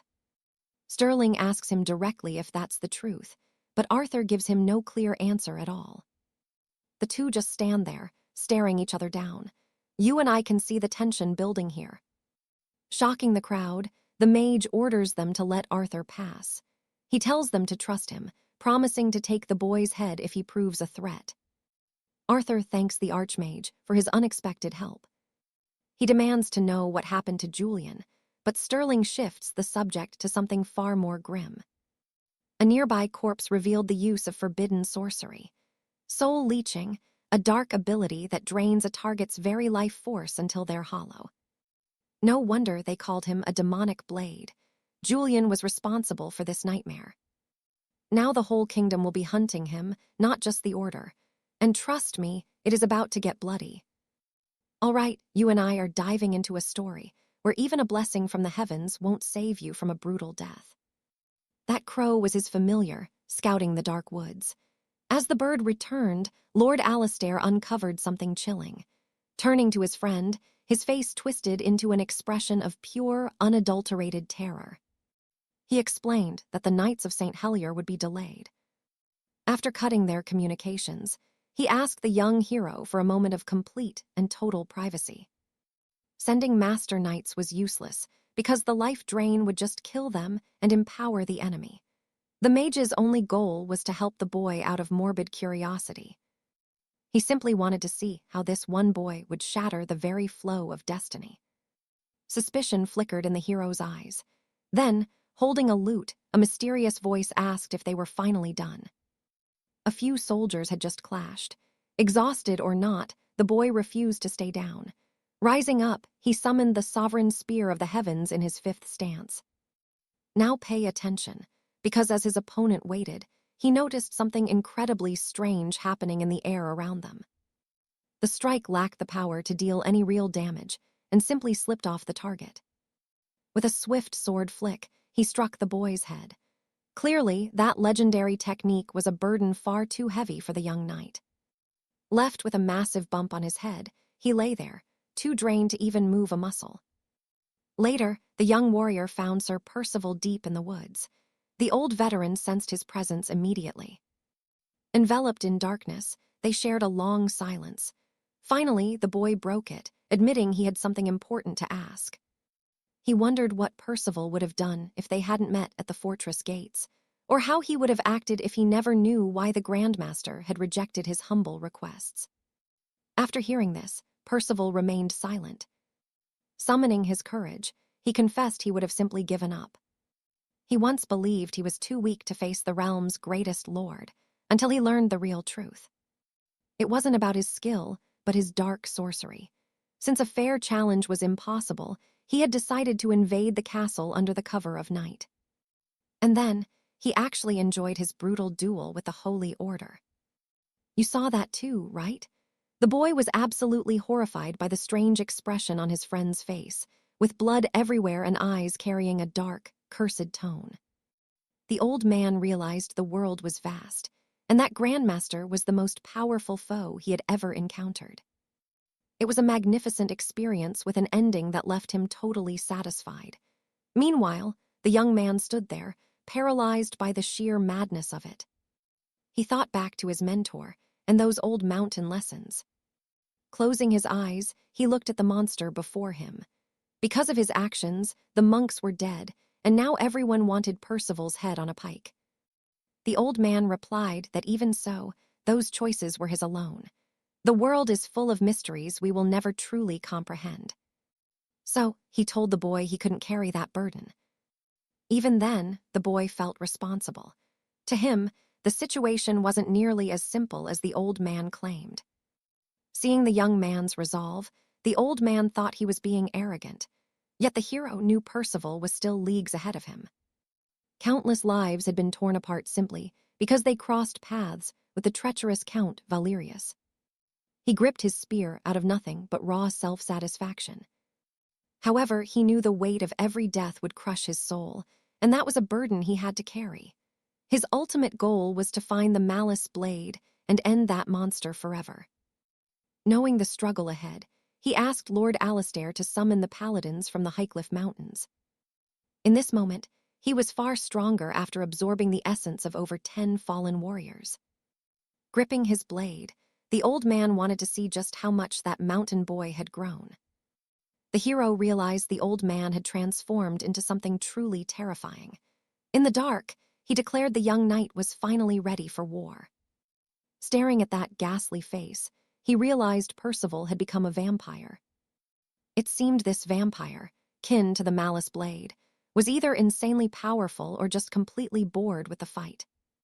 You can stop aging by turning and drinking the blood of highborns. Even so, he was still just a bitter old man. As they clashed, their true powers exploded. Percival was incredibly skilled at parrying even the most explosive magical spells. But just because the Malice Blade looked frail as a vampire didn't mean he was actually weak. It was the combined might of a transcendent master and a vampire lord. Lowering your guard for even a second was a death sentence. The vampire lunged forward, aiming to finish it with the devastating soul-purging assassin strike. He tried a desperate new maneuver. Losing his footing, the sword wobbled before he drove the steel deep into the dirt. And that's where we leave it, as the hero lunged with his spear, only for the old man to dodge with impossible agility. You and I are watching a young squire face a literal monster. Alistair realizes the vampire knight is insanely fast. He grips his lance, spinning it to create a steel wall. Sir Valerius strikes, but the boy dances away. Before the vampire can blink, Alistair's spear bites deep, shattering his balance. The elder knight is stunned. He cannot track the boy's movements. He mastered the secret arts of Roland and Cedric perfectly. With bloodshot eyes, Alistair levels his lance at his nightmare. Valerius won't let this slide. He grips his blade with one hand, channeling dark power to crush Alistair. With light footing, the boy prepares the sky-piercing lance combined with the phantom serpent strike. The old warrior stands ready, baffled by these movements. His vampire eyes see truths that mortal men could never perceive. But he never expected a strike this heavy. Suddenly, a massive force erupts from the very earth beneath him. The vampire knight laughs. He never imagined a spear would strike him from the shadows of his own feet. If he had hesitated for even a second, that spear would have claimed his head. Pure rage boils inside Alistair, his gaze burning with a savage fury. Valerius finally realizes this simple mountain boy has become a lethal threat. As they clash, a blood moon rises. Suddenly, the old warrior offers the boy a strange invitation. Now pay attention, because Alistair is baffled as the knight admits he is purely enamored by his talent. Expecting an attack, he readies his spear, but he's too slow and takes a hit to the arm. He collapses, and Sir Valerius looms over him like an immovable shadow of death. Attacking through the dark, Alistair realizes his spear has snapped in two. In the distance, a large watcher demands a full explanation. The vampire knight pauses the carnage for a moment to reveal the tragedy of his past. After descending from his mountain peaks, he grew desperate as his frail, aging body began to fail him entirely. He craved glory and power, but his decaying flesh was a cage he couldn't escape. He spent 50 years chasing the title of world's greatest, but that dream was far too grand for a mortal. With his body failing, he sought a dark path to cheat death. He chose the curse of the vampire. Laughing, Valerius knows Alistair is just waiting for reinforcements. He wants them to arrive so he can feast and reclaim youth. Hearing this, Alistair channels every ounce of burning rage left in his soul. Clutching his signet ring, he explodes with power, honoring the friend he respected so much. Valerius grins as he realizes this fight hasn't even reached its true climax yet. Breaking this boy is going to be much more fun than he imagined. When a knight reaches the summit of skill, they can infuse their weapon with pure soul energy. This is the legendary Ether Blade.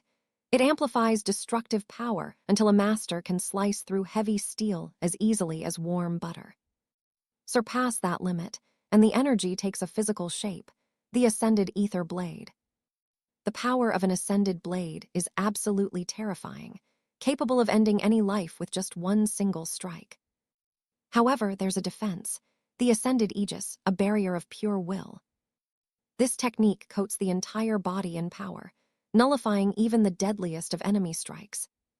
But Alistair can't use it. His power is still raw, an incomplete form born from sheer desperation. You and I know he's outmatched, but Alistair refuses to surrender this seemingly doomed battle. He tries every trick in the book. Exhausted and panting, he refuses to stop for a single breath. Each time he's knocked down, he stands back up, but the vampire is just too fast, vanishing from sight. Suddenly, he's right behind him. Alistair feels the shadow, but he's too weak to even turn around. His spear's power surges forward. Suddenly, he spots a tiny crack in the vampire's ultimate defense. But the Ascended Aegis is too strong. No strike can pierce that shimmering wall. Valerius can tank hits with that aura, but without it, his head would have rolled long ago. He's facing a full-blooded vampire lord with perfect defenses. The gap in their skill is simply too massive. Just as he thanks the gods for surviving, his spear hits nothing, leaving him wide open for a killing blow. Between true masters, a single mistake like that is a guaranteed death sentence. In a tiny fraction of a second, Alistair feels the cold hand of death, but miraculously, the boy is still breathing. The vampire knight pulls back, and trust me, you and I are dying to know why he spared him. All right, you and I are about to see a hero pushed to his absolute limit as Arthur realizes he is being toyed with. For 4 long years, Arthur trained with the Templars. His skills sharpened as he sparred with Sir Julian, finally reaching the master tier. Finding a warrior this young and talented at such a high level is almost unheard of in these kingdoms. Our hero isn't weak by any means. He just keeps crossing paths with legends far beyond his own current strength. Standing among geniuses he could never hope to catch created a deep sense of shame and a massive inferiority complex. Life would have been so much simpler if he just accepted being average in a completely ordinary world. His time with the Masters helped him conquer those inner demons, while the brutal clash between them continued to rage. Even though he had grown stronger, The harsh reality was that he still felt incredibly small on this battlefield. His weakness wasn't the issue. It was the crushing guilt of lives lost because of his own past arrogance. The cursed blade continued to mock Arthur, and the young hero knew his situation was becoming truly desperate. That's why Arthur pushed his body and soul to the absolute limit. He refused to stay weak and wanted to burn away his shame and inferiority complex once and for all. Arthur gathered every last ounce of energy left in his tired body and launched one final, desperate assault. He strained to reach an opponent who seemed like a distant mountain, untouchable and cold. The magical protection around his enemy was growing stronger, but Arthur was determined to force a change. Watch closely. This is where the impossible happens as Arthur reveals his full power with the ring and strikes Davian's chest, leaving the warrior completely stunned. Even our hero couldn't wrap his head around how he had managed to land such a perfect strike. The impact of the spear rattled the old warrior. His stance broke, and he began to lose his balance.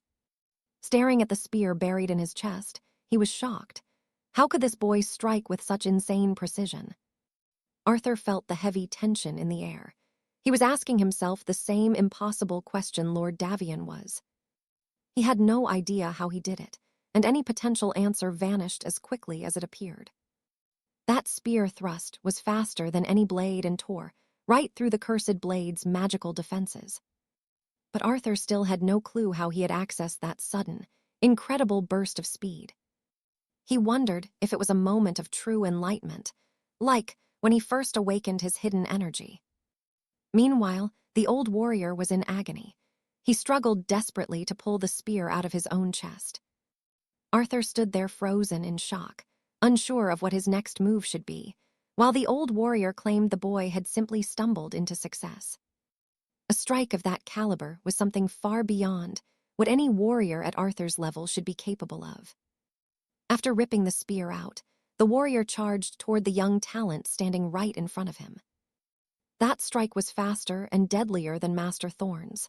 Facing death, Davian knew his blood magic wouldn't save him. Knowing his time was short, he gripped his longsword even tighter. Changing the color of his sword to a vibrant blue, the master asked the boy to show him more as his aura flared like the clear summer sky. Lord Davian wanted someone to show him the power he never reached in his lifetime, deciding to burn his own soul essence to witness it one last time. But using that energy is a death sentence. It consumes almost everything a person has left to give. Because he was burning his very soul, he was going to die soon. Arthur could have run away, but the old man's eyes were filled with pure passion. It hits different when you realize the villain isn't actually a demon, but a seeker of truth who just wanted to surpass his own mortal limits. He realized the old man was lying about being jealous. It was all a test for the young hero. Arthur decided to stop running from his shame and finally wielded his spear with every bit of his strength. By calling upon that miraculous strike once more, he prepared to finish this fight properly. He would deliver a satisfying death to a legendary martial artist. At that exact moment, the old man lost his strength and blood flowed from his mouth. In his final moments, the old warrior whispered that he was actually disappointed in the young boy. As his life slipped away, he claimed the killing blow should have been even more legendary than Master Thorn's. Once again, with a spear embedded deep in his chest, the old warrior couldn't understand how he ended up in this state as Arthur watched his final moments. Before he could even finish his thought, his hand went limp. Lord Davian was finally gone. Arthur was filled with massive expectations. He knew he had to fulfill now that the old master had died with a peaceful smile on his face. Our hero knelt by the body and begged for forgiveness. He was tired of losing people and took the blame. Stick with me. We're about to find out what that mysterious light coming toward him really means. All right, you and I are diving into a reunion that's much more complicated than it looks. Arthur was in total shock to see his old friend in this forest. Suspicious, he pulled back from the embrace, asking what she was doing here. She stood silently as she gathered flowers, mentioning she had heard whispers about those following the forbidden shadow path. Our hero listened closely. Sophie gently placed the flowers on Sir Julian's lifeless body, paying her final respects. With a gentle hand, she closed his eyes. Overcome with grief for her fallen friend, she remained completely silent. Arthur and Sophie hadn't seen each other in 5 years, yet here they were, reunited in such a grim place. Sophie noticed the mountain boy had grown far stronger. Sensing a dark aura, she admitted she had watched his duel with the shadow blade and saw him failing. Even if he had died right then, she wouldn't have stepped in to help. With a grin, he understood, she was a knight after all. Still, Arthur truly believed he should have perished there. He had spent the whole fight running, only surviving by a lucky strike against a much more powerful opponent. That shadow blade was consumed by his own dark ambition, doing anything just to break past his human limits. Now pay attention here, because Sophie claims their friend was wrong. Confused, Arthur asks exactly what she means. She explains that the shadow blade's sin was harming innocents. There is no excuse for the monster he became. She didn't care about his past or his struggles. None of that mattered after the unforgivable trail of blood and death he left behind. They stood together in silence. It was clear Sophie's view of justice was very different from Arthur's own beliefs. Arthur tells her he only hunted the shadow blade out of a sense of duty. With a sad look, she understands. She now serves the sovereign guard, the perfect place to see her brand of justice firsthand. She had wanted to stop that man herself, but she had no idea Arthur was already on the case. Wiping blood from his mouth, he looked at Sophie, curious to know what she thought of his progress. She admitted he looked like a different man, many levels above the boy she met years ago. She was happy with his growth, but had to leave immediately to finish an urgent, secret mission. Arthur's focus sharpened when she mentioned she was hunting the dark heir, a dangerous rogue known as Malachi. Hearing that name, his eyes widened. As she turned to leave, she told him she could no longer give any details. With a vague promise to meet again soon, she vanished before Arthur could say another word to her. Arthur reflected on her mission. In his past life, she had likely been killed while chasing that very same target. Her commitment to the sovereign guard and her own justice wasn't something he could easily shake or change. In that moment, the boy realized there was no way he could convince her to stop. Trust me, this is where his legend begins to spread. Rumors of a young hero nicknamed the Demonic Spear, who slew a vampire at Dragon Crest Summit during a full moon. Back at the shack, a surprised voice called out as he returned. Arthur confidently asked Kronos, the god of time, to grant him the trial, even if it meant his death. Speechless at the warrior's sheer determination, the god realized Arthur's only goal was to complete this impossible trial, no matter what. Looking closer, he was well prepared. It was as if he had arrived with the intensity of a madman. The pain he was about to face was unlike anything he had ever experienced in his entire life. Unfazed, Arthur didn't care about the cost. He demanded the god begin the trial immediately. Sensing the young man's internal fire, the god gave a small smile and decided to start the challenge right now. Suddenly, the world shifted. They were now standing within the vast space of Arthur's own subconscious mind. Any training done here wouldn't damage his physical brain, despite the intensity of the experience. Only his mind would be pushed here. No status windows, no special abilities allowed, just raw mental power and focus. To escape, he must rely on memory and talent alone. He would remain until every grain in the hourglass ran out.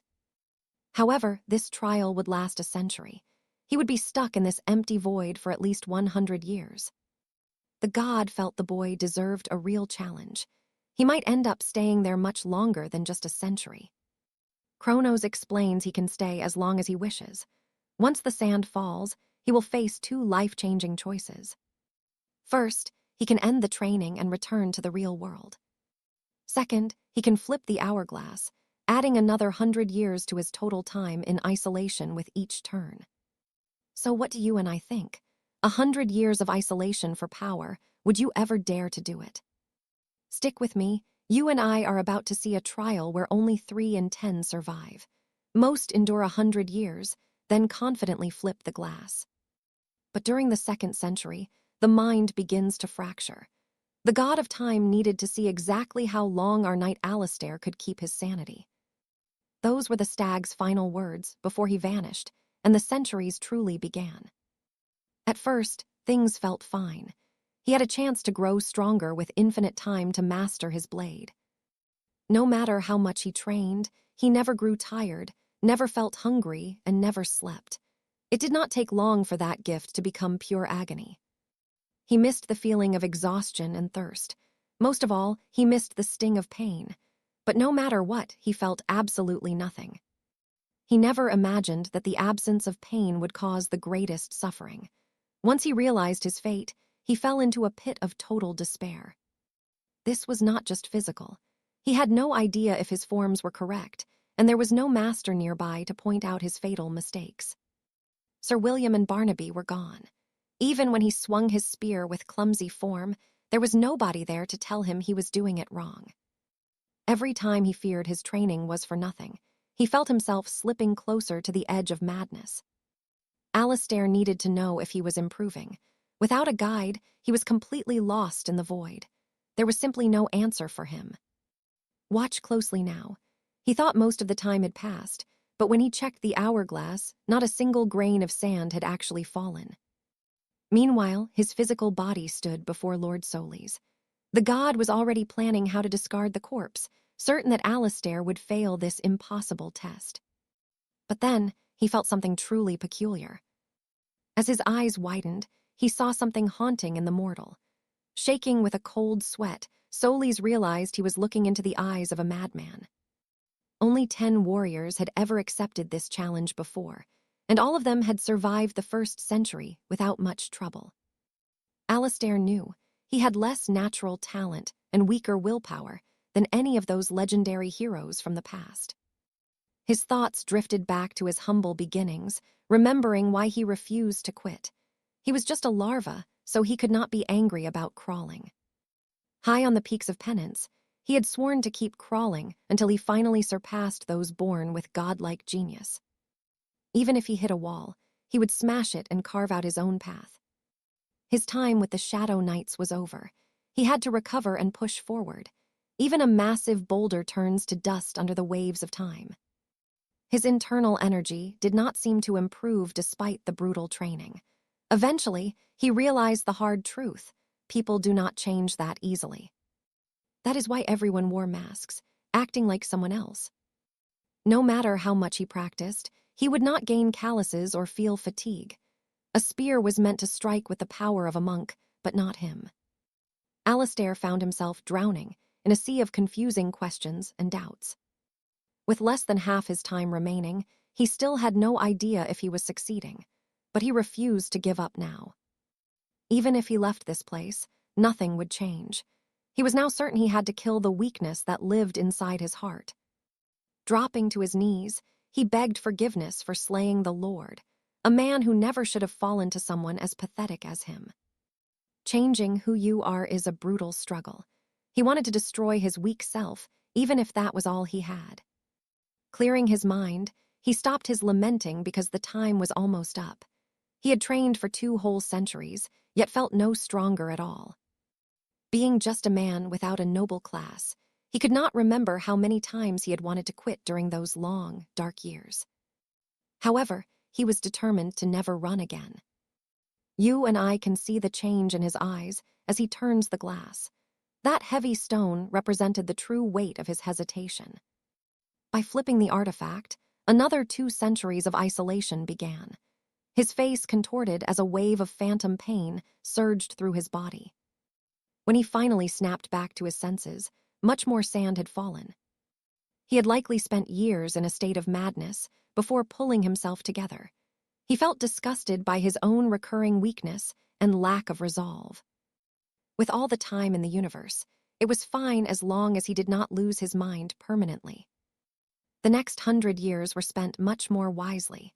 He felt like he was finally moving toward a goal, even if it was slowly. This time, he would master the Twilight Blade and the legendary Ghost Step to reach a new level of power. Once his goals were set, he actually managed to find moments of peace amidst those lonely centuries of training. Another 2 centuries passed without any visible progress, just as he expected. Sticking to his path, he added 300 more years to the clock. The first century was hell, but he found it almost enjoyable now. At that point, he knew he was truly mad for enjoying this place. He tried to replicate the strike that killed the Shadow Knight King. But naturally, he could not master it, adding 400 years. Trust me, we just watched a millennium pass. You and I are about to see a hero whose gaze hides everything as he stares at the Grandmaster peak. He actually laughed, finding the path after 1,000 years, then decided to stay for 500 more. Since finding the wall took a millennium, crossing it would take forever. So, he began training day after day without stopping. After nearly 1,500 years, he finally mastered the strike that had once slain the legendary cursed blade. But it was just a crude imitation. He couldn't replicate that insane power or speed with any other spear. Our hero wondered when he'd reach the zenith tier. Looking at the relic beside him, he added even more years. The Keeper of Time was absolutely floored by Arthur's actions. To the god, this man was a total lunatic. Arthur had only one goal in his heart. He was obsessed with completing the divine mission he'd been given. His eyes showed a will that couldn't break. Lady Rowena had hidden the fact that this realm destroys a trainee's growth. Even the brightest geniuses would struggle to evolve here. Most would fall into deep despair. Previous knights were far stronger, yet none lasted more than a single millennium. Now get this, he actually survived for a staggering 2,100 years of constant training. Once he returned, Rowena was dying to know how he could possibly endure for that long. Suddenly, his nose began to bleed as his brain overloaded. Taking in 2,100 years of memories at once was pure agony. Rowena was stunned to see that the warrior had lost his mind several times, but always clawed back. The god thought a simple man like him should have quit due to zero talent, but that lack of skill might be why he survived 2,100 years. The other candidates were eagles. Eagles fly through the heavens, but birds don't usually walk, let alone crawl. Arthur was crawling from the start with heavy weights on his back. He grew used to being crushed and rising again, tasting the bitterness of despair over and over again. All that suffering eventually made him immune. Even the Keeper of Time was genuinely terrified of the man before him. But his body felt like lead. He hadn't lived in the physical world for over 2,000 long years. The last man to survive a millennium couldn't even remember how to speak a single word. Rowena restored his lost memories to fill the void. Suddenly, a massive flood of information hit the protagonist all at once. His expression shifted as he recalled vital facts. He still remembered his pathetic old self, yet felt incredibly grateful. The god's trial only tempers Arthur's mind. It couldn't change a single thing about his physical mortal body. Stick with me, because with these new memories and skills, his rise to power is going to be effortless. Arthur asked Rowena to watch over him for now. He had no home left, so he needed a place to stay until he mastered his new body. After being isolated for 2 millennia, he needed some serious help to recover. Annoyed, the god told him to do as he pleased. A year later, the monastery was completely reclaimed by nature. Nearby, a young knight trained without resting. Sir Julian froze when he heard a voice from his distant past. Arthur stood there, curious about the man, but Julian's face showed total shock at seeing the boy standing right beside him. Arthur was determined. He had the perfect plan mapped out in his mind. Confused, the knight didn't understand what happened. Apparently, the world had changed a lot while he was gone. Julian had heard the rumors that Arthur was the one who finally broke the cursed blade. He couldn't believe that killing a master who destroyed the Azure Order's leader was just a stroke of luck. Our hero reached the Zenith realm by mid-year. Naturally, a rival fighter was curious about his new godlike skills. Arthur tried to dodge the questions, but it took a while to speak his mind. Looking into his eyes, it felt like he'd lived for centuries. The two of them stood in silence for a moment. Suddenly, the warrior gripped his sword tight, making his deadly intentions very clear. Julian wanted to duel Arthur immediately, but our hero was already prepared for the fight, claiming that was exactly why he showed up. As they drew weapons, a voice commanded them to stop. Master William warned that this duel could destroy the young knight's future. They stopped at the old master's command. Intrigued, William noticed how much Arthur's martial arts had actually evolved. The protagonist only returned because he wanted to see how close he was to the top. With pure resolve, he tried to catch up to the legendary Lady Alara. Master William concluded Alara went further, and trust me, you and I need to see what comes next. All right, stick with me, as Julian claims Lady Alara is still miles ahead of our hero. Alaric already expected that answer. He never dreamed his current power could rival hers. Yet, pure consciousness allowed his strength to skyrocket. He was determined to reach the next level. With 2 months until the rift opened, Alaric left with his cursed plate and spear. He had to master the obsidian heart, save Baron Barkas, and reclaim his knightly power. His first mission: find Master Everard, a man whose existence defied the laws of causality. The master escaped death, so he was Alaric's hope. Determined, Alaric searched for the wise master. According to Sir Bruce, the merchant Everard was last seen within the eerie slumbering woods. Those woods were famous for driving men mad with spectral screams, a nightmare everyone avoided. A simple merchant wouldn't enter such a hell. While ordinary men would go mad from the noise, Alaric found it merely annoying. Watch closely, the woods are showing their teeth. He shattered every monster in his path, while mysterious watchers tracked him from the shadows. They were dying to know how he crushed those beasts so effortlessly. To them, he was a peak grandmaster, one clearly untainted by any dark energies. Realizing they were outmatched, they sought help, but Alaric had already spotted the onlookers. He simply asked about Everard, but the terrified men drew their blades instead. A dart was fired at him. He dodged easily, wondering why they were so hostile, yet the men fought with everything. One warrior unleashed a fire wave. Alaric didn't flinch, knowing he could endure it. He even mirrored the spell with ease. Closing in, the boy tried a gentler approach, hoping to show he wasn't an enemy. His gaze completely terrified the man. Turns out, they were deaf. Alaric had to write in the dirt to finally communicate. They shared messages in the dirt. Suddenly, a warrior plummeted from the sky and slammed into the ground, shouting in rage. He cursed his men for talking. They shouldn't share clan secrets with some random outsider. You and I knew it. This man is strong. His only goal was finding Everard, but the angry elder refused to help any foreigner. Alaric had no choice but to fight. After the dust settled, he stood over him. The onlookers couldn't believe their leader lost so easily.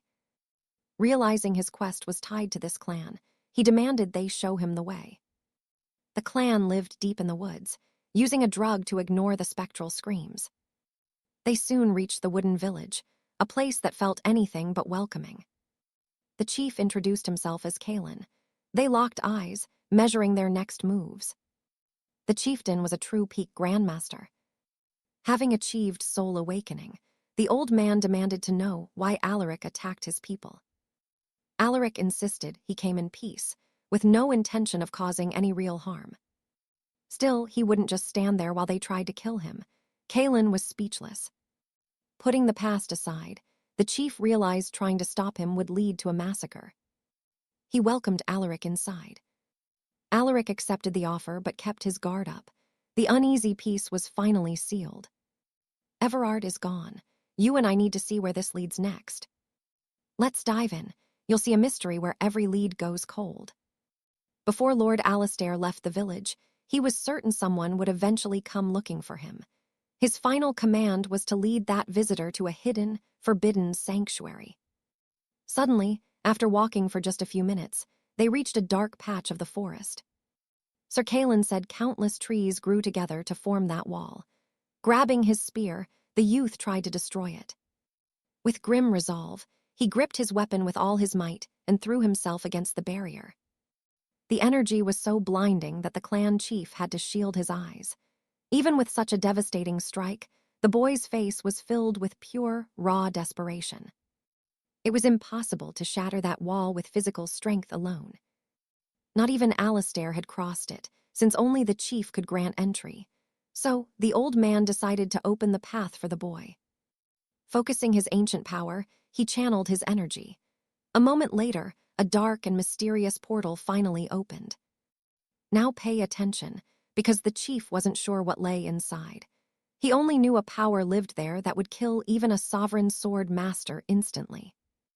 Before he could finish his warning, the boy leaped into the rift. Stunned, Kalen just watched as the youth vanished into the darkness. Relentless screams inside would rot the sanity of anyone listening. It was a mental assault that even the greatest warriors in the kingdom would be completely unable to survive. But for 2 millennia, Arthur had suffered in a void where his mind was shattered and rebuilt, leaving him in a state between total sanity and absolute madness for over 2,100 years. As he walked, a strange voice whispered to him. Up ahead, something started to flicker through the heavy black smoke. That ancient energy allowed him to enter, having mistaken him for someone else entirely. Intrigued, that voice asked if the boy was the one who traveled back through time. Confused by the speaker, Arthur stayed silent. Suddenly, another voice told the shadow sovereign to stop being so dramatic.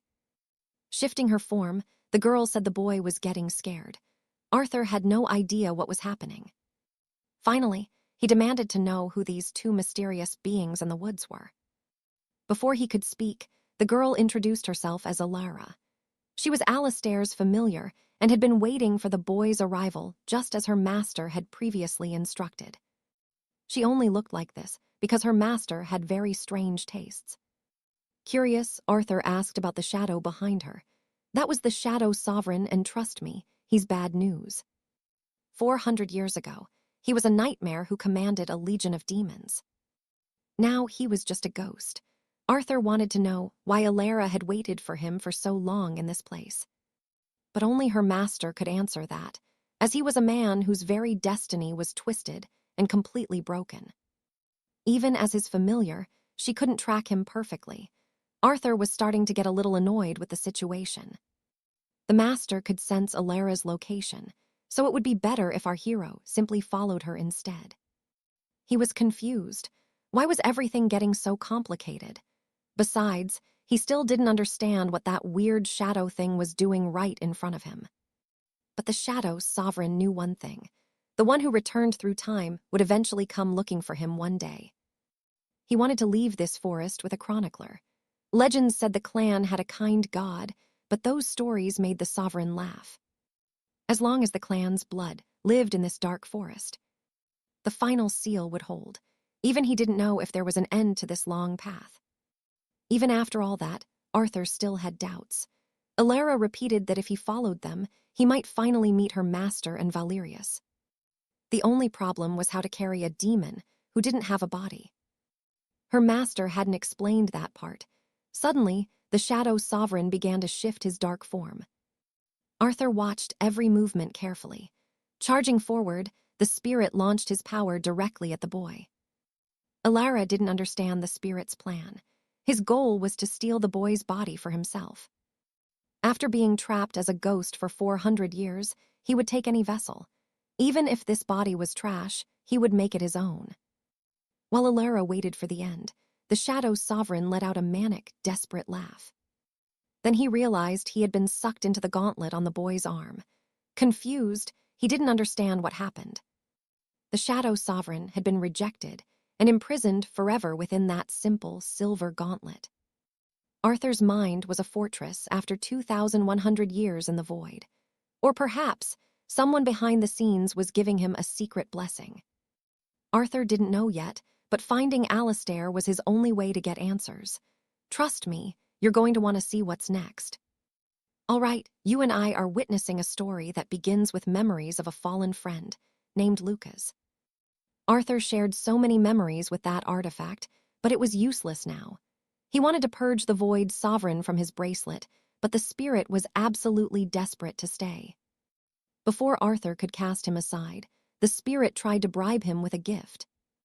This entity was once a terrifying archdemon who gathered massive spoils of war over centuries of dark rule. Rubia confirmed it, back then. His vaults overflowed with legendary gold and mysterious treasures beyond any imagination. Arthur weighed the offer carefully.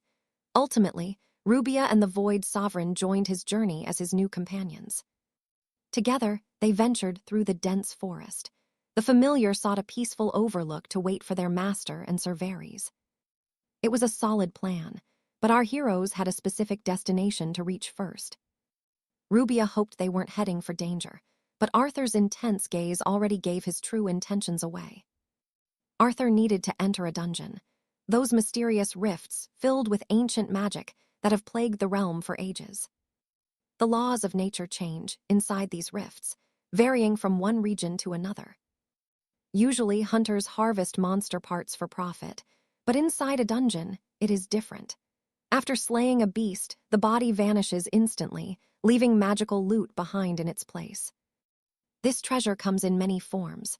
Of course, the deadlier the monster, the greater the reward. If you manage to slay the dungeon boss, you earn a legendary prize, and the rift finally collapses. Rubia asked if he was truly serious. Without a hint of doubt, Arthur confirmed he was going all the way. Soon, Arthur stood before a massive stone monolith at the entrance. 2 months had passed since meeting the Void Sovereign, and he had finally tracked this dungeon using Alaric's secret intel. In his previous life, he possessed the Stone of Regression, so the Crimson Catalyst should be right here. Touching it would instantly teleport him deep inside the rift, allowing him to carry out his secret mission. Even so, for a brief second, he wondered if completing this impossible task was even within his reach. Still, it would be madness to quit now. With a determined heart, Arthur reached out and touched the stone. In a flash of light, he vanished. Arthur and Rubia had successfully stepped inside the belly of the beast. Now pay attention, because Arthur just realized he isn't alone. A massive figure was standing right behind him. It looked like an ambush. The silent giant stood still before finally asking who this boy actually was. The stranger realized he was facing the legendary knight who had shattered the cursed demon sword. Sir Cedric apologized, explaining he mistook Arthur for a high-ranking master from the dark demonic cult. Cedric was once a warrior of supreme peak level before Lady Alara ended him. Now, Arthur had arrived specifically to stop that little celestial demon. Cedric warned that Alara was incredibly dangerous and led a squad of elite warriors. The dungeon's treasures were immense. If Alara claimed them, an invincible demon would rise. They had to stop her to save the realm. Sir Valerius and the Iron Fist demon had also entered the rift as Alara's loyal followers from the Obsidian Order. They brought Baron Blackwood, the drunken master, and even the supreme celestial swordsman to back them up. Every one of them was lurking inside. Lady Alara had to be stopped, and Cedric asked for Arthur's help. In that moment, Arthur fell into silence. I know what you're thinking. And yes, he agreed to do whatever it takes for the sake of justice. Slapping him on the back, the giant said he expected nothing less from the hero who slew the cursed blade. This was Arthur's first rift. Every dungeon is unique, but they all swarm with lethal monsters, so they had to tread very carefully. As they moved, Cedric sensed something off ahead. Immediately, both warriors froze in their tracks. Suddenly, Arthur's eyes glowed with a strange light. Someone had just arrived at their location. Suddenly, Lady Alara sensed the boy's presence after so long. They stood face to face in total silence, exchanging only deathly glares with the little celestial demon. Worried, Cedric noticed something felt very wrong about this whole situation. Slowly, she emerged from the shadows. Cedric's heart raced with excitement when he realized the woman was there. However, they should have looked closer. The person standing before them didn't seem normal at all. Looking closer, he spotted something off on her face. Cedric grew desperate, his gaze turning sharp and intense. With a sudden strike, she lunged forward and kicked the giant with all her might.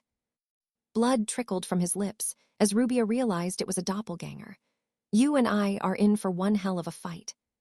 Stick with me. We are diving into a clash with a monster that shouldn't even exist.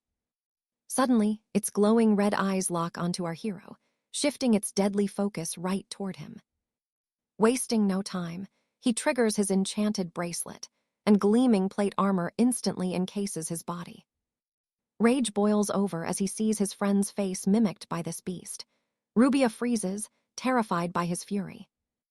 The thing lunges, unleashing a torrent of strikes that reminds him of the day he felled the legendary cursed blade. Back then, Lord Baxo praised his incredible growth, a compliment our hero still finds hard to truly process. For over 2,000 years, he pushed himself to the limit just to hear those words of pride once more.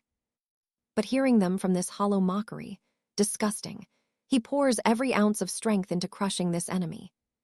He warns Grismo that this is a doppelganger, a shadow that can perfectly mimic a warrior's entire fighting style.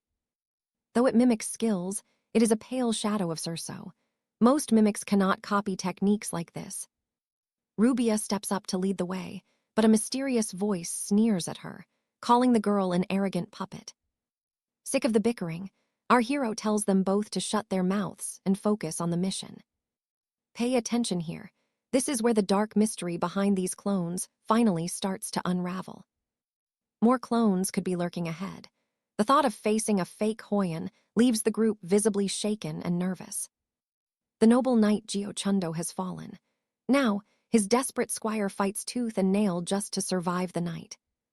Consumed by rage, the Alliance champion unleashes a whirlwind of steel against the cursed abomination before him. Standing in his path is the young lady demon. She looks terrifyingly calm, poised for a lethal, relentless strike.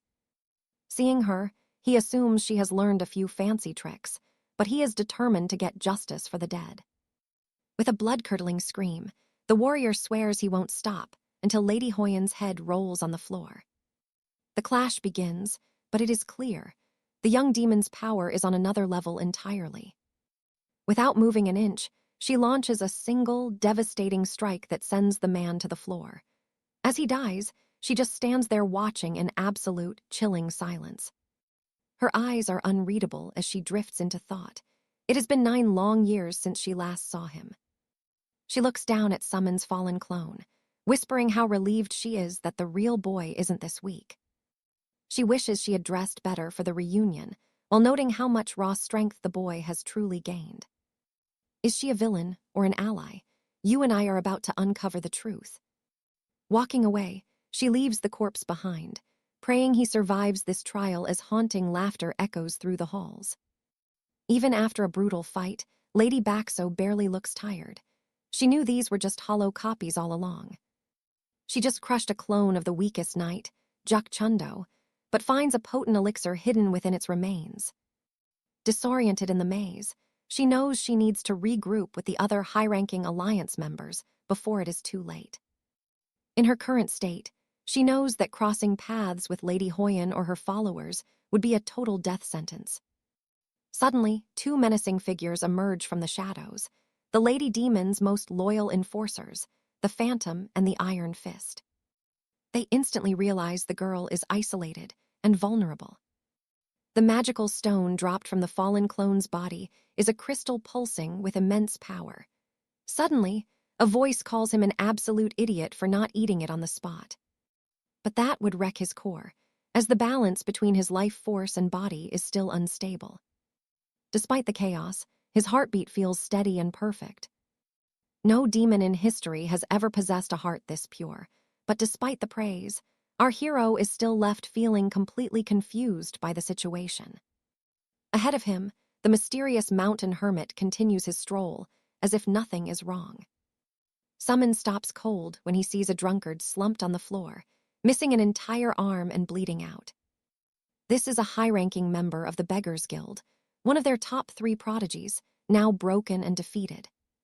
The Phantom's clone tore through him, landing dozens of strikes in a second and taking his arm in the process.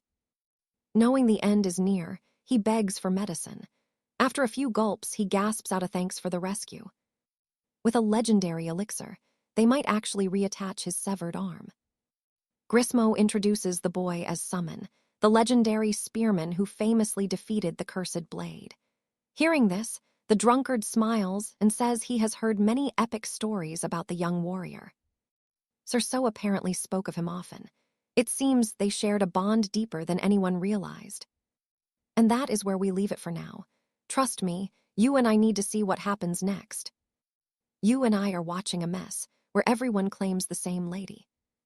Alaric felt his face grow hot as Grayson stood between the men in silence. A voice mocked them, asking who'd love a ghost girl while watching grown men squabble. The drunkard realized he had been rude to the man who saved him with a potion, but a mocking voice said they were having too much fun. That sweet tale of young love had completely blinded them both. Approaching them, the dark disciple introduced herself as the Hag of Shadows, and Grayson knew her instantly. Clearly annoyed, the old woman claimed she could end him with a single, devastating blow. She was another of Lord Vayne's followers, but then Ruby announced the dungeon analysis was finished. The real fight is starting, and pay attention here, because Ruby's about to reveal the map. The blue dot represented Alaric, yellow meant allies, and red was for monsters. This data was enough for them to achieve victory. However, those 3 yellow dots were moving fast, likely indicating a fight. Alaric's eyes sharpened as he focused on Ruby's display, seeing the chaos right behind that wall. One of those dots had to be Sophie, and she was likely fighting Lord Vayne's men. He decided to smash through the thick stone, while the others held off the hag. Suddenly, a massive amount of energy flared up, and Grayson warned the old woman to brace for a devastating impact. Normal strength wouldn't break the wall, so Alaric poured everything he had into his spear.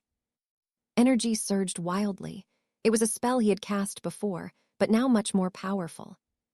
The spear glowed with vibrant, intense power, and Grayson knew the strike was coming now. Terrified, the hag feared the coming blast, while Alaric turned pale from the massive strain. The enemy couldn't even defend herself anymore, letting out a final scream of pure desperation. Smoke seeped through the cracks after the wall exploded, leaving everyone present in total shock. Okay, I know what you're thinking. A hero's entrance. Yeah, Alaric just pulled it off perfectly. Frightened, she could only manage to say they hadn't seen each other for a long time. At that moment, character status updates flashed across the screen. Alaric refused to let anyone lay a finger on Sophie, but the 2 suspicious men didn't know him and thought he was from the Iron Pact. The injured girl was shocked her friend could destroy that wall, but he held out a gift to help. It was the Archmage's legendary gift, kept secret for ages to preserve its immense power. The situation was too dire to wait, so he bit into the sphere with all his might. After swallowing the orb, his body transformed as the knights watched the changes with alarm. Even eating only half the orb refilled his energy, exactly as Hugh had suspected. The strongest warrior moved to grab the girl, while the other man attacked the cursed boy with his steel. The enemies leaped forward to close the distance, but Alaric raised his spear to defend himself. The enemy's blade was incredibly powerful, fueled by a set of intense and deadly abilities. Baron Thorn was impressed by Alaric's growth, but the spear fight was far from over. The duelist realized that even though he seemed low-level, this guy was not an easy opponent to face. He didn't look like a master, but he'd clearly trained for a long time before leaping at his opponent. The 2 clashed in a relentless struggle, leaving absolutely no time for either to breathe. Neither could land a killing blow, as Alaric dodged the magic glowing in the man's eyes. Right then, the enemy began swinging his enchanted sword in every direction with wild speed. Alaric gripped his spear tight and began a high-speed sprint without stopping for a second. The bearded man laughed as Alaric unleashed the 9,000 souls strike in just 3 seconds. Even against that flurry, the enemy's sword moved with incredibly sudden and sharp precision. The enemy couldn't read the spear's strange flow, and suddenly, a brutal shoulder strike hit him with immense force. Staggering back, he tried to recover, but Alaric launched a sudden strike from below. And that's where we leave it. You and I are going to want to see how this ends. Stay with me, because we're about to see this young prodigy show off master-level knight skills. Meanwhile, Balder was locked in a brutal duel with the Saint's lieutenant. Realizing time was running out, he decided to end this dance. But there were 3 secrets the poisoned knight didn't realize. That this boy was his lady's old friend, and every skill he admired was actually forged by her own hand. And most importantly, that his beloved lady would be his very executioner. The warrior couldn't block the fatal strike from his own lady, dying without knowing why. With one cold look, Gwendolen ended his life instantly. Lady Althea had completely missed the Crimson Saint's sudden arrival, and stood frozen in shock as her lady effortlessly slaughtered her most loyal and devoted poison-wielding servant. Even if she despised those men, they worshipped her. Their only dream was to watch her conquer the continent and witness her glorious reign. Now, watch this. Althea couldn't fathom why her lady would murder such a loyal, devoted follower. Gwendolen didn't show even a flicker of regret on her face. Baron Sterling realized right then that words were completely useless now. In a blind rage, Baron Sterling declared war on the Saint, but he was the one who ended up dead. That Gwendolen was just a magical doppelganger, a trick no one in this dark dungeon had ever seen before. Every demon who followed the fake ended up dead. As the shadow clone drew closer, 𝒖𝒉𝒍𝒆𝒔𝒔 shouted at Isolde to run for her life immediately. He pointed to a gap in the stone wall, telling her that old Master Silas and the Iron Bull were waiting there. Her only mission was to bring them back for backup if they wanted any hope of surviving this fight. 𝒖𝒉𝒍𝒆𝒔𝒔 knew she was faster, so he flashed a small smile and begged her to go while she still could. Unable to argue with her comrade, she accepted the task, tossing him a powerful healing elixir as she fled. She pleaded with him to stay alive, but 𝒖𝒉𝒍𝒆𝒔𝒔 just hoped his own luck wouldn't run out today. You and I both know the stakes here. In his past life, only the Saint escaped this dungeon alive. When asked about the others, she simply claimed they were all dead already. The world thought she had slaughtered them all, but finally, someone was here who actually knew the dark truth. The magical band Gwendolen wore was a legendary artifact that could strike with terrifying speed and immense power. This time, 𝒖𝒉𝒍𝒆𝒔𝒔 was determined to change history and braced himself for the worst possible outcome. Refusing to back down, he faced his deepest fears and charged toward the enemy with his weapon ready. But the force of her blow was overwhelming, making him feel like his very arm was being torn off. Suddenly, he was sent flying as old Master Silas, and the Iron Bull continued their own battle elsewhere. He wasn't sure if their arrival would change anything, especially as another strike blasted him even further away. His will to survive was massive. He had to live to keep the promises he made to his friends. He had to endure the pain, keep fighting, and find any way possible to bring that woman down. His body was breaking, but his mind remained sharp and unbreakable. Drawing on 2,100 years of spirit world training, he remembered his lessons. Strike from the front, then hit the weakest point. The Saint barely reacted as she watched 𝒖𝒉𝒍𝒆𝒔𝒔 prepare himself for one last, desperate attempt at an attack. He leapt high into the air, trying to close the distance between them. Gripping his spear tight, he realized this fight might never end, but he still refused to give up hope. A voice called him a brat, asking if he noticed the Saint was just playing with her food. She was only using her artifact and all her experience. Since clones mimic masters, he knew Gwendolen rarely bothered to use her true martial arts. Thinking quickly, he understood she only used her real combat skills for opponents she actually respected. Despite this feeling like a cruel game, 𝒖𝒉𝒍𝒆𝒔𝒔 had finally become an opponent truly worthy of her time. In that moment, he prayed Isolde wouldn't return. He knew he was facing a literal monster in human form. On the other side, the old witch was being driven back as Isolde screamed that they had to save 𝒖𝒉𝒍𝒆𝒔𝒉𝒍𝒆. There was 0 time left. She had to get back to the fight, even if she had to go alone. Suddenly, a strange light flickered in her eyes. And as we leave it there, old Master Silas warned that following her now was just a one-way ticket to death. All right, you and I are jumping into a fight where our heroes completely underestimated the enemy.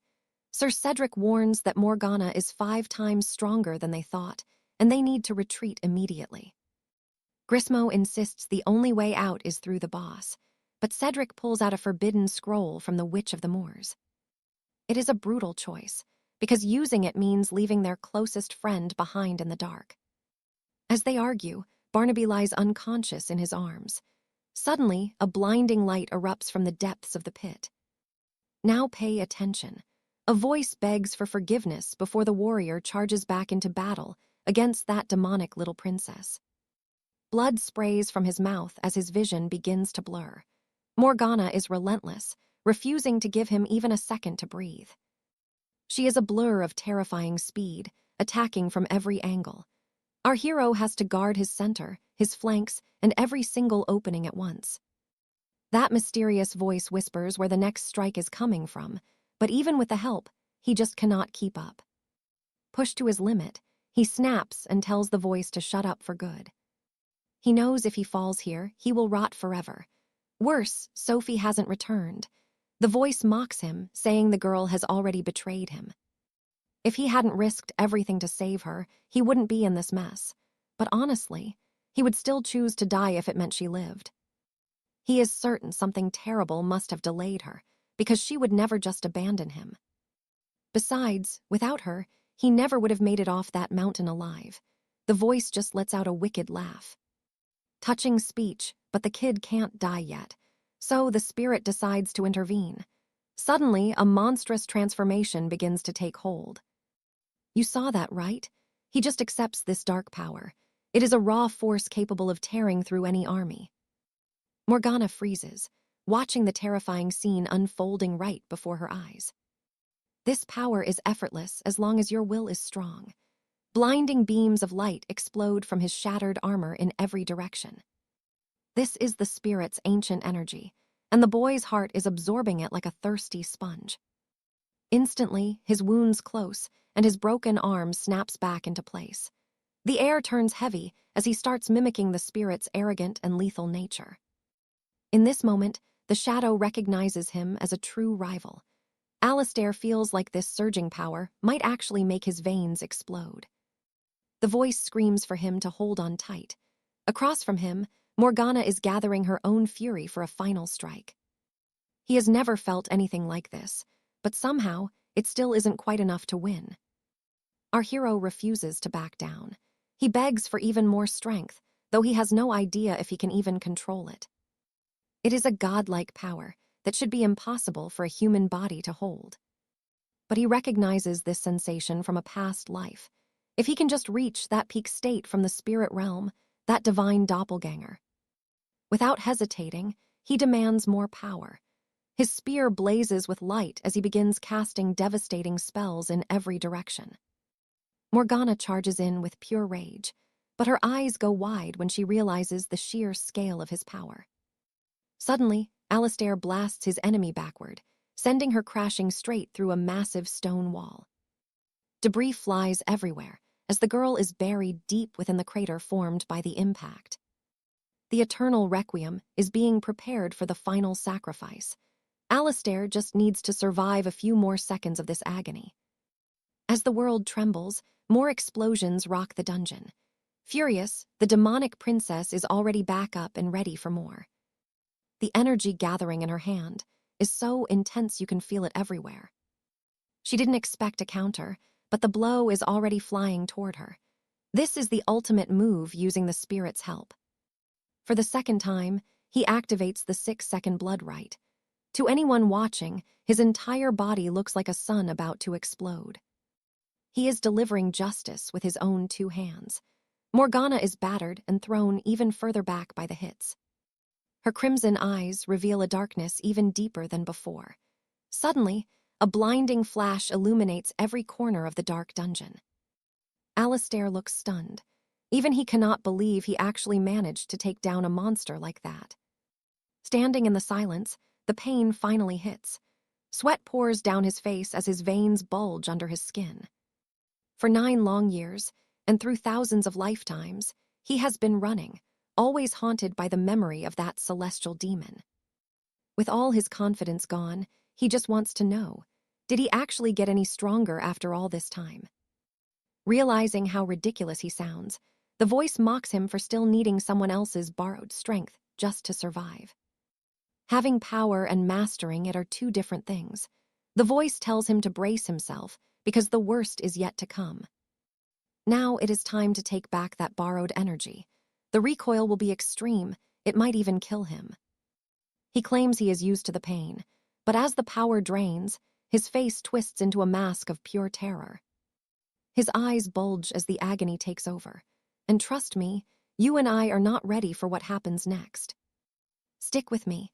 We are about to witness the most brutal transformation a hero can ever endure. Lady Ruby knelt down, asking if Arthur was all right after his body endured an hour of pure agony. Even the high-grade elixir from the Duchess barely kept him stable.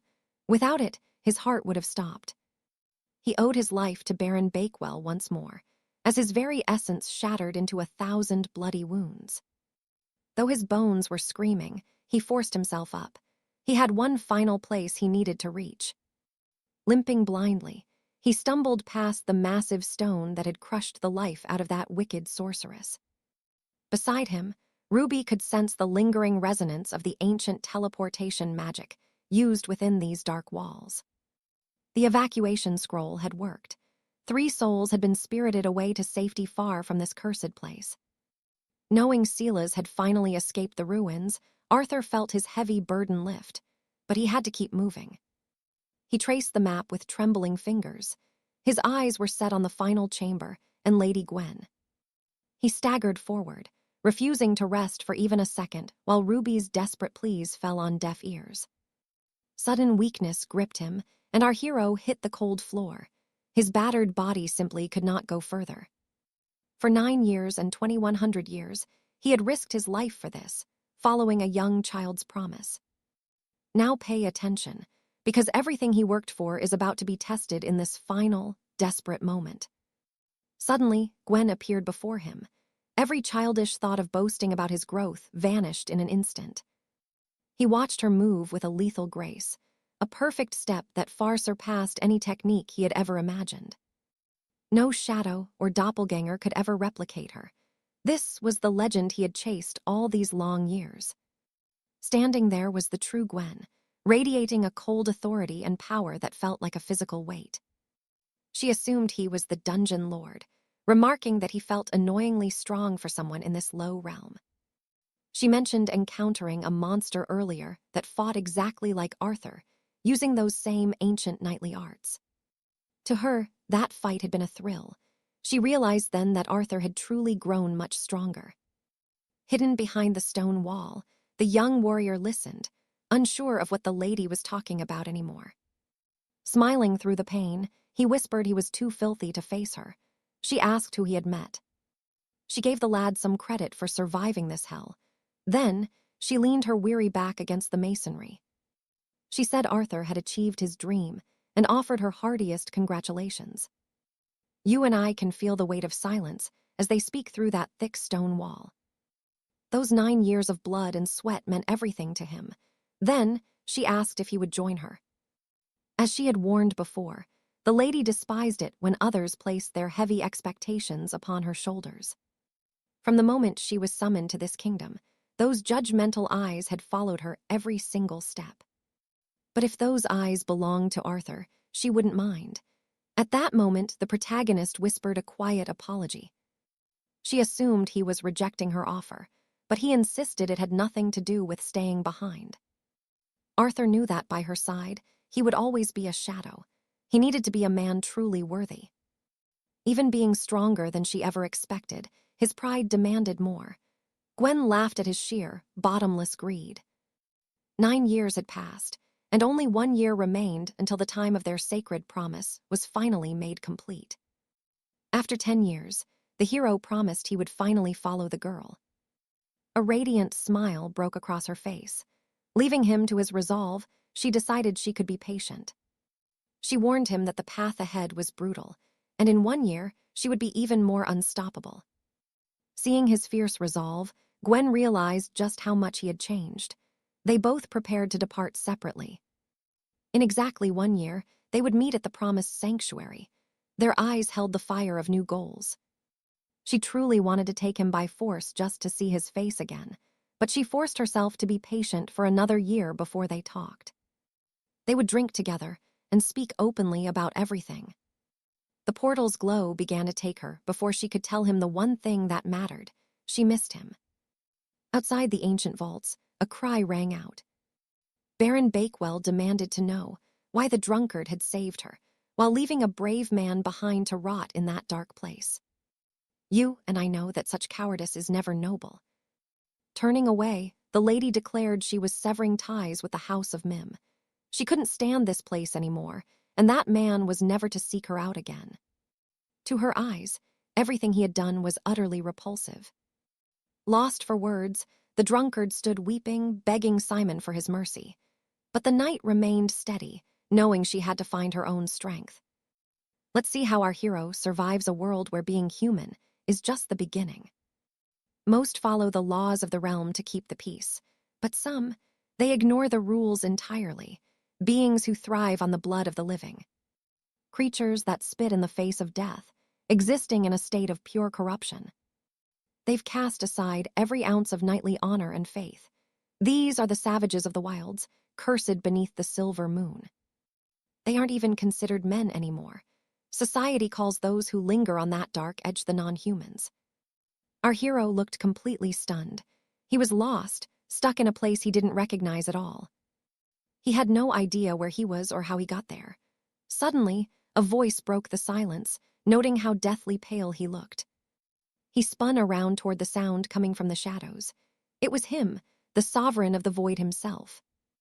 Simon asked what this place was, and the sovereign simply replied that they were inside his own dream. Because he borrowed that dark power, their souls became tethered, and sleep had pulled him into this nightmare realm. His mortal body was currently reeling from the side effects, but don't worry, he isn't going to die just yet. Even with that relief, our hero was shaken, fearing this was just another hallucination after everything he suffered in the trial. Now pay attention here, because the sovereign is about to show his true, terrifying form to our stunned young warrior. Dark energy began to spiral and fade. Moments later, a massive, imposing figure materialized before him. That was the great demon Lord of the Void in his true state. Demons are beings that actually resemble humans. He seemed pleased to wear this form again after so long. Now, the sovereign had a few burning questions for the boy. He was dying to know what Simon really was. No ordinary human should have been able to survive that much raw power.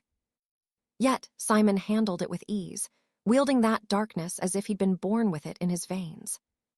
Honestly, if the sovereign hadn't intervened, our weak little warrior would have been dead twice over. In the moment they shared power, he felt Simon's emotions, something an invincible god like him had never felt before.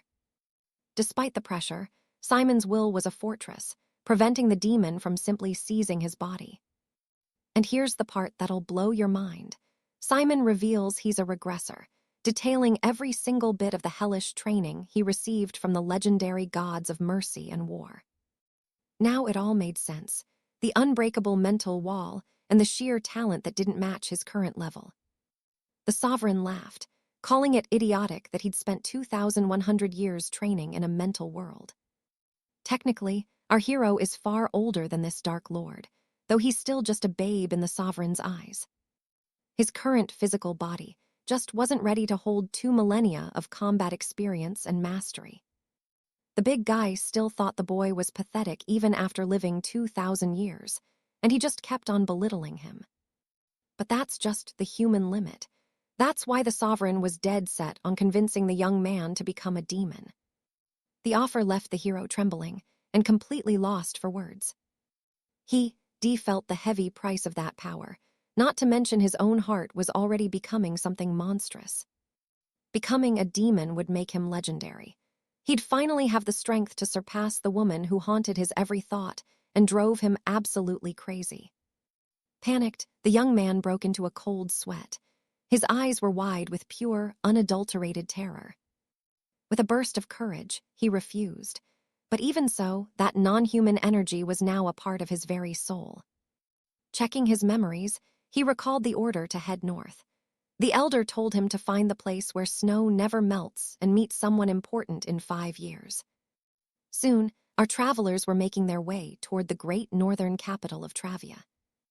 However, the young girl was miserable, not understanding why they had to endure this freezing wasteland for 3 whole months.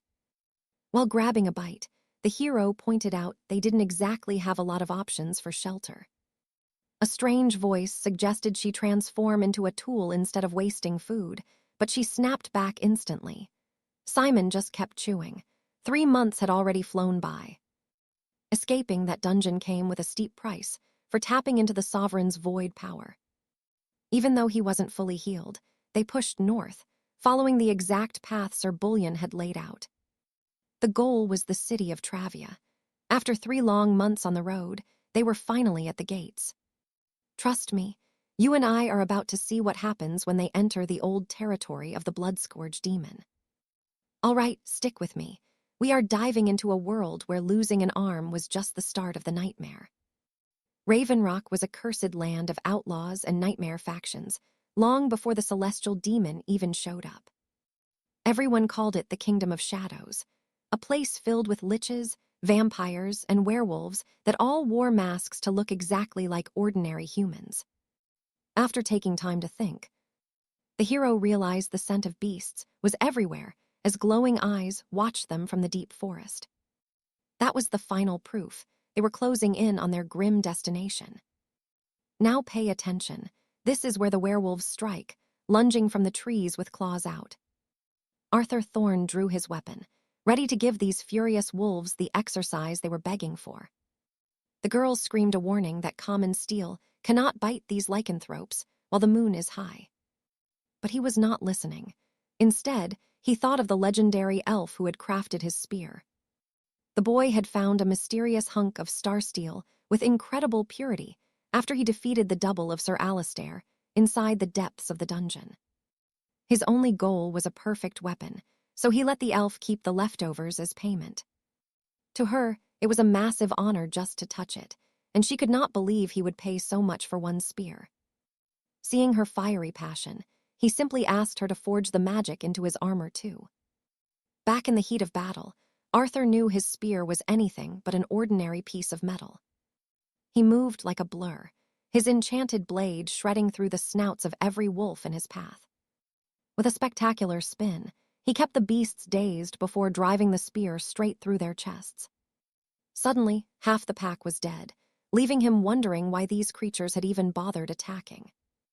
One beast snarled at his arrogance, promising that he would pay dearly for what he had done. The wolf claimed they were defending the ghost wolf sect's borders, territory Arthur did not even know existed. It turns out the boy's interference had ruined their lucrative slave trade in the nearby village. In that moment, Arthur remembered the thugs he had crushed to save the girl from being sold into chains.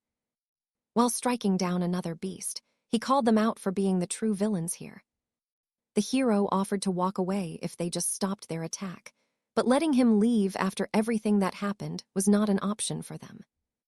Before the wolf could even finish its threat, the hero delivered a lightning-fast, lethal blow. He took the beast's head clean off, while a voice from his magic bracelet questioned his reckless mind. Arthur simply replied that he does not waste time thinking when he is killing absolute bastards. The voice argued that with his level of power, killing 10 of them should have been easy. He looked incredibly confused, not realizing that his flashy combat style made him look like a total arrogant show-off to the monarch. You saw it too, right? The girl by his side looks suspiciously like the wolves they are fighting. She explained that lycanthropes must serve a dark master who creates more thralls in the shadows. In this case, since these beasts were inferior, they had a home much like theirs, but if their master was who the voice suspected, they were in serious trouble. It could be an enemy Arthur simply is not strong enough to face in his current state. So the voice warned him to stop charging in blindly. Arthur snapped back in irritation, realizing the monarch was basically saying he should have let Rubia be sold as a slave, while the girls started crying from guilt. But the fight was inevitable the second they stepped foot into this forbidden territory. The voice went quiet after one final warning. There is always someone stronger than Arthur Thorne. The monarch's fears came true faster than expected when a voice rang out from the trees. The bracelet pulsed with the raw despair and fury of the monarch of the void. A mysterious figure in a white coat emerged, the cold-blooded leader of the ghost wolf sect. His name was Fenris, the mad wolf, and Arthur could feel the sudden, suffocating tension rising. The leader looked around at the bodies of his fallen pack, his eyes burning with rage. Demanding to know who had slaughtered his family, the leader locked eyes with our young warrior. And trust me, the mad wolf just realized he is finally facing the legendary phantom spear. All right, you and I are about to see a clash that defies 400 years of history. Julian thought the boy was a rogue, yet he looked familiar. Energy began to radiate from the werewolf's body as his killing intent spiked. He was determined to end the boy's life immediately, seeking bloody vengeance for his fallen noble house. Seeing the wolf's murderous intent, Tristan was left trembling until a cold voice commanded the beast to stop. The Void King spoke up, asking if the ancient werewolf wasn't a bit too old to be bullying children. Feeling that massive power resonate through the space, Julian recognized the energy immediately. It had been 400 years since they last met, and he assumed the king was dead. The wolf wondered how he now lived inside a human child. However, the figure could not answer, as he was not even sure if his original body still existed. Recalling a certain lie, Tristan thought about the humiliating situation he had faced earlier. The wolf had changed since their last meeting, as he used to be much more feral. The Void King ordered Julian to leave immediately before he caused more chaos. Watching the scene, the spirit seemed to be deep in thought about the current situation. If the wolf truly wanted to fight, the king was not about to just stand there. Even so, the wolf claimed he was just passing through and would let it go. He asked if the warrior was heading toward Travia. As he left, he warned him to be more careful. Others on the road would not be as merciful. Now pay attention, because the power gap here is terrifying. Julian vanished into the night instantly, and Tristan knew that if they had fought, he would have likely been killed. Julian was a monster who had been gathering power for over 100 years. He was one of the strongest non-humans alive, and Tristan only survived because the Void King protected his weak, insect-like body. At that moment, the warrior decided to ignore the spirit voice that kept talking to him. Tristan was just a leader of a small house. Even having reached the peak, there were still many mountains left to climb. Still, the world was massive, and that thought made Tristan truly happy. He was no longer afraid, and the fact that a path still existed filled him with excitement. However, he was still thinking about the warning that others would not be as merciful as the wolf. The warrior did not understand who else was out there. Meanwhile, Julian stood perfectly still in the middle of the dark void. He had finally encountered the legendary King of the Void. Confused, he could not believe the soul was still alive after losing its body. He tried to relive old memories in his mind. Looking at him, it was clear this was the true Void King who had survived for 400 years. That human was the famous Phantom Spear, and the Void King was inside him. He was likely the one who destroyed Genevieve's scouts. I know what you are thinking. This mysterious woman now realized the boy had become a massive, annoying problem. Observing him closely, she noticed his new look. Despite being human, the boy looked just like them. Because of the Void King, the wolf let him go. The woman decided she would keep watching his journey toward Travia.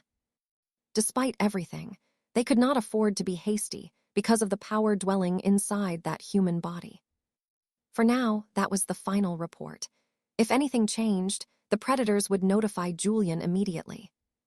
Finally, he uncovered a vital lead. Sir Neville presented a document containing classified intelligence on the military forces guarding the city of Travia. The secret papers were handed over to Tristan, the predators. Nobody knows when they were founded, but they have existed for at least 100 years. Vampires, liches, and shifters formed this secret cursed legion, marked by an inverted pentagram symbol and wielding immense power that they rarely showed the world. The 5 high leaders known as the Dark Crests possessed power beyond any mortal comprehension. The risk was extremely high. Julian was likely one of the 5 sovereigns, and the other men mentioned by the wolf were probably those same predators. Realizing there were 4 more monsters like him, our hero looked deeply worried.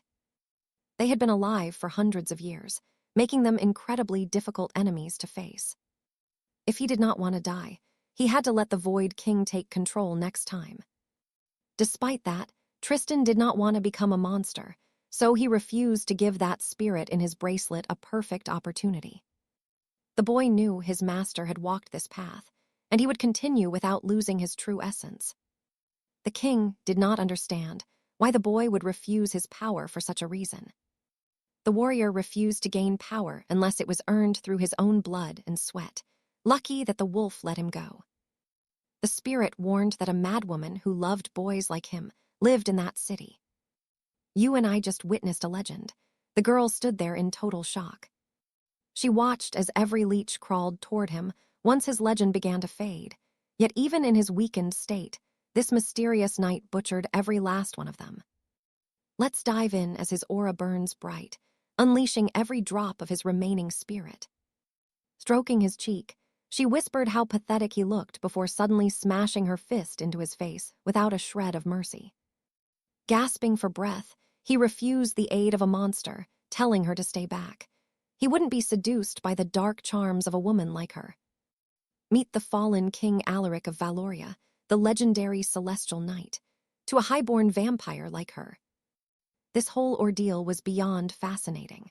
She couldn't understand why a man so broken made her heart race with such strange, newfound excitement. Savoring the moment, the Crimson Queen, Countess Janina, decided right then and there that Alaric would belong solely to her. Now pay attention. She offers a miracle, promising to restore his lost arm. She even promised him the strength to crush the rival who crippled him. Suddenly, Alaric felt a searing, agonizing pain tear through every single limb. Baring his teeth like a cornered beast, he spat out a flat refusal of her deal. The Countess, expecting a desperate yes, felt a wave of cold irritation at his defiance. Despite his loss to a mere youth, his iron will remained unshaken, which only fueled her obsession. She knew every rejection would slowly grind that spirit down. It was just a matter of time before he broke, but surrender wouldn't satisfy her heart. It was always the same old story. She tended to lose interest in her toys the very second they finally became hers. She would just find another plaything to break, the cruel habit of an ancient monster who had been playing these games for centuries. As she strolled the shadows, a servant called out. She turned, wondering what was so urgent. He reported a mysterious youth entering the city gates. The boy appeared human, yet he radiated an energy that felt completely alien and dangerously powerful. Janina knew instantly who it was. She cursed the Iron Hound for being a total fool and letting the boy escape without a single scratch. You and I both know she can't stay away. She acts like she doesn't care, but she's going to see him herself. Slumped against a wall, a man sat motionless with a massive wound, looking like a corpse. Crowds hurried past without a glance, but Arthur and his men could feel a thick, suffocating tension hanging heavy over the entire district. They had finally reached the capital of Valoria, but the city was in total chaos following the brutal assault on the Celestial Knight. Moving closer, they found a grim mountain of bodies. Lord Malacher warned them that these weren't just ordinary corpses left in the street. They were monsters, beastmen and vampires. Every dark creature was now swarming the streets of Valoria. Usually, these beasts stayed hidden. Seeing them now proved the entire kingdom had fallen into madness. Rowena nervously asked if this detour was truly necessary, wondering if the old sage's directions had led them into a deadly trap. Arthur froze as a cold, silk-like voice whispered in his ear. Turning in shock, he found Countess Janina standing right there, claiming she held all the power. With glowing golden eyes, the woman introduced herself as Countess Janina and gave a smile. A strange pleasure, and trust me, we've only just begun.